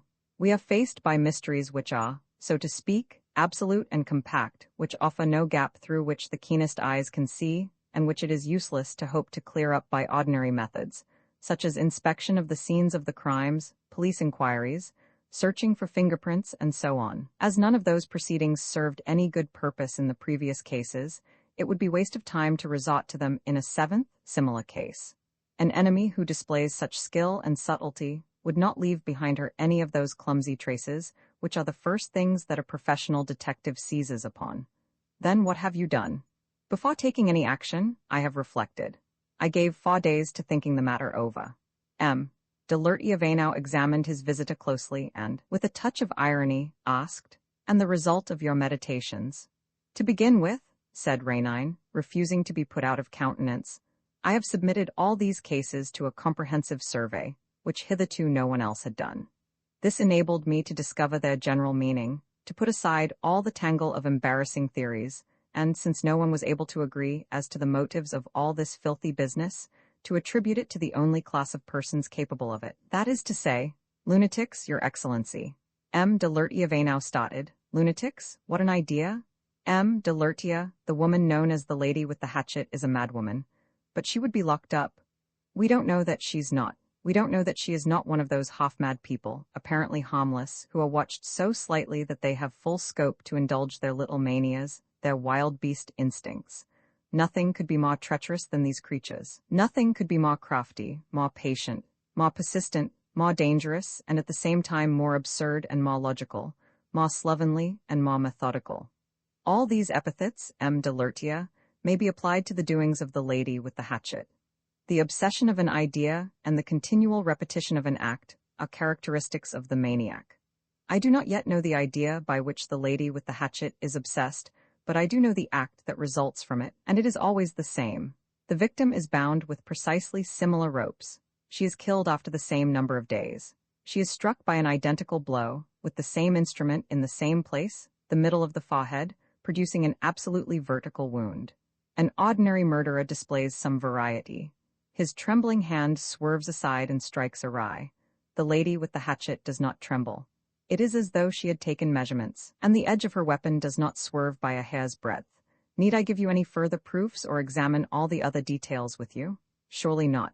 You now possess the key to the riddle, and you know as I do that only a lunatic can behave in this way, stupidly, savagely, mechanically, like a striking clock or the blade of the guillotine. M. de Lertiavenow nodded his head. Yes, that is so. One can see the whole affair from that angle, and I am beginning to believe that this is how one ought to see it. But if we admit that this madwoman has the sort of mathematical logic which governed the murders of the 6 victims, I see no connection between the victims themselves. She struck at random. Why this victim rather than that? Ah, said Rainine. Your Excellency is asking me a question which I asked myself from the first moment, the question which sums up the whole problem and which cost me so much trouble to solve. Why Hortense Daniel rather than another? Among 2 millions of women who might have been selected, why Hortense? Why little Vernisette? Why Miss Williamson? If the affair is such as I conceived it as a whole, that is to say, based upon the blind and fantastic logic of a madwoman, a choice was inevitably exercised. Now, in what did that choice consist? What was the quality, or the defect, or the sign needed to induce the lady with the hatchet to strike? In a word, if she chose, and she must have chosen, what directed her choice? Have you found the answer? Rainine paused and replied, Yes, Your Excellency, I have. And I could have found it at the very outset, since all that I had to do was to make a careful examination of the list of victims. But these flashes of truth are never kindled save in a brain overstimulated by effort and reflection. I stared at the list 20 times over, before that little detail took a definite shape. I don't follow you, said M. de Lertiavenow. M. de Lertia, it may be noted that if a number of persons are brought together in any transaction, or crime, or public scandal, or whatnot, they are almost invariably described in the same way. On this occasion, the newspapers never mentioned anything more than their surnames in speaking of Madame Ladow, Emil, Audent or Emil, Covereau. On the other hand, Emil, Vernisette and Miss Williamson were always described by their Christian names as well, Honorine and Hermione. If the same thing had been done in the case of all the 6 victims, there would have been no mystery. Why not? Because we should at once have realized the relation existing between the 6 unfortunate women, as I myself suddenly realized it on comparing those 2 Christian names with that of Hortense Daniel. You understand now, don't you? You see the 3 Christian names before your eyes. M. de Lertiavenow seemed to be perturbed. Turning a little pale, he said, What do you mean? What do you mean? I mean, continued Rainine in a clear voice, sounding each syllable separately, I mean that you see before your eyes 3 Christian names which all 3 begin with the same initial, and which all 3, by a remarkable coincidence, consist of the same number of letters, as you may prove. If you inquire at the Courbevoie laundry, where Emil Covereau used to work, you will find that her name was Hilary. Here again we have the same initial and the same number of letters. There is no need to seek any farther. We are sure, are we not, that the Christian names of all the victims offer the same peculiarities, and this gives us, with absolute certainty, the key to the problem which was set us. It explains the madwoman's choice. We now know the connection between the unfortunate victims. There can be no mistake about it. It's that and nothing else. And how this method of choosing confirms my theory? What proof of madness? Why kill these women rather than any others? Because their names begin with an H and consist of 8 letters. You understand me, M. de Lertia, do you not? The number of letters is 8. The initial letter is the 8th letter of the alphabet, and the word Hewitt, 8, begins with an H. Always the letter H, and the implement used to commit the crime was a hatchet. Is your Excellency prepared to tell me that the lady with the hatchet is not a madwoman? Rainine interrupted himself and went up to M. de Lertia Vainow. What's the matter, Your Excellency? Are you unwell? No, no, said M. de Lertia, with the perspiration streaming down his forehead. No, but all this story is so upsetting. Only think, I knew one of the victims. And then, Rainine took a water bottle and tumbler from a small table, filled the glass and handed it to M. de Lertia, who sipped a few mouthfuls from it and then, pulling himself together, continued, in a voice which he strove to make firmer than it had been, very well. We'll admit your supposition. Even so, it is necessary that it should lead to tangible results. What have you done? This morning I published in all the newspapers an advertisement worded as follows. Excellent cook seeks situation. Right before 5 p.m. to Hermione, Boulevard Haussmann, etc. You continue to follow me, don't you, M. de Lertia? Christian names beginning with an H and consisting of 8 letters are extremely rare and are all rather out of date. Hermione, Hilary, Hermione. Well, these Christian names, for reasons which I do not understand, are essential to the madwoman. She cannot do without them. To find women bearing one of these Christian names, and for this purpose only she summons up all her remaining powers of reason, discernment, reflection, and intelligence. She hunts about. She asks questions. She lies in wait. She reads newspapers which she hardly understands, but in which certain details, certain capital letters catch her eye. And consequently I did not doubt for a second that this name of Hermione, printed in large type, would attract her attention, and that she would be caught today in the trap of my advertisement. Did she write? Asked M. de Lertia Vainow anxiously. Several ladies, Rainine continued, wrote the letters which are usual in such cases to offer a home to the so-called Hermione, but I received an express letter which struck me as interesting. From whom? Write it, M. de Lertia. M. de Lertia Vainow snatched the sheet from Rainine's hands and cast a glance at the signature. His first movement was one of surprise, as though he had expected something different. Then he gave a long, loud laugh of something like joy and relief. Why do you laugh, M. de Lertia? You seem pleased. Pleased, no, but this letter is signed by my wife. And you were afraid of finding something else? Oh no, but since it's my wife. He did not finish his sentence and said to Rainine, come this way. He led him through a passage to a little drawing-room where a fair-haired lady, with a happy and tender expression on her comely face, was sitting in the midst of 3 children and helping them with their lessons. She rose. M. de Lertia briefly presented his visitor and asked his wife, Suzanne, is this express message from you? To Emil, Hermione, Boulevard Haussmann. Yes, she said, I sent it. As you know, our Palomade's leaving and I'm looking out for a new one. Rainine interrupted her. Excuse me, madam, just one question. Where did you get the woman's address? She flushed. Her husband insisted. Tell us, Suzanne, who gave you the address? I was rung up. By whom? She hesitated and then said, your old nurse. Felicien? Yes, M. de Lertia cut short the conversation and, without permitting Rainine to ask any more questions, took him back to the study. You see, monsieur, that pneumatic letter came from a quite natural source. Felicien, my old nurse, who lives not far from Paris on an allowance which I make her, read your advertisement and told Madame de Lertia of it. For after all, he added laughing, I don't suppose that you suspect my wife of being the lady with the hatchet. No. Then the incident is closed, at least on my side. I have done what I could. I have listened to your arguments, and I am very sorry that I can be of no more use to you. He drank another glass of water and sat down. His face was distorted. Rainine looked at him for a few seconds, as a man will look at a failing adversary who has only to receive the knockout blow, and sitting down beside him, suddenly gripped his arm. Your Excellency, if you do not speak, Hortense Daniel will be the 7th victim. I have nothing to say, monsieur. What do you think I know? The truth. My explanations have made it plain to you. Your distress, your terror are positive proofs. But after all, monsieur, if I knew, why should I be silent? For fear of scandal, there is in your life, so a profound intuition assures me, something that you are constrained to hide. The truth about this monstrous tragedy, which suddenly flashed upon you, this truth, if it were known, would spell dishonor to you, disgrace, and you are shrinking from your duty. De Lertia did not reply. Rainine leant over him, and looking him in the eyes, whispered, "There will be no scandal. I shall be the only person in the world to know what has happened, and I am as much interested as yourself in not attracting attention, because I love Hortense Daniel, and do not wish her name to be mixed up in your horrible story." They remained face to face during a long interval. Rainine's expression was harsh and unyielding. De Lertia felt that nothing would bend him if the necessary words remained unspoken, but he could not bring himself to utter them. "You are mistaken," he said. "You think you have seen things that don't exist." Rainine received a sudden and terrifying conviction that if this man took refuge in a stolid silence, there was no hope for Hortense Daniel, and he was so much infuriated by the thought that the key to the riddle lay there, within reach of his hand, that he clutched De Lertia by the throat and forced him backwards. "I'll have no more lies. A woman's life is at stake. Speak and speak at once. If not—" De Lertia had no strength left in him. All resistance was impossible.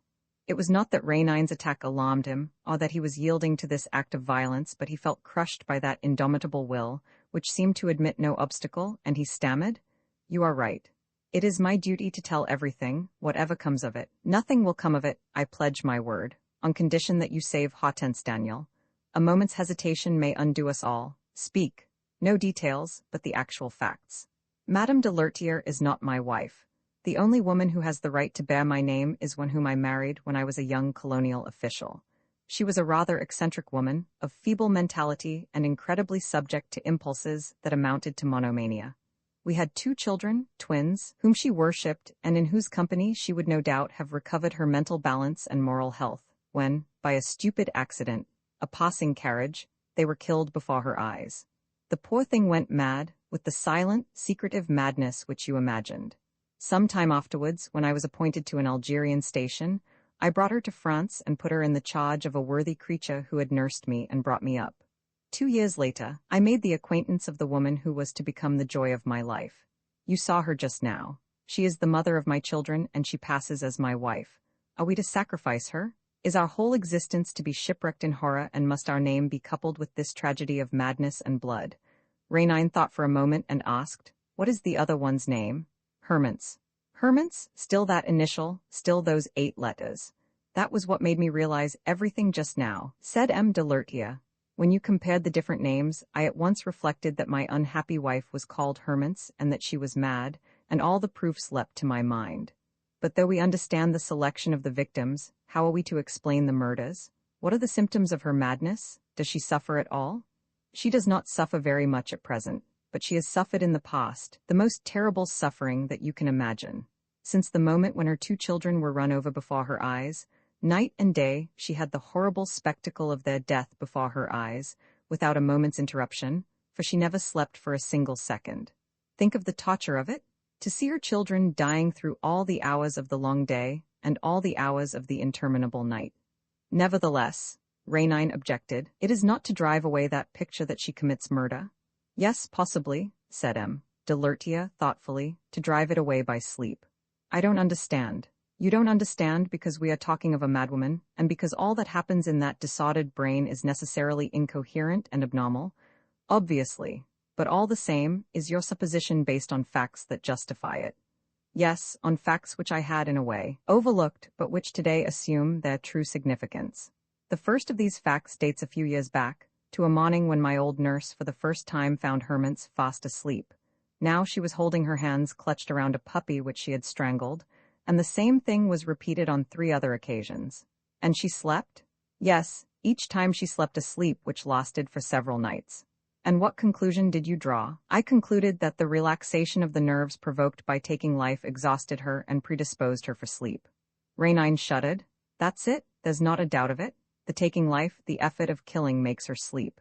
And she began with women what had served her so well with animals. All her madness has become concentrated on that one point. She kills them to rob them of their sleep. She wanted sleep, and she steals the sleep of others. That's it, isn't it? For the past 2 years, she has been sleeping. For the past 2 years she has been sleeping, stammered M. de Lertier. Rainine gripped him by the shoulder. And it never occurred to you that her madness might go farther, that she would stop at nothing to win the blessing of sleep. Let us make haste, monsieur. All this is horrible. They were both making for the door when M. de Lertier hesitated. The telephone bell was ringing. It's from there, he said. From there? Yes, my old nurse gives me the news at the same time every day. He unhooked the receivers and handed one to Rainine, who whispered in his ear the questions which he was to put. Is that you, Felicien? How is she? Not so bad, sir. Is she sleeping well? Not very well lately. Last night, indeed, she never closed her eyes, so she's very gloomy just now. What is she doing at the moment? She is in her room. Go to her, Felicien, and don't leave her. I can't. She's locked herself in. You must, Felicien, break open the door. I'm coming straight on. Hullo, hullo. Oh, damnation, they've cut us off. Without a word, the two men left the flat and ran down to the avenue. Rainine hustled M. de Lertier into the car. What address? Ville d'Avray. Of course, in the very center of her operations, like a spider in the middle of her web. Oh, the shame of it! He was profoundly agitated. He saw the whole adventure in its monstrous reality. Yes, she kills them to steal their sleep, as she used to kill the animals. It is the same obsession, but complicated by a whole array of utterly incomprehensible practices and superstitions. She evidently fancies that the similarity of the Christian names to her own is indispensable, and that she will not sleep unless her victim is an Hortense or an Honorine. It's a madwoman's argument. Its logic escapes us, and we know nothing of its origin, but we can't get away from it. She has to hunt and has to find. And she finds and carries off her prey beforehand and watches over it for the appointed number of days, until the moment when, crazily, through the hole which she digs with a hatchet in the middle of the skull, she absorbs the sleep which stupefies her and grants her oblivion for a given period.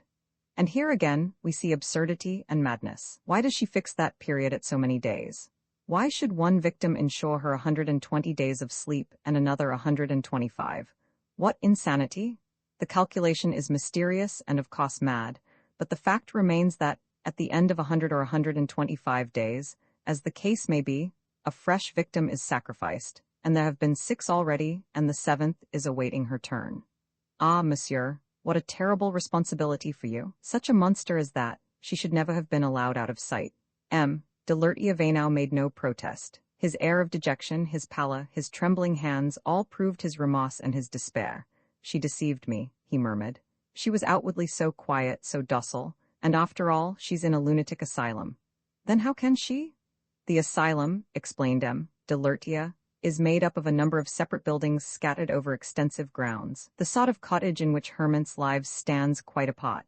There is first a room occupied by Felicien, then Hermant's bedroom and 2 separate rooms, one of which has its windows overlooking the open country. I suppose it is there that she locks up her victims.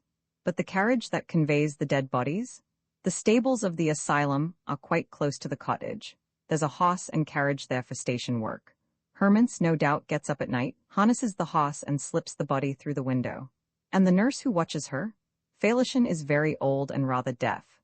But by day she sees her mistress moving to and fro, doing this and that. Must we not admit a certain complicity? Never. Felicien herself has been deceived by Hermant's hypocrisy. All the same, it was she who telephoned to Madame de Lertier first about that advertisement. Very naturally, Hermant's, who talks now and then, who argues, who buries herself in the newspapers, which she does not understand, as you were saying just now, but reads through them attentively, must have seen the advertisement, and having heard that we were looking for a servant, must have asked Felicien to ring me up.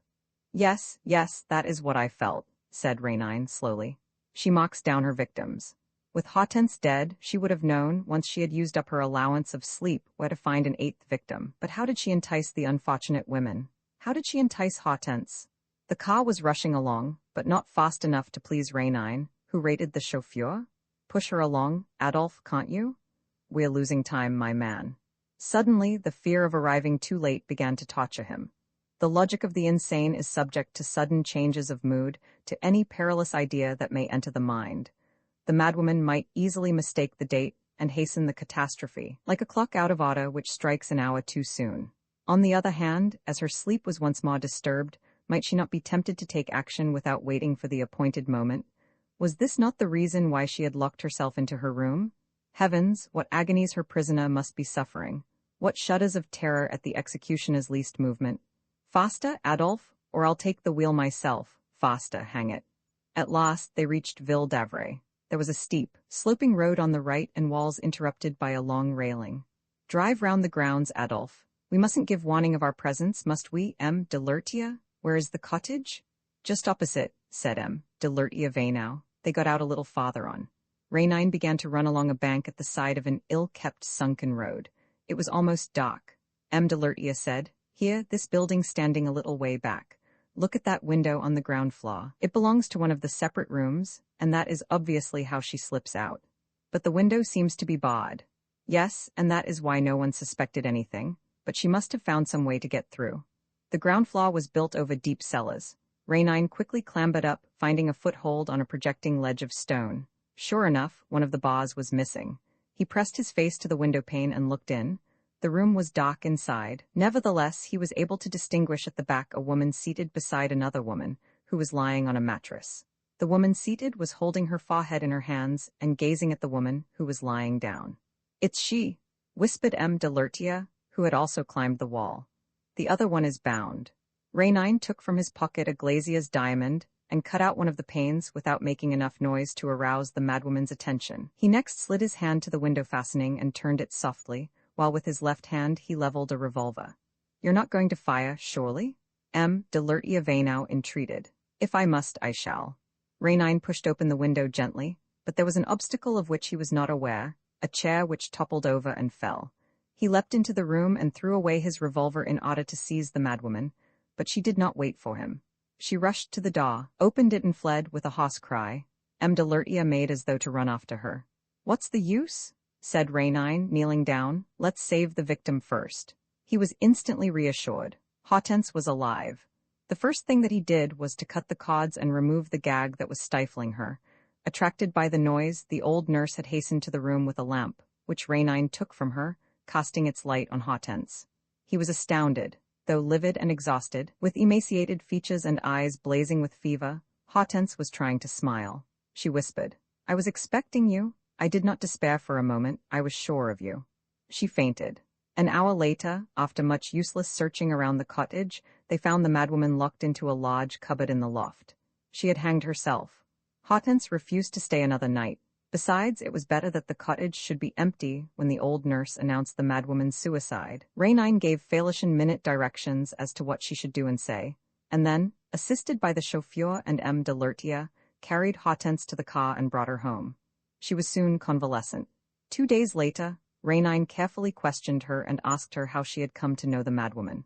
It was very simple, she said. My husband, who is not quite sane, as I have told you, is being looked after at Ville d'Avray, and I sometimes go to see him, without telling anybody, I admit. That was how I came to speak to that poor madwoman, and how, the other day, she made signs that she wanted me to visit her. We were alone. I went into the cottage. She threw herself upon me and overpowered me before I had time to cry for help. I thought it was a jest, and so it was, wasn't it? A madwoman's jest. She was quite gentle with me. All the same, she let me starve. But I was so sure of you. And weren't you frightened? Of starving? No. Besides, she gave me some food now and then when the fancy took her. And then I was sure of you? Yes, but there was something else, that other peril. What other peril? She asked ingenuously. Rainine gave a start. He suddenly understood. It seemed strange at first, though it was quite natural, that Hortense had not for a moment suspected and did not yet suspect the terrible danger which she had run. Her mind had not connected with her own adventure the murders committed by the lady with the hatchet. He thought that it would always be time enough to tell her the truth. For that matter, a few days later, her husband, who had been locked up for years, died in the asylum at Ville d'Avray, and Hortense, who had been recommended by her doctor a short period of rest and solitude, went to stay with a relation living near the village of Bassicot, in the center of France. Roman 7 footprints in the snow to Prince Serge Rainine, Boulevard Haussmann, Paris La Roncière near Bassicot, 14 November. My dear friend, you must be thinking me very ungrateful. I have been here 3 weeks, and you have had not one letter from me, not a word of thanks, and yet I ended by realizing from what terrible death you saved me and understanding the secret of that terrible business. But indeed, I couldn't help it. I was in such a state of prostration after it all. I needed rest and solitude so badly. Was I to stay in Paris? Was I to continue my expeditions with you? No, no, no, I had had enough adventures. Other people's are very interesting, I admit, but when one is oneself the victim and barely escapes with one's life. Oh, my dear friend, how horrible it was, shall I ever forget it? Here, at La Roncière, I enjoy the greatest peace. My old spinster, cousin Ermeline pets and cuddles me like an invalid. I'm getting back my color and am very well, physically, so much so, in fact, that I no longer ever think of interesting myself in other people's business. Never again. For instance, I am only telling you this because you are incorrigible, as inquisitive as any old charwoman, and always ready to busy yourself with things that don't concern you. Yesterday I was present at a rather curious meeting. Antoinette had taken me to the inn at Bassicot, where we were having tea in the public room, among the peasants. It was market day, when the arrival of 3 people, 2 men and a woman, caused a sudden pause in the conversation. One of the men was a fat farmer in a long blouse, with a jovial, red face, framed in white whiskers. The other was younger, was dressed in corduroy, and had lean, yellow, cross-grained features. Each of them carried a gun slung over his shoulder. Between them was a short, slender young woman, in a brown cloak and a fur cap, whose rather thin and extremely pale face was surprisingly delicate and distinguished-looking. "Father, son, and daughter-in-law," whispered my cousin. "What, can that charming creature be the wife of that clodhopper? And the daughter-in-law of Baron de Gaunt? Is the old fellow over there a baron?" "Yes, descended from a very ancient, noble family which used to own the Château in the old days. He has always lived like a peasant, a great hunter, a great drinker, a great litigant, always at law with somebody, now very nearly ruined. His son Matthias was more ambitious and less attached to the soil and studied for the bar. Then he went to America. Next, the lack of money brought him back to the village, whereupon he fell in love with a young girl in the nearest town. The poor girl consented, no one knows why, to marry him, and for 5 years past she has been leading the life of a hermit, or rather of a prisoner, in a little manor house close by, the Manoir aux Puits, the Well Manor. With the father and the son, I asked. No, the father lives at the far end of the village on a lonely farm. And is Master Matthias jealous? A perfect tiger, without reason? Without reason, for Nathalie de Gaunt is the straightest woman in the world, and it is not her fault if a handsome young man has been hanging around the manor house for the past few months. However, the de Gaunts can't get over it. What, the father neither? The handsome young man is the last descendant of the people who bought the Château long ago. This explains old de Gaunt's hatred. Jérôme Vignal, I know him and am very fond of him, is a good-looking fellow and very well off, and he has sworn to run off with Nathalie de Gaunt. It's the old man who says so, whenever he has had a drop too much. There, listen. The old chap was sitting among a group of men who were amusing themselves by making him drink and plying him with questions.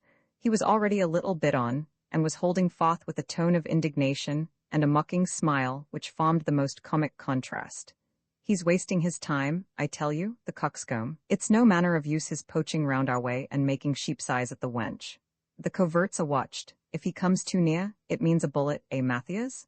He gripped his daughter-in-law's hand. And then the little wench knows how to defend herself too, he chuckled. Eh, you don't want any admirers, do you, Nathalie? The young wife blushed, in her confusion at being addressed in these terms, while her husband growled. You'd do better to hold your tongue, father. There are things one doesn't talk about in public. Things that affect one's honor are best settled in public, retorted the old one. Where I'm concerned, the honor of the de Gaunts comes before everything, and that fine Spock, with his Paris airs, shan't.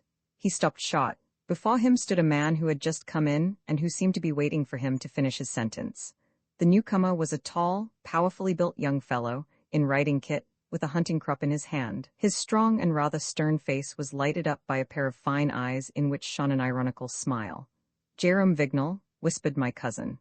The young man seemed not at all embarrassed. On seeing Nathalie, he made a low bow, and when Matthias de Gaunt took a step forward, he eyed him from head to foot, as though to say, "Well, what about it?" And his attitude was so haughty and contemptuous that the de Gaunts unslung their guns and took them in both hands. Like sportsmen about to shoot, the son's expression was very fierce. Jérôme was quite unmoved by the threat. After a few seconds, turning to the innkeeper, he remarked, "Oh, I say, I came to see old Vasseur, but his shop is shut. Would you mind giving him the holster of my revolver? It wants a stitch or two." He handed the holster to the innkeeper and added, laughing, "I'm keeping the revolver in case I need it, you never can tell." Then, still very calmly, he took a cigarette from a silver case, lit it and walked out. We saw him through the window vaulting on his hoss and riding off at a slow trot. Old Dagon tossed off a glass of brandy, swearing most horribly. His son clapped his hand to the old man's mouth and forced him to sit down. Natalie Dagon was weeping beside them.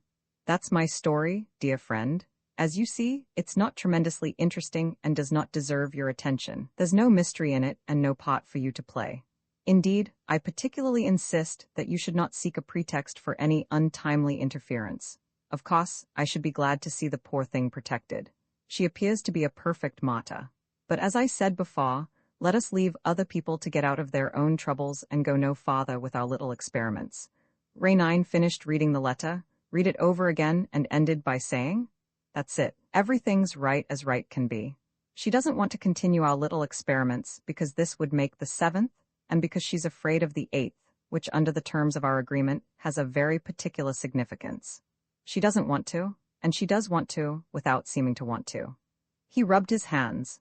The letter was an invaluable witness to the influence which he had gradually, gently, and patiently gained over Hortense Daniel. It betrayed a rather complex feeling, composed of admiration, unbounded confidence, uneasiness at times, fear and almost terror, but also love.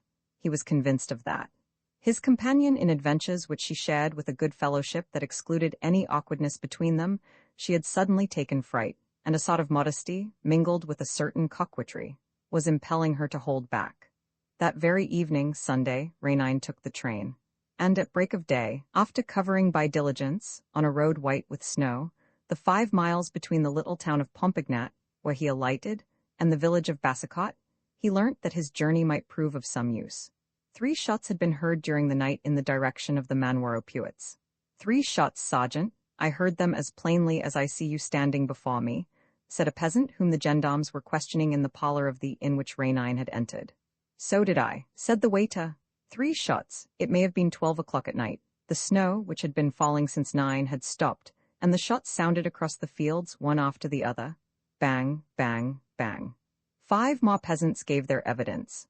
The sergeant and his men had heard nothing because the police station backed on the fields, but a farm laborer and a woman arrived who said that they were in Matthias Dagon's service, that they had been away for 2 days because of the intervening Sunday, and that they had come straight from the manor house, where they were unable to obtain admission.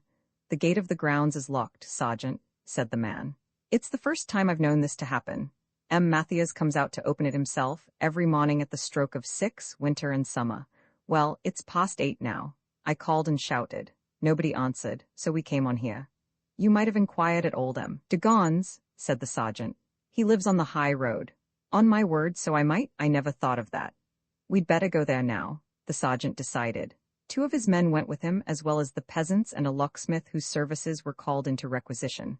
Rainine joined the party. Soon, at the end of the village, they reached old Dagon's farmyard, which Rainine recognized by Hortense's description of its position. The old fellow was harnessing his horse and trap. When they told him what had happened, he burst out laughing. 3 shots. Bang, bang, bang.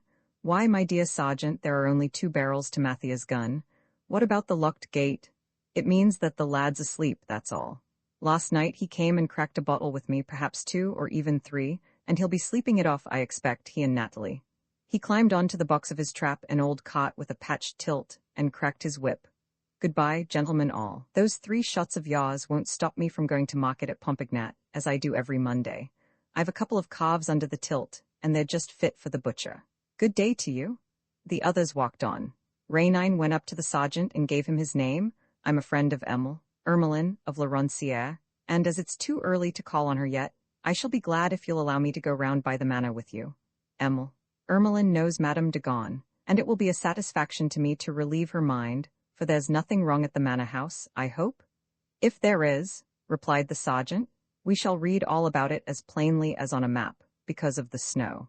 He was a likable young man and seemed smart and intelligent.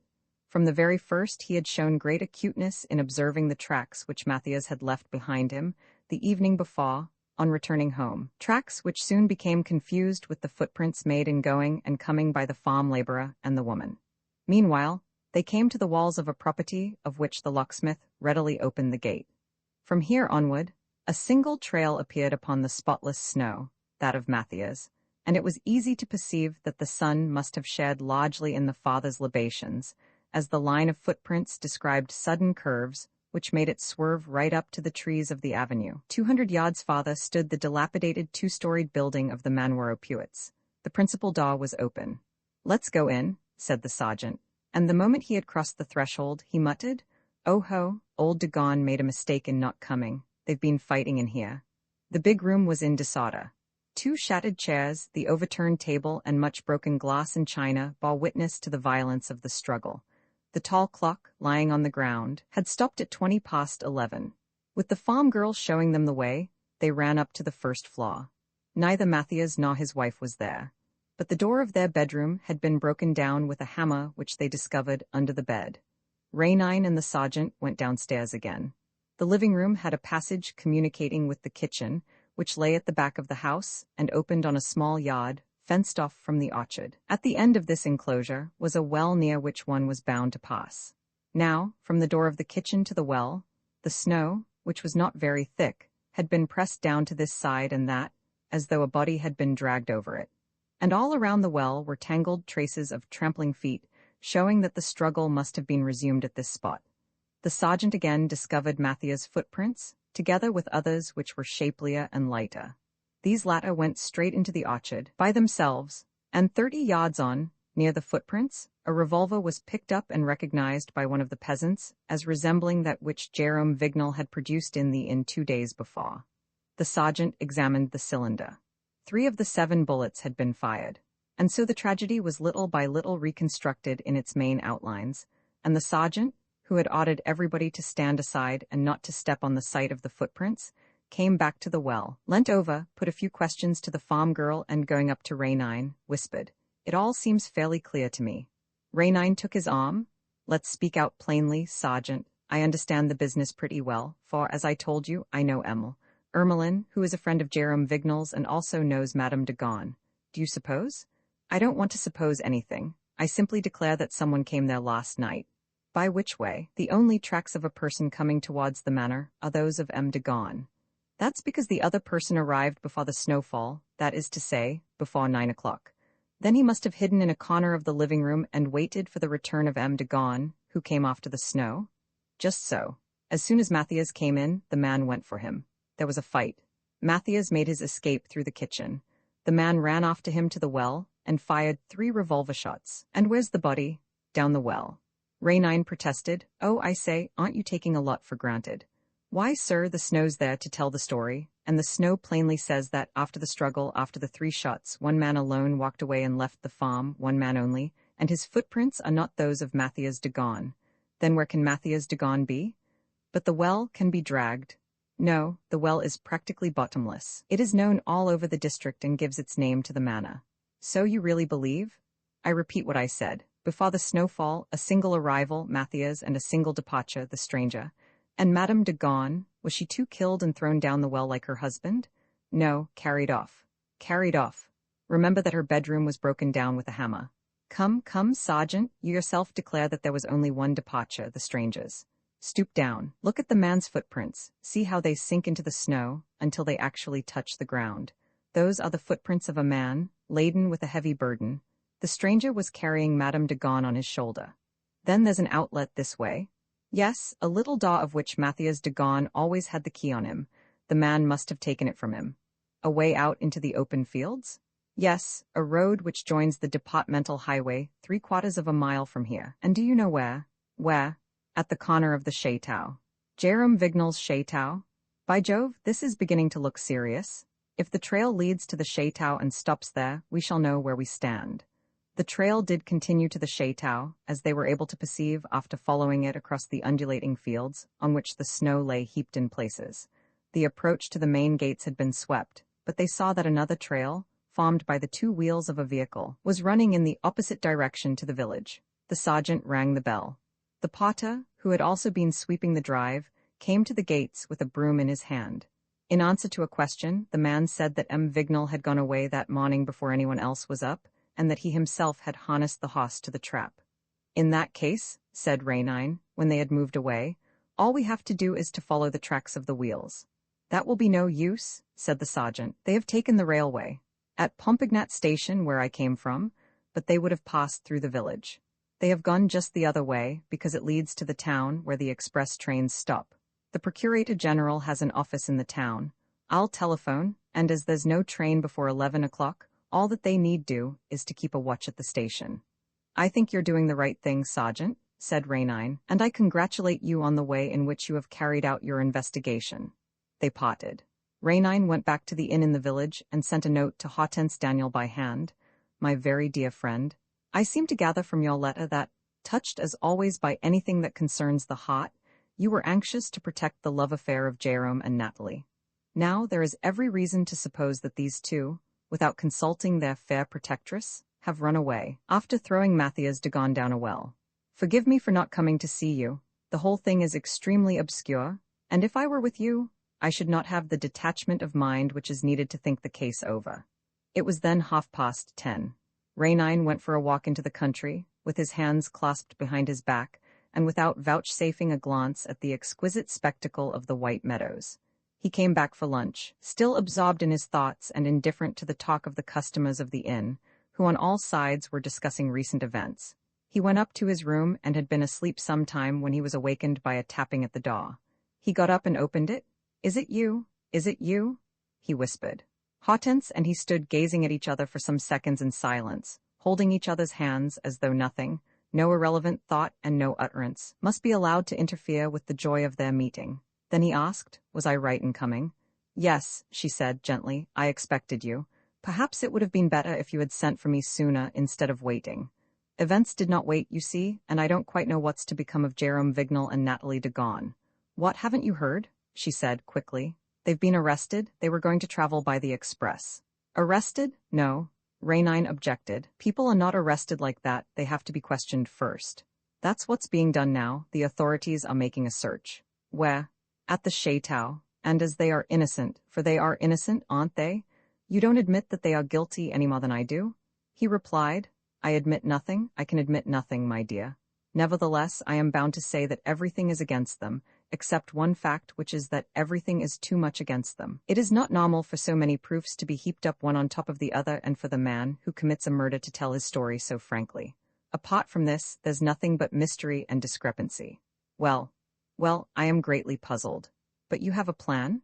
"None at all so far. Ah, if I could see him, Jérôme Vignal, and her, Natalie de Gaulle, and hear them and know what they are saying in their own defense. But you can understand that I shan't be permitted either to ask them any questions or to be present at their examination.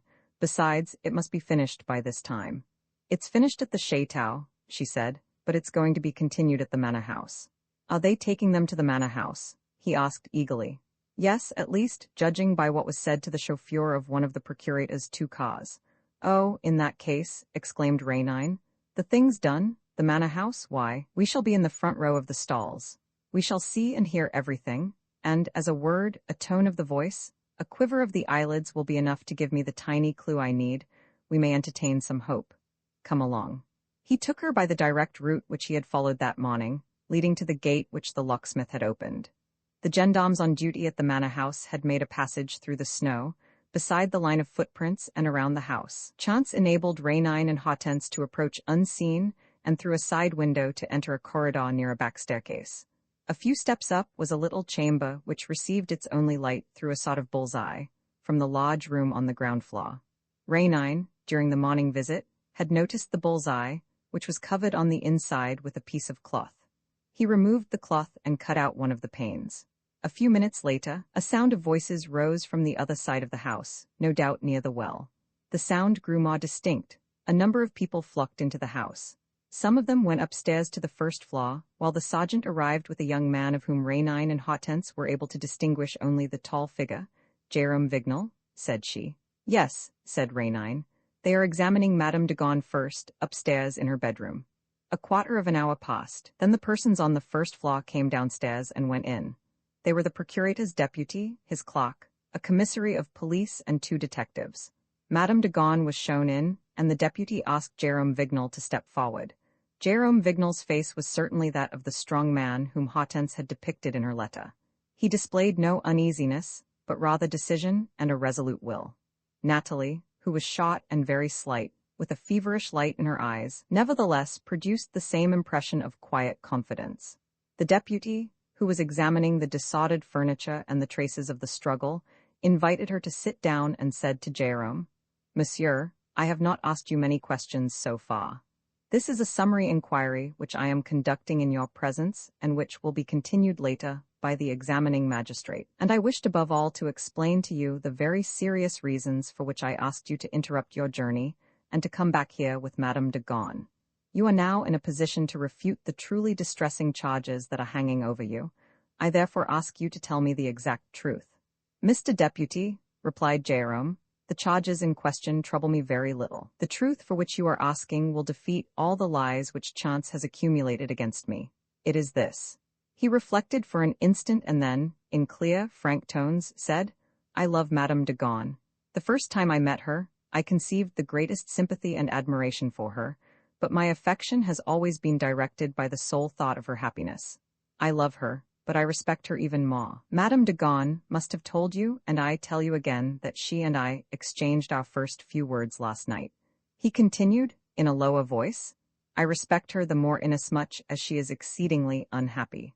All the world knows that every minute of her life was a martyrdom. Her husband persecuted her with ferocious hatred and frantic jealousy. Ask the servants.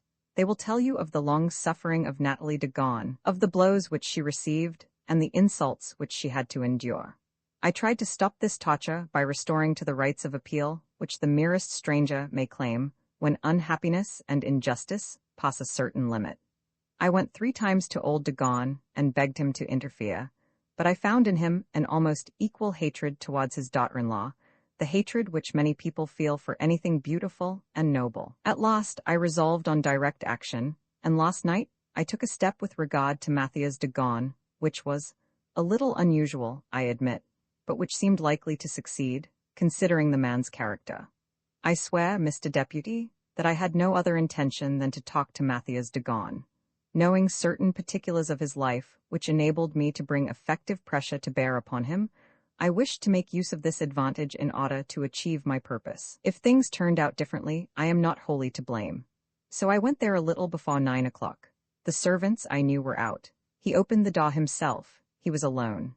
"Monsieur," said the deputy, interrupting him, "you are saying something, as Madame de Gaunt, for that matter, did just now, which is manifestly opposed to the truth. Mathias de Gaunt did not come home last night until 11 o'clock. We have 2 definite proofs of this, his father's evidence and the prints of his feet in the snow, which fell from 9 o'clock to 11. "Mr. Deputy," Jérôme Vignal declared, without heeding the bad effect which his obstinacy was producing, "I am relating things as they were and not as they may be interpreted. But to continue, that clock marked 10 minutes to 9 when I entered this room. M. de Gaunt, believing that he was about to be attacked, had taken down his gun. I placed my revolver on the table, out of reach of my hand, and sat down. 'I want to speak to you, monsieur,' I said. 'Please listen to me.' He did not stir and did not utter a single syllable. So I spoke. And straightway, crudely, without any previous explanations which might have softened the bluntness of my proposal, I spoke the few words which I had prepared beforehand. 'I have spent some months, monsieur,' I said, 'in making careful inquiries into your financial position. You have mortgaged every foot of your land. You have signed bills which will shortly be falling due and which it will be absolutely impossible for you to honor. You have nothing to hope for from your father, whose own affairs are in a very bad condition. So you are ruined. I have come to save you.' He watched me, still without speaking, and sat down, which I took to mean that my suggestion was not entirely displeasing. Then I took a sheaf of banknotes from my pocket, placed it before him, and continued, 'Here is 60,000 francs, monsieur. I will buy the Manoir aux Puits, its lands and dependencies, and take over the mortgages. The sum named is exactly twice what they are worth.' I saw his eyes glittering. He asked my conditions. 'Only one,' I said, 'that you go to America.' Mr. Deputy, we sat discussing for 2 hours. It was not that my offer roused his indignation. I should not have risked it if I had not known with whom I was dealing. But he wanted more, and haggled greedily, though he refrained from mentioning the name of Madame de Gaunt, to whom I myself had not once alluded. We might have been 2 men engaged in a dispute and seeking an agreement on common ground, whereas it was the happiness and the whole destiny of a woman that were at stake. At last, weary of the discussion, I accepted a compromise, and we came to terms, which I resolved to make definite then and there. 2 letters were exchanged between us. one in which he made the Manwaropuits over to me for the sum which I had paid him, and one, which he pocketed immediately, by which I was to send him as much more in America on the day on which the decree of divorce was pronounced. So the affair was settled. I am sure that at that moment he was accepting in good faith. He looked upon me less as an enemy and a rival than as a man who was doing him a service. He even went so far as to give me the key of the little door which opens on the fields, so that I might go home by the shortcut. Unfortunately, while I was picking up my cap and greatcoat, I made the mistake of leaving on the table the letter of sale which he had signed. In a moment, Matthias de Gaunt had seen the advantage which he could take of my slip. He could keep his property, keep his wife, and keep the money. Quick as lightning, he tucked away the paper, hit me over the head with the butt end of his gun, threw the gun on the floor, and seized me by the throat with both hands. He had reckoned without his host. I was the stronger of the two, and after a sharp but short struggle, I mastered him and tied him up with a cord which I found lying in a corner. Mr. Deputy, if my enemy's resolve was sudden, mine was no less so. Since, when all was said, he had accepted the bargain, I would force him to keep it, at least in so far as I was interested. A very few steps brought me to the first floor. I had not a doubt that Madame de Gaunt was there and had heard the sound of our discussion. Switching on the light of my pocket torch, I looked into 3 bedrooms. The 4th was locked. I knocked at the door. There was no reply, but this was one of the moments in which a man allows no obstacle to stand in his way. I had seen a hammer in one of the rooms. I picked it up and smashed in the door. Yes, Natalie was lying there, on the floor, in a dead faint. I took her in my arms, carried her downstairs, and went through the kitchen. On seeing the snow outside, I at once realized that my footprints would be easily traced. But what did it matter? Was there any reason why I should put Matthias de Gaunt off the scent? Not at all. With the 60,000 francs in his possession, as well as the paper in which I undertook to pay him a like sum on the day of his divorce, to say nothing of his house and land, he would go away, leaving Natalie de Gaunt to me. Nothing was changed between us, except one thing.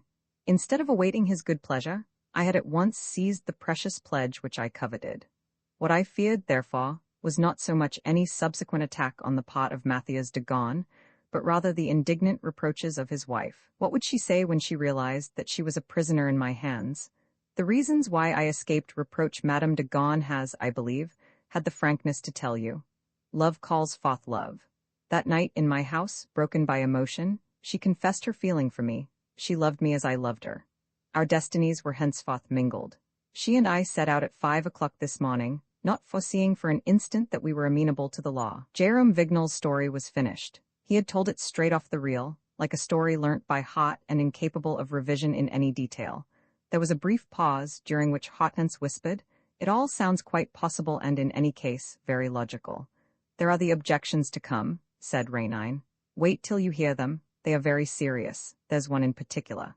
The deputy procurator stated it at once. "And what became of M. de Gaunt in all this?" "Matthias de Gaunt?" asked Jérôme. "Yes, you have related with an accent of great sincerity a series of facts which I am quite willing to admit. Unfortunately, you have forgotten a point of the first importance. What became of Matthias de Gaunt? You tied him up here in this room. Well, this morning he was gone. Of course, Mr. Deputy, Matthias de Gaunt accepted the bargain in the end and went away. By what road? No doubt by the road that leads to his father's house. Where are his footprints? The expanse of snow is an impartial witness. After your fight with him, we see you on the snow, moving away. Why don't we see him? He came and did not go away again. Where is he? There is not a trace of him, or rather." The deputy lowered his voice. "Or rather, yes, there are some traces on the way to the well and around the well, traces which prove that the last struggle of all took place there. And after that there is nothing, not a thing." Jérôme shrugged his shoulders. "You have already mentioned this, Mr. Deputy, and it implies a charge of homicide against me. I have nothing to say to it. Have you anything to say to the fact that your revolver was picked up within 15 yards of the well?" "No." "Or to the strange coincidence between the 3 shots heard in the night and the 3 cartridges missing from your revolver?" "No, Mr. Deputy. There was not, as you believe, a lost struggle by the well, because I left M. de Gaunt tied up in this room, and because I also left my revolver here. On the other hand, if shots were heard, they were not fired by me. A casual coincidence, therefore? That's a matter for the police to explain. My only duty is to tell the truth, and you are not entitled to ask more of me. And if that truth conflicts with the facts observed, it means that the facts are wrong, Mr. Deputy. As you please, but until the day when the police are able to make them agree with your statements, you will understand that I am obliged to keep you under arrest. And Madame de Gaunt? Asked Jérôme, greatly distressed. The deputy did not reply. He exchanged a few words with the commissary of police and then, beckoning to a detective, ordered him to bring up one of the two motorcars. Then he turned to Natalie. Madam, you have heard M. Vignal's evidence. It agrees word for word with your own. M. Vignal declares in particular that you had fainted when he carried you away. But did you remain unconscious all the way? It seemed as though Jérôme's composure had increased Madame de Gaunt's assurance. She replied, I did not come to, monsieur, until I was at the chateau. It's most extraordinary. Didn't you hear the 3 shots which were heard by almost everyone in the village? I did not. And did you see nothing of what happened beside the well? Nothing did happen, M. Vignal has told you so. Then what has become of your husband? I don't know. Come, madam, you really must assist the officers of the law and at least tell us what you think. Do you believe that there may have been an accident and that possibly M. de Gaunt, who had been to see his father and had more to drink than usual, lost his balance and fell into the well? When my husband came back from seeing his father, he was not in the least intoxicated. His father, however, has stated that he was. His father and he had drunk 2 or 3 bottles of wine. His father is not telling the truth. But the snow tells the truth, madam, said the deputy, irritably, and the line of his footprints wavers from side to side. My husband came in at 8:30, monsieur, before the snow had begun to fall. The deputy struck the table with his fist. But really, madam, you're going right against the evidence? That sheet of snow cannot speak false. I may accept your denial of matters that cannot be verified, but these footprints in the snow. He controlled himself. The motor car drew up outside the windows. Forming a sudden resolve, he said to Natalie, You will be good enough to hold yourself at the disposal of the authorities, madam, and to remain here, in the manor house. And he made a sign to the sergeant to remove Jérôme Vignal in the car. The game was lost for the 2 lovers. Barely united, they had to separate and to fight, far away from each other, against the most grievous accusations. Jérôme took a step towards Natalie. They exchanged a long, sorrowful look. Then he bowed to her and walked to the door, in the wake of the sergeant of gendarmes. Halt! Cried a voice. Sergeant, right about, turn. Jérôme Vignal, stay where you are.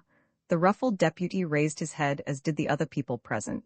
The voice came from the ceiling. The bull's-eye window had opened and Rainine, leaning through it, was waving his arms. I wish to be heard. I have several remarks to make, especially in respect of the zigzag footprints. It all lies in that Matthias had not been drinking.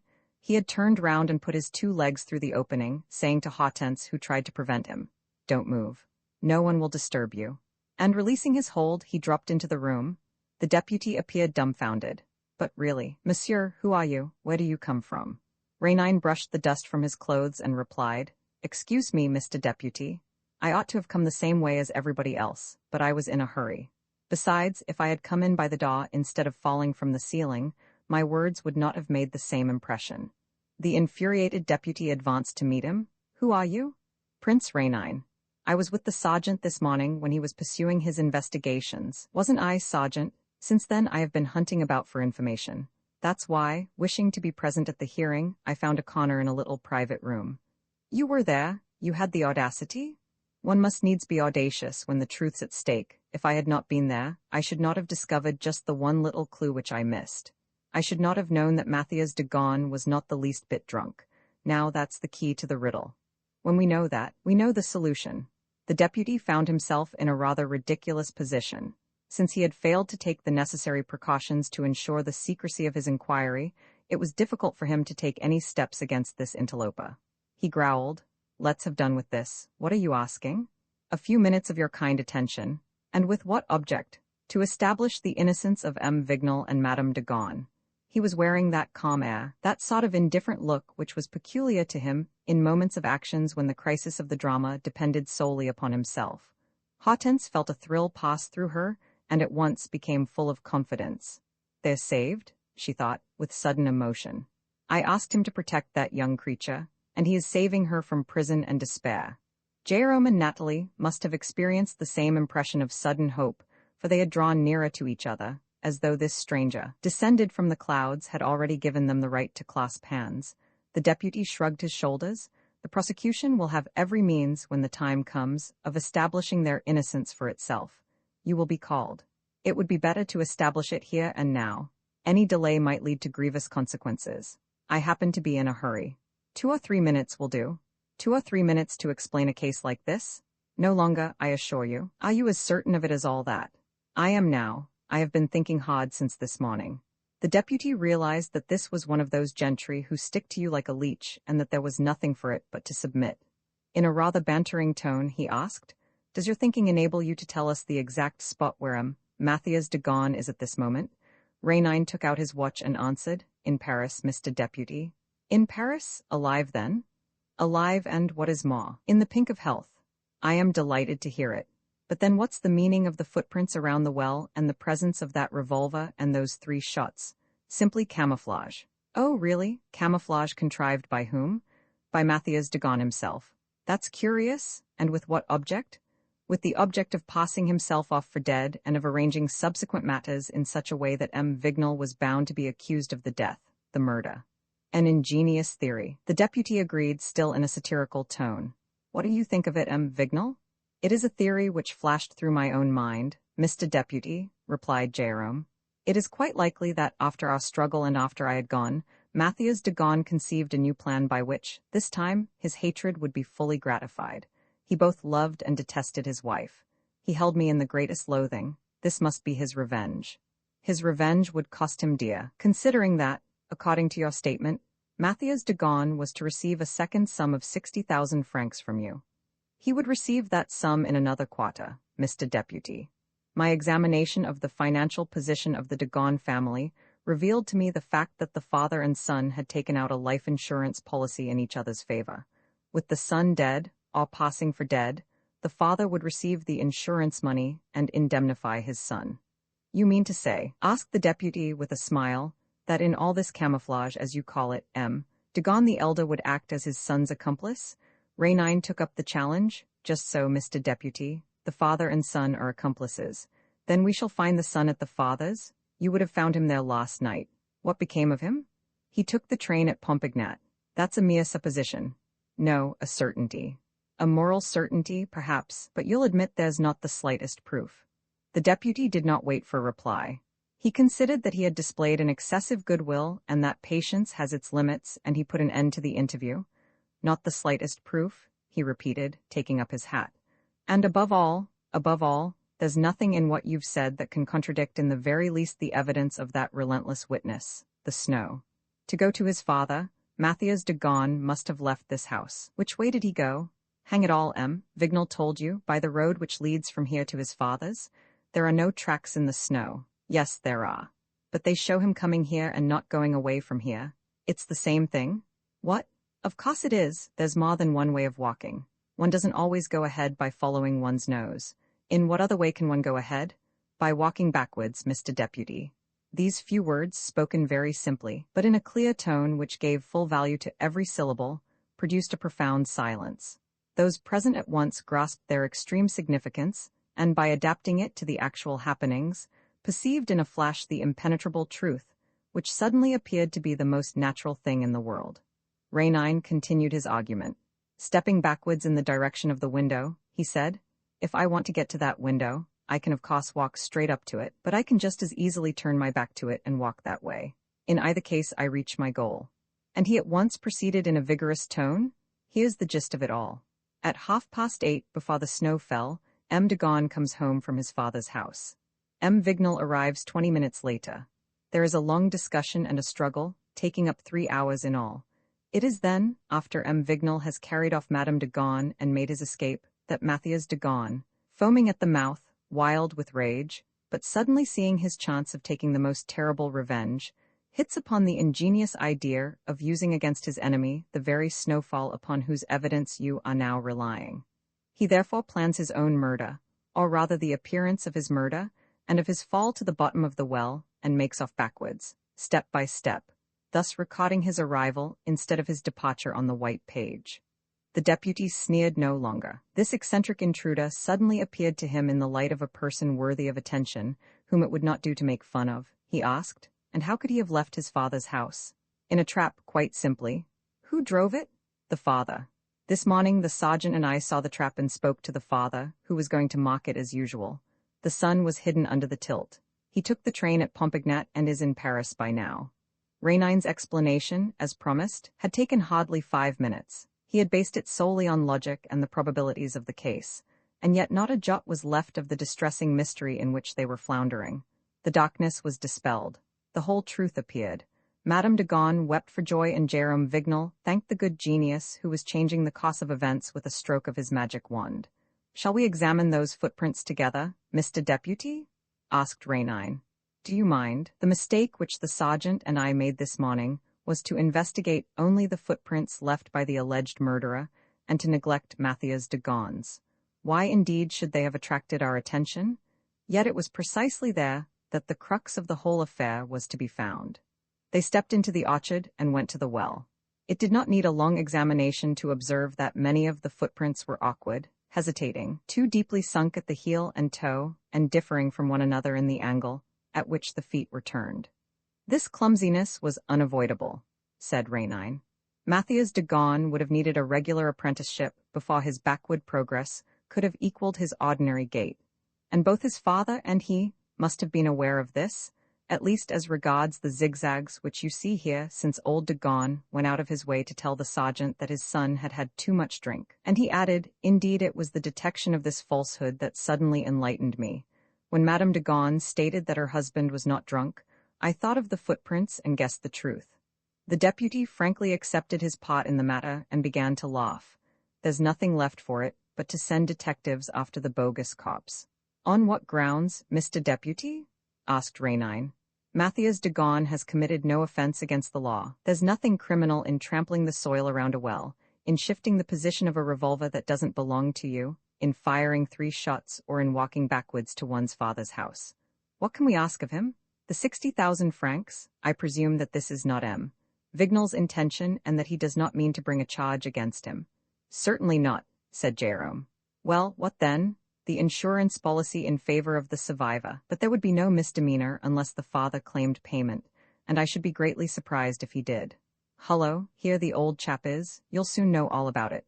Old de Gaunt was coming along, gesticulating as he walked. His easygoing features were screwed up to express sorrow and anger. "Where's my son?" he cried. "It seems the brutes killed him. My poor Matthias dead. Oh, that scoundrel of a Vignal." And he shook his fist at Jérôme. The deputy said, bluntly, "A word with you, M. de Gaunt. Do you intend to claim your rights under a certain insurance policy?" "Well, what do you think?" said the old man, off his guard. "The fact is, your son's not dead. People are even saying that you were a partner in his little schemes and that you stuffed him under the tilt of your trap and drove him to the station." The old fellow spat on the ground, stretched out his hand as though he were going to take a solemn oath, stood for an instant without moving, and then, suddenly, changing his mind and his tactics with ingenuous cynicism, he relaxed his features, assumed a conciliatory attitude, and burst out laughing. "That blackguard Matthias? So he tried to pass himself off as dead. What a rascal! And he reckoned on me to collect the insurance money and send it to him. As if I should be capable of such a low, dirty trick. You don't know me, my boy." And without waiting for more, shaking with merriment like a jolly old fellow amused by a funny story, he took his departure, not forgetting, however, to set his great hobnail boots on each of the compromising footprints which his son had left behind him. Later, when Raynine went back to the manor to let Hortense out, he found that she had disappeared. He called and asked for her at her cousin Ermeline's. Hortense sent down word asking him to excuse her. She was feeling a little tired and was lying down. "Capital," thought Raynine. "Capital, she avoids me, therefore she loves me. The end is not far off." Roman 8 at the sign of Mercury to Madame Daniel, La Roncière, near Bassicot. "Paris, 30 November. My dearest friend, there has been no letter from you for a fortnight, so I don't expect now to receive one for that troublesome date of the 5th of December, which we fixed as the last day of our partnership. I rather wish it would come, because you will then be released from a contract which no longer seems to give you pleasure. To me, the 7 battles which we fought and won together were a time of endless delight and enthusiasm. I was living beside you. I was conscious of all the good which that more active and stirring existence was doing you. My happiness was so great that I dared not speak of it to you, or let you see anything of my secret feelings, except my desire to please you and my passionate devotion. Today you have had enough of your brother-in-arms, your will shall be law. But, though I bow to your decree, May I remind you what it was that I always believed our final adventure would be? May I repeat your words, not one of which I have forgotten? I demand, you said, that you shall restore to me a small, antique clasp, made of a cornelian set in a filigree mount. It came to me from my mother, and everyone knew that it used to bring her happiness and me too. Since the day when it vanished from my jewel case, I have had nothing but unhappiness. Restore it to me, my good genius. And when I asked you when the clasp had disappeared, you answered with a laugh. 7 years ago, or 8 or 9, I don't know exactly. I don't know when, I don't know how, I know nothing about it. You were challenging me, were you not? And you set me that condition because it was one which I could not fulfill. Nevertheless, I promised, and I should like to keep my promise. What I have tried to do, in order to place life before you in a more favorable light, would seem purposeless, if your confidence feels the lack of this talisman to which you attach so great a value. We must not laugh at these little superstitions. They are often the mainspring of our best actions. Dear friend, if you had helped me, I should have achieved yet one more victory. Alone and hard pushed by the proximity of the date, I have failed, not however without placing things on such a footing that the undertaking, if you care to follow it up, has the greatest chance of success. And you will follow it up, won't you? We have entered into a mutual agreement which we are bound to honor. It behooves us, within a fixed time, to inscribe in the book of our common life 8 good stories, to which we shall have brought energy, logic, perseverance, some subtlety, and occasionally a little heroism. This is the 8th of them. It is for you to act so that it may be written in its proper place on the 5th of December, before the clock strikes 8 in the evening. And on that day, you will act as I shall now tell you. First of all, and above all, my dear, do not complain that my instructions are fanciful. Each of them is an indispensable condition of success. First of all, cut in your cousin's garden 3 slender lengths of rush. Plait them together and bind up the 2 ends so as to make a rude switch, like a child's whiplash. When you get to Paris, buy a long necklace of jet beads, cut into facets and shorten it so that it consists of 75 beads, of almost equal size. Under your winter cloak, wear a blue woolen gown. On your head, a toque with red leaves on it. Round your neck, a feather boa. No gloves, no rings. In the afternoon, take a cab along the left bank of the river to the church of Saint-Étienne-du-Mont. At 4 o'clock exactly, there will be, near the holy water basin, just inside the church, an old woman dressed in black, saying her prayers on a silver rosary. She will offer you holy water. Give her your necklace. She will count the beads and hand it back to you. After this, you will walk behind her. You will cross an arm of the Seine, and she will lead you, down a lonely street in the Isle Saint Louis, to a house which you will enter by yourself. On the ground floor of this house, you will find a youngish man with a very pasty complexion. Take off your cloak and then say to him, I have come to fetch my clasp. Do not be astonished by his agitation or dismay. Keep calm in his presence. If he questions you, if he wants to know your reason for applying to him, or what impels you to make that request, give him no explanation. Your replies must be confined to these brief formulas. I have come to fetch what belongs to me. I don't know you. I don't know your name, but I am obliged to come to you like this. I must have my clasp returned to me. I must. I honestly believe that, if you have the firmness not to swerve from that attitude, whatever farce the man may play, you will be completely successful. But the contest must be a short one, and the issue will depend solely on your confidence in yourself and your certainty of success. It will be a sort of match in which you must defeat your opponent in the first round. If you remain impassive, you will win. If you show hesitation or uneasiness, you can do nothing against him. He will escape you and regain the upper hand after a first moment of distress, and the game will be lost in a few minutes. There is no midway house between victory or defeat. In the latter event, you would be obliged, I beg you to pardon me for saying so, again to accept my collaboration. I offer it you in advance, my dear, and without any conditions, while stating quite plainly that all that I have been able to do for you, and all that I may yet do, gives me no other right than that of thanking you and devoting myself more than ever to the woman who represents my joy, my whole life. Hortense, after reading the letter, folded it up and put it away at the back of a drawer, saying, in a resolute voice, I shan't go. To begin with, although she had formerly attached some slight importance to this trinket, which she had regarded as a mascot, she felt very little interest in it now that the period of her trials was apparently at an end. She could not forget that figure 8, which was the serial number of the next adventure. To launch herself upon it meant taking up the interrupted chain, going back to Rainine, and giving him a pledge which, with his powers of suggestion, he would know how to turn to account. 2 days before the 5th of December, she was still in the same frame of mind, so she was on the morning of the 4th. But suddenly, without even having to contend against preliminary subterfuges, she ran out into the garden, cut 3 lengths of rush, plaited them as she used to do in her childhood, and at 12 o'clock had herself driven to the station. She was uplifted by an eager curiosity. She was unable to resist all the amusing and novel sensations which the adventure, proposed by Rainine, promised her. It was really too tempting. The jet necklace, the toque with the autumn leaves, the old woman with the silver rosary. How could she resist their mysterious appeal, and how could she refuse this opportunity of showing Rainine what she was capable of doing? And then, after all, she said to herself, laughing, he's summoning me to Paris. Now 8 o'clock is dangerous to me at a spot 300 miles from Paris, in that old deserted Château de Halinga, but nowhere else. The only clock that can strike the threatening hour is down there, under lock and key, a prisoner. She reached Paris that evening. On the morning of the 5th she went out and bought a jet necklace, which she reduced to 75 beads, put on a blue gown and a toque with red leaves, and at 4 o'clock precisely, entered the church of Saint-Étienne-du-Mont. Her heart was throbbing violently. This time she was alone, and how acutely she now felt the strength of that support which, from unreflecting fear rather than any reasonable motive, she had thrust aside. She looked around her, almost hoping to see him, but there was no one there, no one except an old lady in black, standing beside the holy water basin. Hortense went up to her. The old lady, who held a silver rosary in her hands, offered her holy water and then began to count the beads of the necklace which Hortense gave her. She whispered, 75. That's right. Come. Without another word, she toddled along under the light of the street lamps, crossed the Pont des Tournelles to the Aisle Saint-Louis, and went down an empty street leading to a crossroads, where she stopped in front of an old house with wrought iron balconies. Go in, she said. And the old lady went away. Hortense now saw a prosperous-looking shop which occupied almost the whole of the ground floor and whose windows, blazing with electric light, displayed a huddled array of old furniture and antiquities. She stood there for a few seconds, gazing at it absently. A signboard bore the words "The Mercury," together with the name of the owner of the shop, Pancaldi.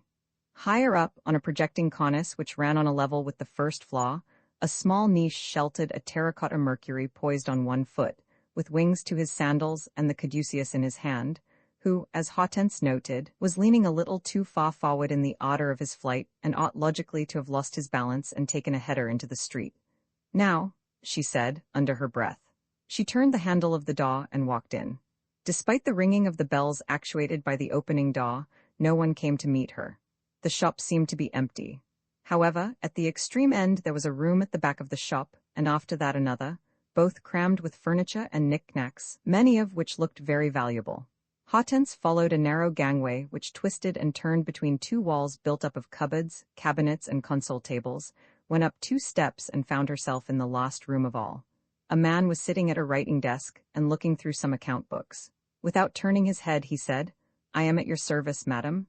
Please look round you." This room contained nothing but articles of a special character, which gave it the appearance of some alchemist's laboratory in the Middle Ages. Stuffed owls, skeletons, skulls, copper alembics, astrolabes, and all around, hanging on the walls, amulets of every description, mainly hands of ivory or coral with 2 fingers pointing to ward off ill luck. "Are you wanting anything in particular, madam?" asked M. Pancaldi, closing his desk and rising from his chair. It's the man, thought Hortense. He had in fact an uncommonly pasty complexion. A little forked beard, flecked with gray, lengthened his face, which was surmounted by a bald, pallid forehead, beneath which gleamed a pair of small, prominent, restless, shifty eyes. Hortense, who had not removed her veil or cloak, replied, "I want a clasp." "There in this showcase," he said, leading the way to the connecting room. Hortense glanced over the glass case and said, No, I don't see what I'm looking for. I don't want just any clasp, but a clasp which I lost out of a jewel case some years ago and which I have to look for here." She was astounded to see the commotion displayed on his features. His eyes became haggard. "Here? I don't think you are in the least likely. What sort of clasp is it?" "A cornelian, mounted in gold filigree, of the 1830 period." "I don't understand," he stammered. "Why do you come to me?" She now removed her veil and laid aside her cloak. He stepped back as though terrified by the sight of her, and whispered, "The blue gown, the toque, and, can I believe my eyes, the jet necklace?" It was perhaps the whiplash formed of 3 rushes that excited him most violently. He pointed his finger at it, began to stagger where he stood, and ended by beating the air with his arms, like a drowning man, and fainting away in a chair. Hortense did not move. Whatever farce he may play, Rainine had written, have the courage to remain impassive. Perhaps he was not playing a farce. Nevertheless, she forced herself to be calm and indifferent. This lasted for a minute or two, after which Pancaldi recovered from his swoon, wiped away the perspiration streaming down his forehead, and, striving to control himself, resumed, in a trembling voice, "Why do you apply to me?" "Because the clasp is in your possession." "Who told you that?" he said, without denying the accusation. "How do you know?" "I know because it is so. Nobody has told me anything. I came here positive that I should find my clasp, and with the immovable determination to take it away with me. But do you know me? Do you know my name?" "I don't know you. I did not know your name before I read it over your shop. To me, you are simply the man who is going to give me back what belongs to me." He was greatly agitated. He kept on walking to and fro in a small, empty space surrounded by a circle of piled-up furniture, at which he hit out idiotically, at the risk of bringing it down. Hortense felt that she had the whip hand of him, and, profiting by his confusion, she said, suddenly, in a commanding and threatening tone, "Where is the thing? You must give it back to me. I insist upon it." Pancaldi gave way to a moment of despair. He folded his hands and mumbled a few words of entreaty. Then, defeated and suddenly resigned, he said, more distinctly, "You insist." "I do. You must give it to me." "Yes, yes, I must, I agree." "Speak," she ordered, more harshly still. "Speak, no, but write. I will write my secret, and that will be the end of me." He turned to his desk and feverishly wrote a few lines on a sheet of paper, which he put into an envelope and sealed it. "See," he said, "here's my secret. It was my whole life." And so saying, he suddenly pressed against his temple a revolver which he had produced from under a pile of papers and fired. With a quick movement, Hortense struck up his arm. The bullet struck the mirror of a cheval glass, but Pancaldi collapsed and began to groan, as though he were wounded. Hortense made a great effort not to lose her composure. "Rainine warned me," she reflected. "The man's a play actor. He has kept the envelope. He has kept his revolver. I won't be taken in by him." Nevertheless, she realized that, despite his apparent calmness, the attempt at suicide and the revolver shot had completely unnerved her.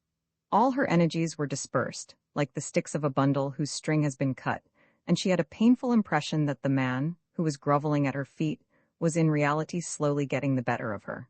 She sat down, exhausted. As Rainine had foretold, the duel had not lasted longer than a few minutes, but it was she who had succumbed, thanks to her feminine nerves, and at the very moment when she felt entitled to believe that she had won. The man Pancaldi was fully aware of this, and without troubling to invent a transition, he ceased his jeremiads, leapt to his feet, cut a sort of agile caper before Hortense's eyes, and cried, in a jeering tone, "Now we are going to have a little chat.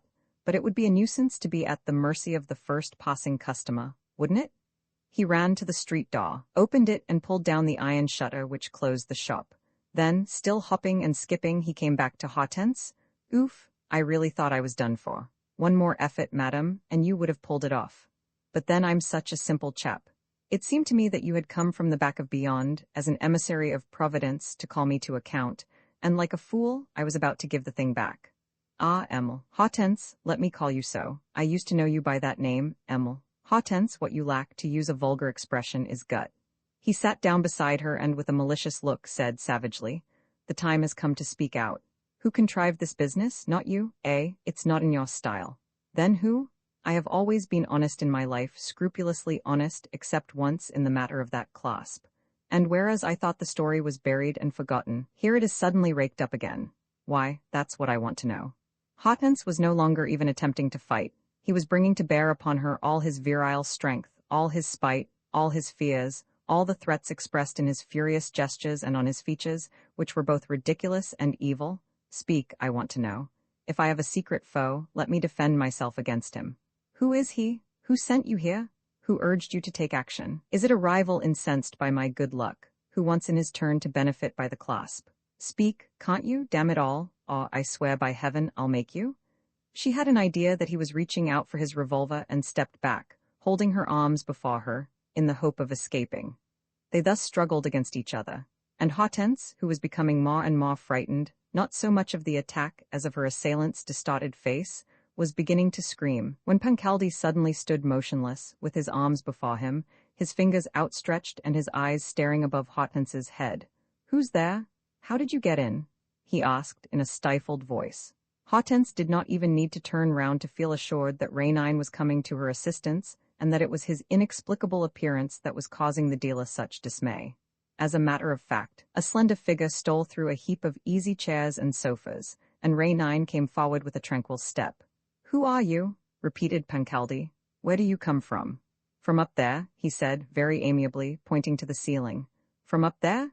"Yes, from the first floor. I have been the tenant of the floor above this for the past 3 months. I heard a noise just now. Someone was calling out for help, so I came down." "But how did you get in here?" "By the staircase." "What staircase?" "The iron staircase at the end of the shop. The man who owned it before you had a flat on my floor and used to go up and down by that hidden staircase. You had the door shut off. I opened it." "But by what right, sir?" "It amounts to breaking in." "Breaking in is allowed when there's a fellow creature to be rescued." "Once more, who are you?" "Prince Rainine, and a friend of this lady's," said Rainine, bending over Hortense and kissing her hand. Pancaldi seemed to be choking and mumbled, "Oh, I understand. You instigated the plot. It was you who sent the lady." "It was Pancaldi, it was. And what are your intentions?" "My intentions are irreproachable. No violence, simply a little interview. When that is over, you will hand over what I in my turn have come to fetch." "What?" "The clasp." "That never?" shouted the dealer. "Don't say no, it's a foregone conclusion." "No power on earth, sir, can compel me to do such a thing. Shall we send for your wife? Madame Pancaldi will perhaps realize the position better than you do." The idea of no longer being alone with this unexpected adversary seemed to appeal to Pancaldi. There was a bell on the table beside him. He struck it 3 times. "Capital?" exclaimed Rainine. "You see, my dear Pancaldi is becoming quite amiable. Not a trace left of the devil broken loose who was going for you just now. No, Pancaldi only has to find himself dealing with a man to recover his qualities of courtesy and kindness. A perfect sheep? Which does not mean that things will go quite of themselves. Far from it. There's no more obstinate animal than a sheep." Right at the end of the shop, between the dealer's writing desk and the winding staircase, a curtain was raised, admitting a woman who was holding a door open. She might have been 30 years of age. Very simply dressed, she looked, with the apron on her, more like a cook than like the mistress of a household. But she had an attractive face and a pleasing figure. Hortense, who had followed Rainine, was surprised to recognize her as a maid whom she had had in her service when a girl. "What, is that you, Lucien? Are you Madame Pancaldi?" The newcomer looked at her, recognized her also, and seemed embarrassed. Rainine said to her, "Your husband and I need your assistance, Madame Pancaldi, to settle a rather complicated matter in which you played an important part." She came forward without a word, obviously ill at ease, asking her husband, who did not take his eyes off her. "What is it? What do they want with me? What is he referring to?" "It's about the clasp," Pancaldi whispered under his breath. These few words were enough to make Madame Pancaldi realize to the full the seriousness of her position, and she did not try to keep her countenance or to retort with futile protests. She sank into a chair, sighing. "Oh, that's it? I understand. Emile, Hortense has found the track. Oh, it's all up with us." There was a moment's respite. The struggle between the adversaries had hardly begun, before the husband and wife adopted the attitude of defeated persons whose only hope lay in the victor's clemency. Staring motionless before her, Madame Pancaldi began to cry. Rainine bent over her and said, "Do you mind if we go over the case from the beginning? We shall then see things more clearly, and I am sure that our interview will lead to a perfectly natural solution. This is how things happened. 9 years ago, when you were lady's maid to Emile. Hortense in the country, you made the acquaintance of Pancaldi, who soon became your lover. You were both of you Corsicans, in other words. You came from a country where superstitions are very strong, and where questions of good and bad luck, the evil eye, and spells and charms exert a profound influence over the lives of one and all. Now it was said that your young mistress clasp had always brought luck to its owners. That was why, in a weak moment prompted by Pancaldi, you stole the clasp. 6 months afterwards, you became Madame Pancaldi. That is your whole story, is it not, told in a few sentences? The whole story of 2 people who would have remained honest members of society, if they had been able to resist that casual temptation. I need not tell you how you both succeeded in life and how, possessing the talisman, believing its powers and trusting in yourselves, you rose to the first rank of antiquarians. Today, well off, owning this shop, the Mercury, you attribute the success of your undertakings to that clasp. To lose it would to your eyes spell bankruptcy and poverty. Your whole life has been centered upon it. It is your fetish. It is the little household god who watches over you and guides your steps. It is there, somewhere, hidden in this jungle, and no one of course would ever have suspected anything. For I repeat, you are decent people, but for this one lapse, if an accident had not led me to look into your affairs. Rainine paused and continued. That was 2 months ago, 2 months of minute investigations, which presented no difficulty to me, because, having discovered your trail, I hired the flat overhead and was able to use that staircase. But all the same, 2 months wasted to a certain extent because I have not yet succeeded. And heaven knows how I have ransacked this shop of yours. There is not a piece of furniture that I have left unsearched, not a plank in the floor that I have not inspected. All to no purpose. Yes, there was one thing, an incidental discovery. In a secret recess in your writing table, Pancaldi, I turned up a little account book in which you have set down your remorse, your uneasiness, your fear of punishment, and your dread of God's wrath. It was highly imprudent of you, Pancaldi. People don't write such confessions, and above all, they don't leave them lying about. Be this as it may, I read them and I noted one passage which struck me as particularly important and was of use to me in preparing my plan of campaign. Should she come to me, the woman whom I robbed, should she come to me as I saw her in her garden, while Lucian was taking the clasp? Should she appear to me wearing the blue gown and the toque of red leaves, with the jet necklace and the whip of 3 plaited rushes which she was carrying that day? Should she appear to me thus and say, I have come to claim my property? Then I shall understand that her conduct is inspired from on high, and that I must obey the decree of Providence. That is what is written in your book, Pancaldi, and it explains the conduct of the lady whom you call Emil Hortense. Acting on my instructions, and in accordance with the setting thought out by yourself, she came to you, from the back of beyond, to use your own expression. A little more self-possession on her part, and you know that she would have won the day. Unfortunately, you are a wonderful actor. Your sham suicide put her out, and you understood that this was not a decree of Providence, but simply an offensive on the part of your former victim. I had no choice, therefore, but to intervene. Here I am, and now let's finish the business. Pancaldi, that clasp? No, said the dealer, who seemed to recover all his energy at the very thought of restoring the clasp. And you, Madame Pancaldi? I don't know where it is, the wife declared. Very well. Then let us come to deeds. Madame Pancaldi, you have a son of 7 whom you love with all your heart. This is Thursday and, as on every Thursday, your little boy is to come home alone from his aunt's. 2 of my friends are posted on the road by which he returns and, in the absence of instructions to the contrary, will kidnap him as he passes. Madame Pancaldi lost her head at once. My son? Oh, please, please, not that. I swear that I know nothing. My husband would never consent to confide in me. Rainine continued. Next point. This evening, I shall lodge an information with the public prosecutor. Evidence, the confessions in the account book. Consequences, action by the police, search of the premises, and the rest. Pancaldi was silent. The others had a feeling that all these threats did not affect him and that, protected by his fetish, he believed himself to be invulnerable. But his wife fell on her knees at Rainine's feet and stammered. No, no, I entreat you. It would mean going to prison and I don't want to go. And then my son? Oh, I entreat you. Hortense, seized with compassion, took Rainine to one side. Poor woman, let me intercede for her. Set your mind at rest, he said. Nothing is going to happen to her son. But your 2 friends? Sheer bluff. Your application to the public prosecutor? A mere threat. Then what are you trying to do? To frighten them out of their wits in the hope of making them drop a remark, a word, which will tell us what we want to know.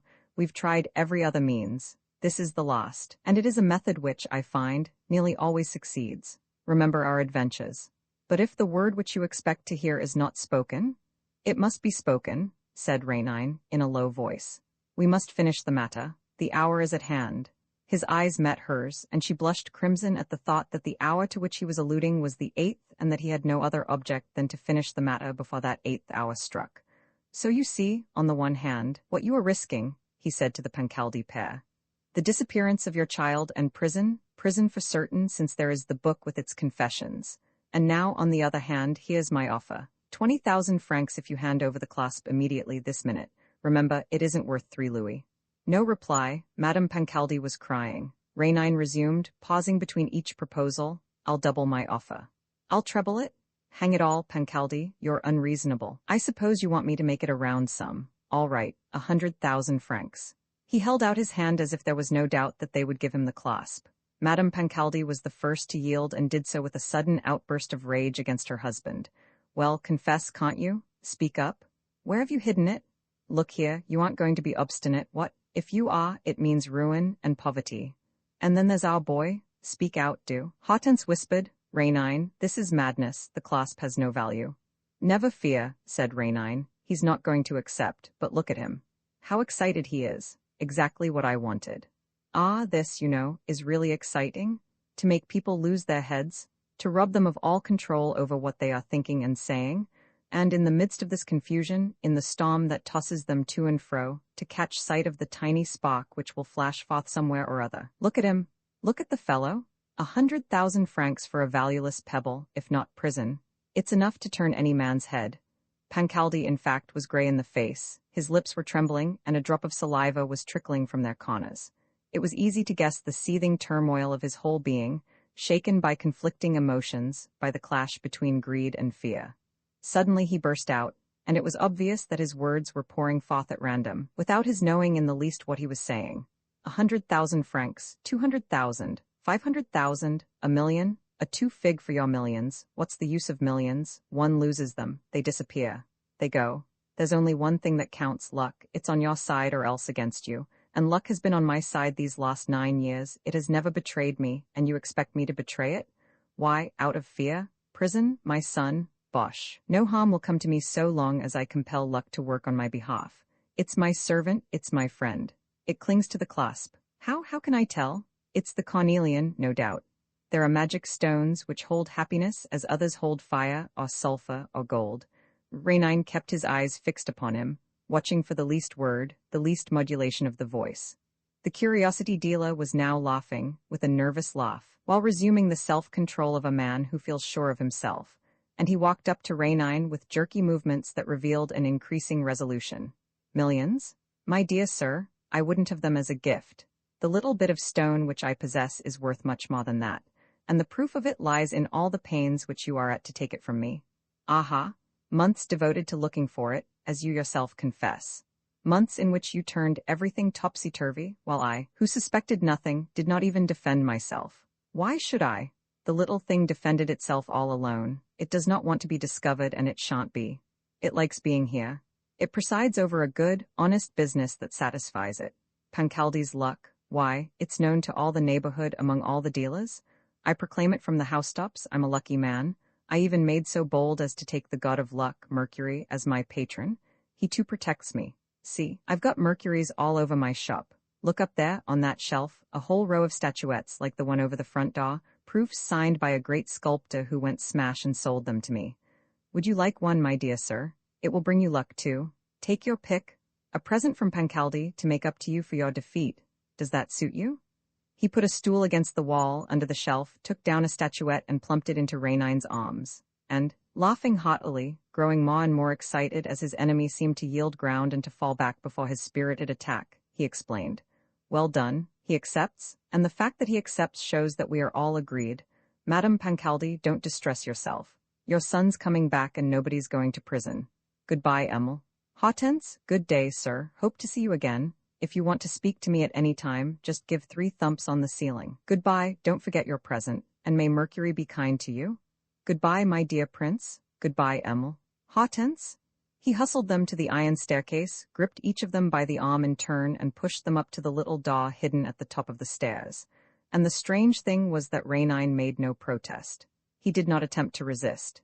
He allowed himself to be led along like a naughty child that is taken up to bed. Less than 5 minutes had elapsed between the moment when he made his offer to Pancaldi and the moment when Pancaldi turned him out of the shop with a statuette in his arms.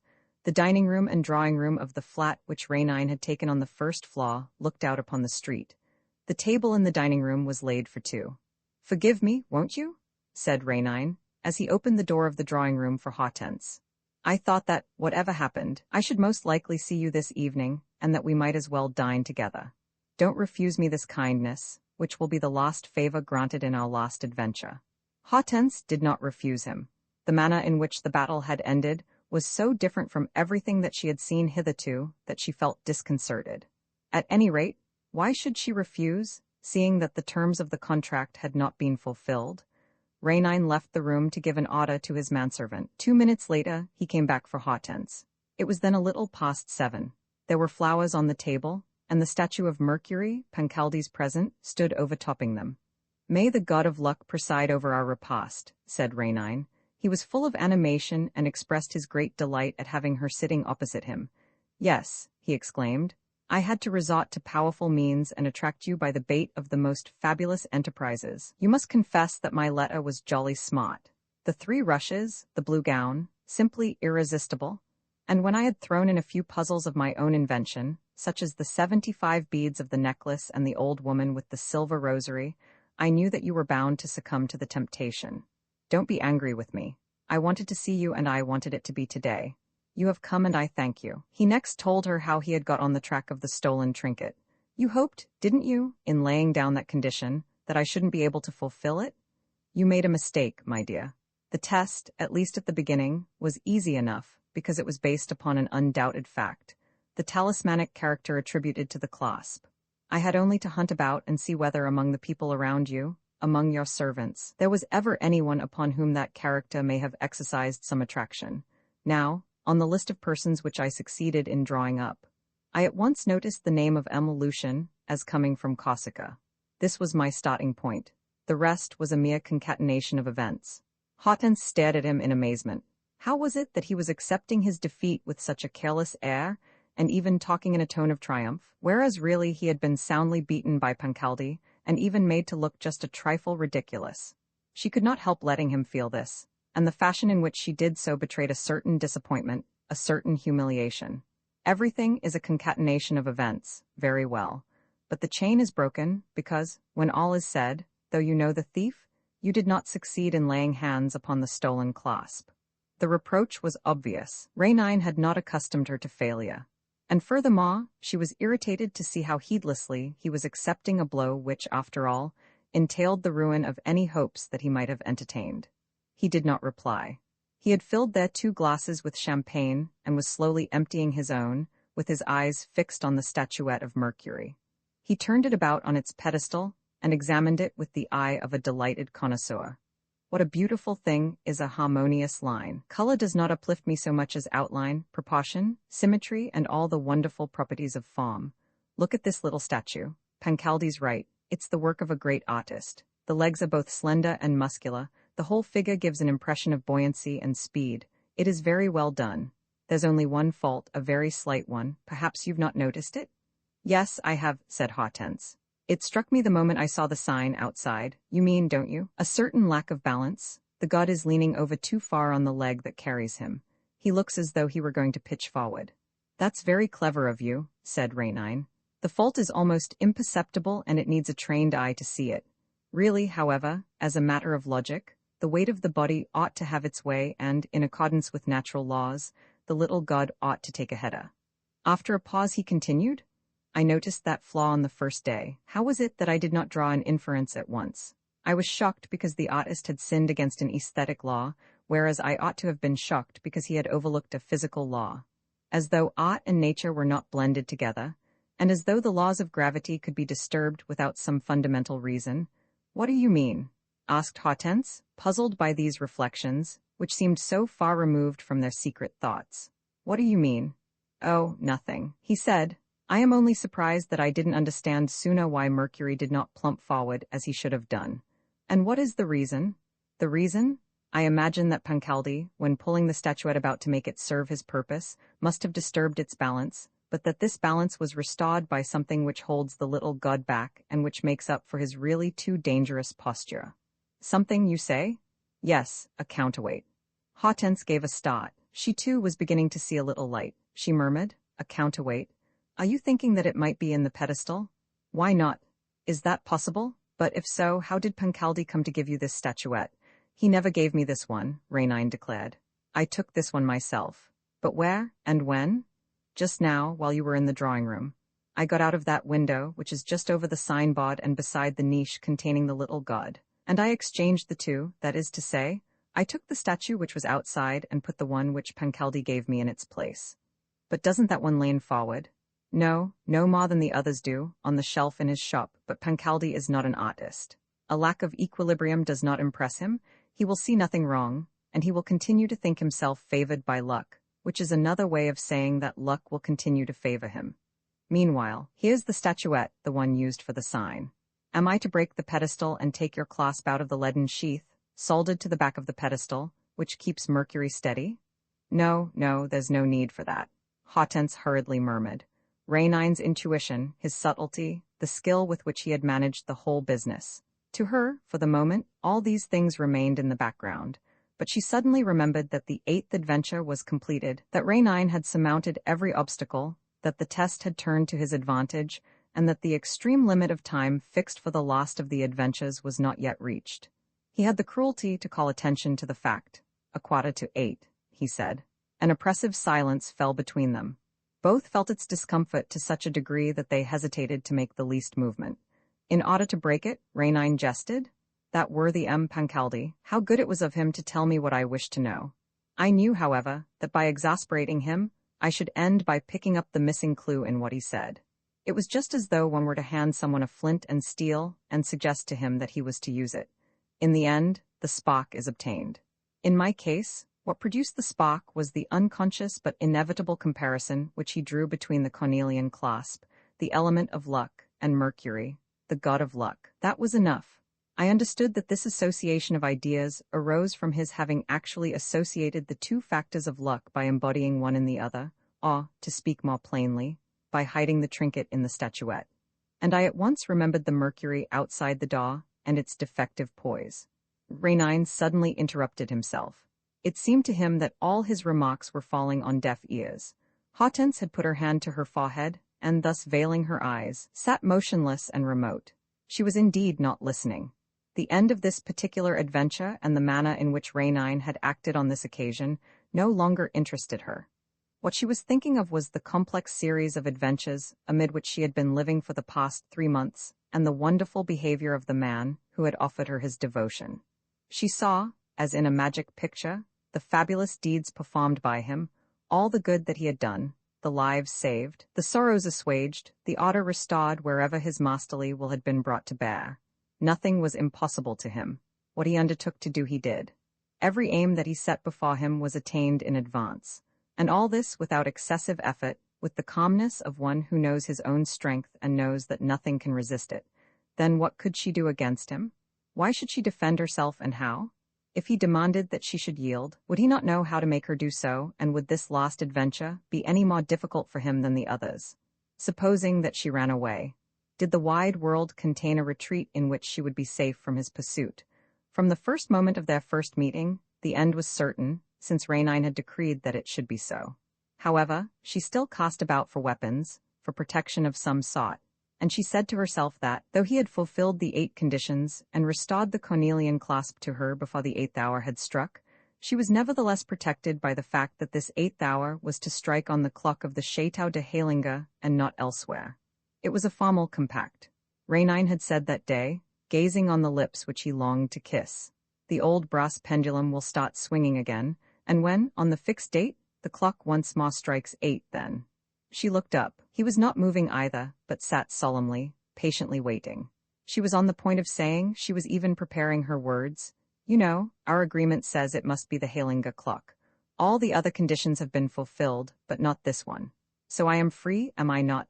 I am entitled not to keep my promise, which, moreover, I never made, but which in any case falls to the ground. And I am perfectly free, released from any scruple of conscience. She had not time to speak. At that precise moment there was a click behind her, like that of a clock about to strike. A first stroke sounded, then a second, then a third. Hortense moaned. She had recognized the very sound of the old clock, the Heilinga clock, which 3 months ago, by breaking in a supernatural manner the silence of the deserted Château, had set both of them on the road of the 8 adventures. She counted the strokes. The clock struck 8. Ah, she murmured, half swooning and hiding her face in her hands.